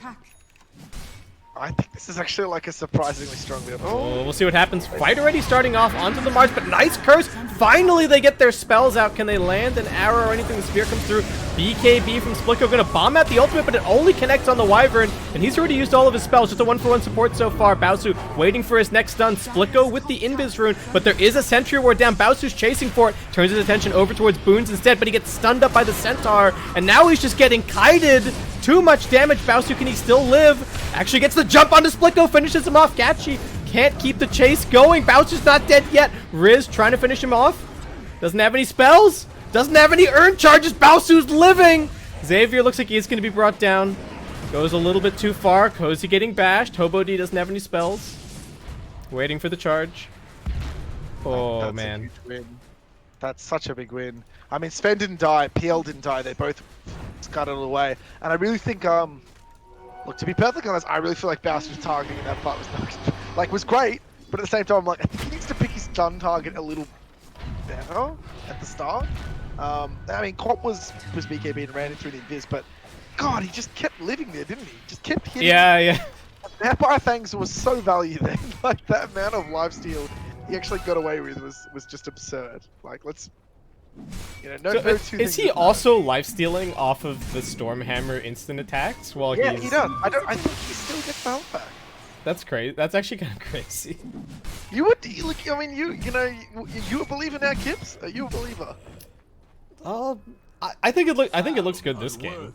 It does. It does seem to be working. The extra mobility is actually pretty nuts. Radiant are scanning. I mean, I think once he has the BKB and the issues that he's having, in regards to just getting kite netted a lot, and once that goes, it's just gonna start being like.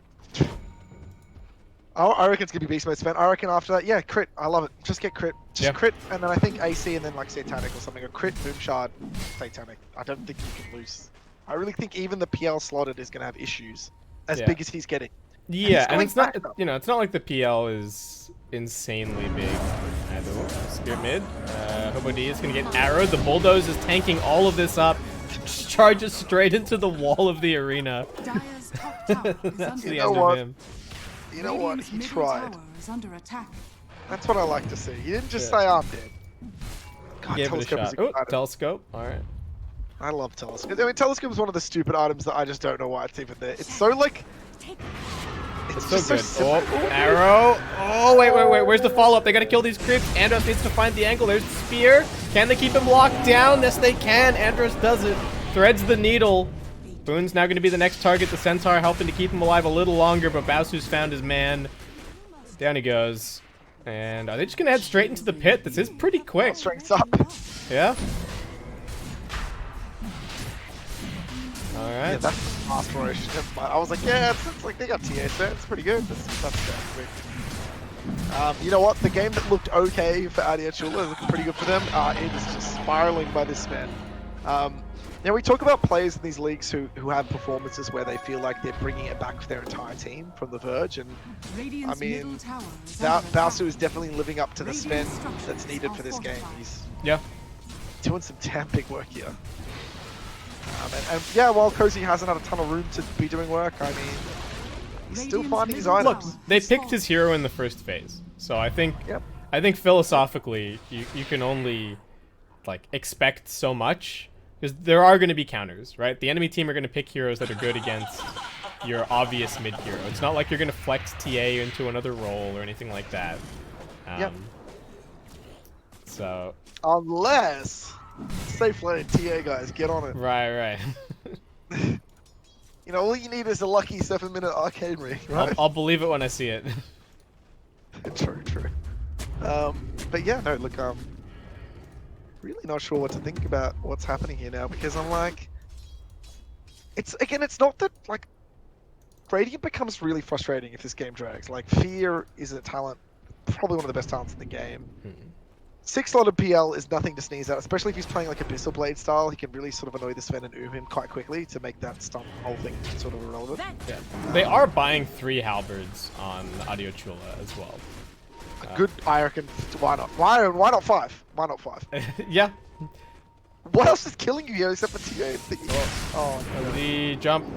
Nice arrow. Does manage to get the bulldoze off, so he's going to absorb some stuns and actually charges away. The Winter's Curse not lasting for any time at all. Bowser still wants this kill.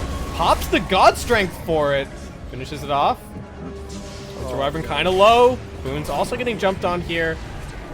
Surviving a little bit longer with the Essence Ring. Bowser's still going to keep on chasing to get the spear onto Riz.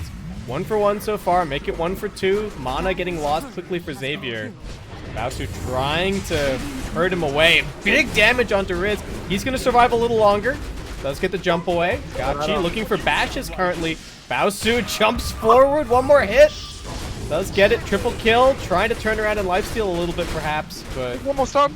Oh, it doesn't have the mana. Andros comes over, gives him the mana. Now he can turn it around. They find the real Gachi. Andros has the arrow. I think he needs to land it. Chase continues. They need a bash. Phantom Rush off cooldown. Cozy coming back in. They're sending the illusions, but the real PL getting left for dead, perhaps. Trying to juke it out. Wait, have they not realized? Oh Hello? no! The Xavier is pinging like a madman. He knows exactly what's going on. TA trap. Jump back onto Andros. Hello. Have we figured it out, folks? Blink on TA. All right, They're not getting him. They're not. They're really not. Oh, side blades.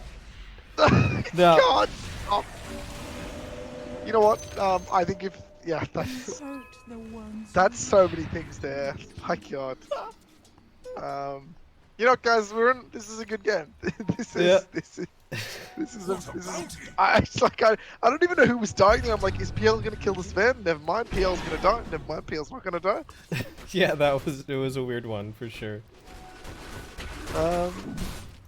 Yeah, Paladin Sword on the PL. Yep. Is that a thing you want? It's pretty good. It's pretty good for everyone. It's just a really that's one of the items I'm just like, who put their name on that item as an item? You know, it's basically just damage, lifesteal, healing app. Yeah. If you're a carry, you want the Paladin Sword. The Paladin Sword. Oh no, they're coming in. Is there vision? PL's the one getting caught here. Oh. No way. Whoa! I don't know if this is the play. Can they keep him locked down? Yes, they can. Oh my. That was God, it was Chase. that was a weird one for sure. But looking for a little more. I mean, PL dead for 60 seconds. This is just going to be an absolute feast. Dire's courier has been killed. Anyone that's outside the base is dead. You know, there's sometimes in games where I'm sort of sitting and you're playing a hero, and this is really hard to do. So, I'm not gonna like fault any decision there by Genji because he knew that there was something up. He knew where he needed to go. But there's sometimes where I sort of sit there going, instead of panic running down the lane, if you just walked to the tree line there and just waited, just like, just do nothing but just sit there for like 10, 15 until you know what's up. Sometimes think the non-panicking decision isn't like gonna usually be better in that situation. Yeah, Like, look, I think he's probably even better off if he just goes up. North. Right? Yeah, north. Yeah. Radiant structures are fortified. Because clearly he had some kind of idea that a gank was coming, right? Because he was backing up. But he was just kind of backing up into the gank, unfortunately. Yeah. I mean, it's just one of these things where I just really... It's just an interesting thing for me to watch, and suddenly TA's got a BKB and half another item. Yep. Yeah, the TA has really recovered in these last couple of fights with the Roche and everything else. Adio going for a smoke up. If they can get the Wyvern first, this would be a really nice start to them. I just think this Wyvern's... Ooh. Oh, arrow a little bit off the mark. Yules, though. Riz jumps straight into a stun. Oh, no. Can he survive? He's going to be okay for now. Does have another jump. Andros staying on top of him. Baosu popping the BKB, but not really finding a follow-up target. They're retreating back to the high ground. Split goes the target. He has used his BKB already. Nice curse. Cleans up that kill. Hobody also in some danger now. Xavier's fine. Riz in the middle of everybody. Baosu holding the ramp. Riz trying to survive defensively, but gets brought down into an arrow. Almost finished off. Still living a little longer. Sonic Wave through. Baosu surviving with the Cold Embrace. Can he get any more spells off? He's completely out of mana. Just going to turn an auto attack a little bit. Riz just barely surviving. Gachi finds a double. Andros now going to get cleaned up. Splitgo back into this fight with the buyback. Does get Yulesed up. Andros going to go for the TP out. He survives. They will get one more. Triple kill for Gachi. Okay, value buyback from Splitgo. I'm not sure why Casey wanted to go back in there. Boots are halberd. There was this halberds everywhere, man. There's 2 halberds, soon to be 3. You just can't go in for one kill like that. And why fight without construct? Just retreat there. That was fine. Just fall back like you. Yeah, they used so much of the Sven's kit and didn't get anything, right? Just, you know what, it's really well played too by Adio Chula, recognizing, look, we can just sort of suicide our cop and just reset and buy back and go again. God's Strength's been wasted, and no BKB. I mean, it's just a complete 180 again. They don't have buybacks? They do, but I don't think they want to. I mean, they've got a glyph and a repair kit. I don't think they have to buy repair kit. Can we remove repair kit from the game? Yeah, I'm down to remove repair kit. Oh, curse. Arrow as well. Catches! Can they kill him off? There's so many heals coming through. Riz still surviving. And now the bashes are there. Andros actually only just barely going to get out of there. They're still chasing him. Defensive Yules. Can he get any more spells off? Trying to save him with the Winter Wyvern, but both supports can be brought down. And that now makes this defense that much more difficult. Yeah, I'm not sure why they tried that. They could have just waited. exactly what you said there. The repair kit had it. They didn't even use Fort yet. Yeah, and now they've got the cores, but they don't have the supports anymore. So Yep. Dire's bottom And just- no Mars ult tower for a little has bit. fallen. yeah, Has fallen.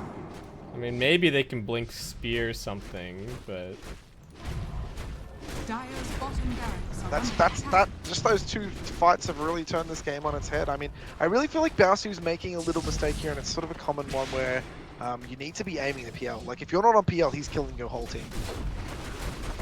yeah, it is difficult, especially when Gatcha's I know- got this Abyssal Blade as well. Has fallen. I mean, there's double Heaven's Halberd, so if you're wasting time trying to chase around a target that Heaven's Halberded, your team's like collapsing, and you're gonna have zero chance dragging this on. Like the PL will overwhelm your team. But yeah, look, Dire's a little bit of a bottom twist barracks here. Has fallen. No washouts tonight. Yeah, did not think that the first lane of Rax falling here was gonna be no BKBs, but game's kind of turning back around a little bit. Phantom Lancer's #1 on the net worth now. He's got a full Reaver on top of everything else. Roshan fast respawn too. Oof. It's up. Yeah, they're just sticking together. Radiant Scan is gonna catch this movement. When that shadow getting popped, do they see anything? Not really. They see a couple of couriers heading towards bottom. So they do know that they're split. Just gonna try for the straight up fight. What can they actually find? They spot Hobo D, not really the target that they want, but they will settle for it. They spot the channel a little further along. Xavier gonna go chasing after him. Cozy with the damage. Splitgo, I don't know if you want to hang around to your friend. One forward stun. Gachi wants to fight. They're gonna drop the Abyssal Blade on the spin. Good Sonic wave through, but the BKB's now coming out. Riz doing what he can, locking onto the Winter Wiper. The Winter's Curse still available. They're gonna try and keep Xavier alive, but he gets popped. Bowsu's still fighting, but he's being halberded and he doesn't have the BKB anymore. Nice curse onto the Void Spirit. Looking for the follow-up stun. Jumping into the backline's actually going for Splitgo. Trying to bring him down. Do they have the damage? They do. Dead for 110 seconds. That's a dieback, but no luck for the Sven as he also gets brought down. Buyback from Xavier, but a little late to rejoin this fight and still does not have the ultimate. So These big 3v3. problems. These halberds are just making Sven way too useless. He needs to not be the world. There's also another problem with his build there. I don't know if no attack speed here is the play. He needs some attack speed. He's really not hitting enough when he's like in the face man.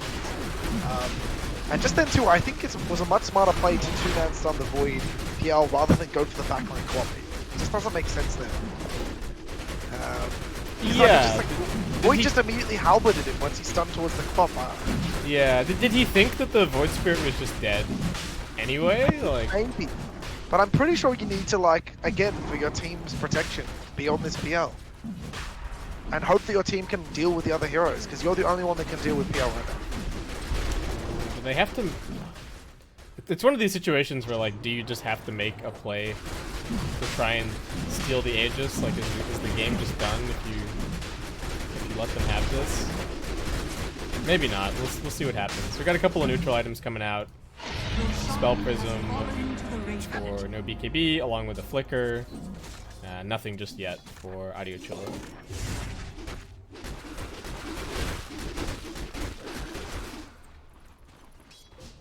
I'm just sitting. Oh my god, Illusionist Cape. I thought that was for PL team. So now this is where we enter this stage of the game where I'm like, my god, if PL gets an Illusionist Cape, he just eternally pushes. Yeah, two it's so gross. I mean, Um, there's a ninja gear. Ninja Toe is nice. Bit?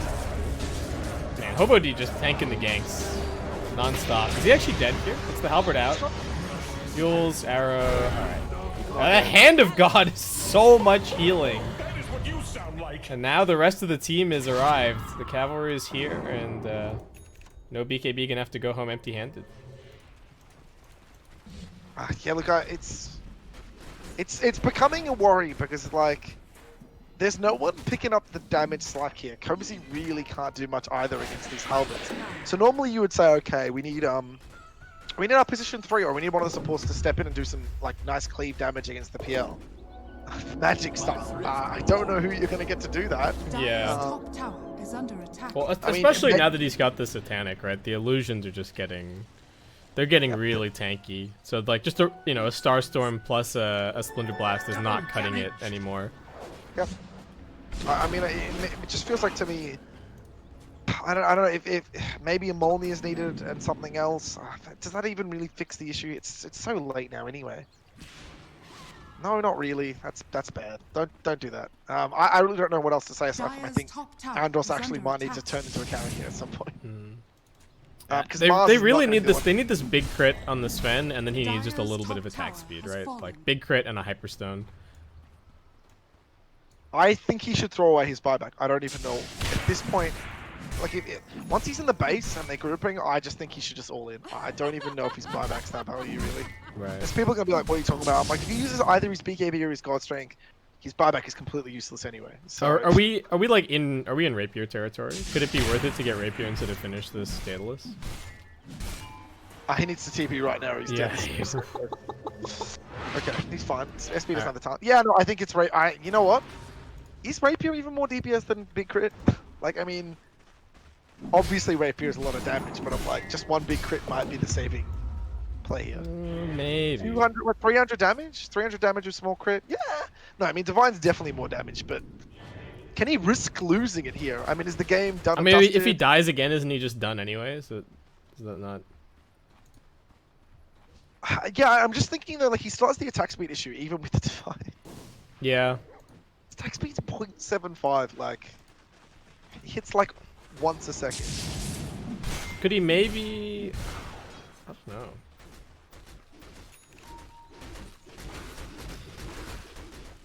I'm wondering if there's a different neutral item that he could take here instead of the fangs. Have they gotten everything? Is everything done? Yeah, they have everything that they can get. Oh man, this would have been like the dream game for what's the sword thing that makes you hit fast? The leveler. The leveler. Yeah, that's true. Actually, his leveler name, would have but- been the dream. Well, he didn't get leveler, and Phantom Lancer didn't get Illusionist Cape, so. So no crazy bin boy arms. Though, side note, Paladin Sword scales so well with so much stuff. My God. Yeah. I don't know why it has that interaction in regards to amping healing and lifesteal and regen. It used to. It was like additive before though, right? And now is it multiplicative now? I don't. So I don't it's even- it's I like don't even want to think about it. it's slightly weaker, but. The thought of all those things changing just makes me want to bash my head on the net. To be perfectly honest, I don't know why. Again, it's just like the inconsistency of this stuff. It's like stop changing it. Just like work something out and leave it for a little. Let's like, know you mean? I don't even want to know how many items we've had like come and go. We have a bit of mod revolt. No, sorry, chat revolt about bans in the chat too. Just so you know. Oh, what happened? I don't know. I think it's justice for someone in chat. Oh no. Oh, the smoke is really just no. Kind of weird. Can they get the jump on a Riz? No, the coordination! What is happening here? Andros might just be dead. He's hexed up. Sonic Wave through. Trouble. Xavier trying to kite backwards. Bowser, who's he hitting? Hobo D is just up in his face, bashing him up. Aegis is getting reclaimed. It's going to be life number 1 for Bowser. He's going to have to buy back here, but with no God Strength. What can he really accomplish? They do get a Winter's Curse out. It's on to Riz. A little bit of damage being done. He's still surviving. Arrow going to catch him to Splinko. He pops the BKB. Wants to keep the chase going. Xavier looking like he will be the next casualty, and Riz is even looking for a little more. They're looking for Bowser on life number 2, and without his cooldowns, what can he actually get done? He's just going to be brought down as well. Types the GG before his hero even drops, and that is going to be Adio Chula taking game number 2 here. That's really well played. You know what? People can look at that itemization and be like, man, seriously, so many heavens halberds. It makes no sense on like just looking at it, like on surface level. No, it makes being, perfect like, sense. Come on. But Sven's the only one doing anything. Like Well, TA, and also it makes TA. It useless destroys too. TA as well. TA just can't play. You're like, oh, I'm gonna blink and assassinate this Chen. Nah, psych. Like, And, you just can't. There's such a fundamental thing on Sven. You cannot go if you don't have both the things you need. BKB, or at least a good start to the fight, and God Strength. You just cannot do it. They went there with 40 seconds in between the window. Baosu died. They wasted some buybacks, and then suddenly the game just melted away, and then that was it. That's all she wrote. so I feel like we have to ask the question after this series: is Sven actually a hero? Is he actually? He's definitely a hero. It's just This game to me is more just targeting issues for me for this Sven. It's like I'm going to give Vasu props. He really moved around the map really effectively, and that was really well played. How he was sort of dodging and weaving to the right areas of the farm. But the real issue that I'm having with his style this game was in the middle of the fights. It's really important to understand which target needs to be dropped at which time, and it just feels like. Is it really worth chasing around the Chen while the PL just murders 3 of your heroes? I don't think it is. I think you're the one that has to be stopping that PL's momentum, and instead you're chasing around a hero that's just there to waste your time. Really, he can press God's his ult from anywhere and help his team. You know, yeah, that's what it comes down to. And also again, like Gachi just stayed strong. He kept farming. He got his own pace on. He was really far to that game too. He was just. So much last hits, and then we get to that point of the game where the Splitco talents all come out, and he has the Scream Fear, and it's just the game becomes really difficult. Radiant's late game is just insanely good, and I think that's again real props to them. It's like they were winning, then they were losing, and then they were winning again. So they stayed firm, they stayed strong. I think that's really well done by them. Yeah, it was a good game. I think that was probably our best game of the night. Did we get past 40 minutes? 44. Woo! Yeah, woo! Yeah, so that wraps it up for the very first day back for the Oceanic Esports Dota League Season 2. Thanks for joining me, Gorg. I know you weren't originally scheduled. You're tapping in because Dano couldn't make it, so appreciate you. I might be playing a game tomorrow night, so everyone can have fun at me and my questionable performance tomorrow night. Nice, little washed up. You've talked a big game tonight. We'll see. We'll see. I always talk a big game. Right. That's all I am, guys. I'm just a big old talky boy. All right. Thanks so much for watching, guys. Appreciate you tuning in, and we'll catch you for another cast sometime soon.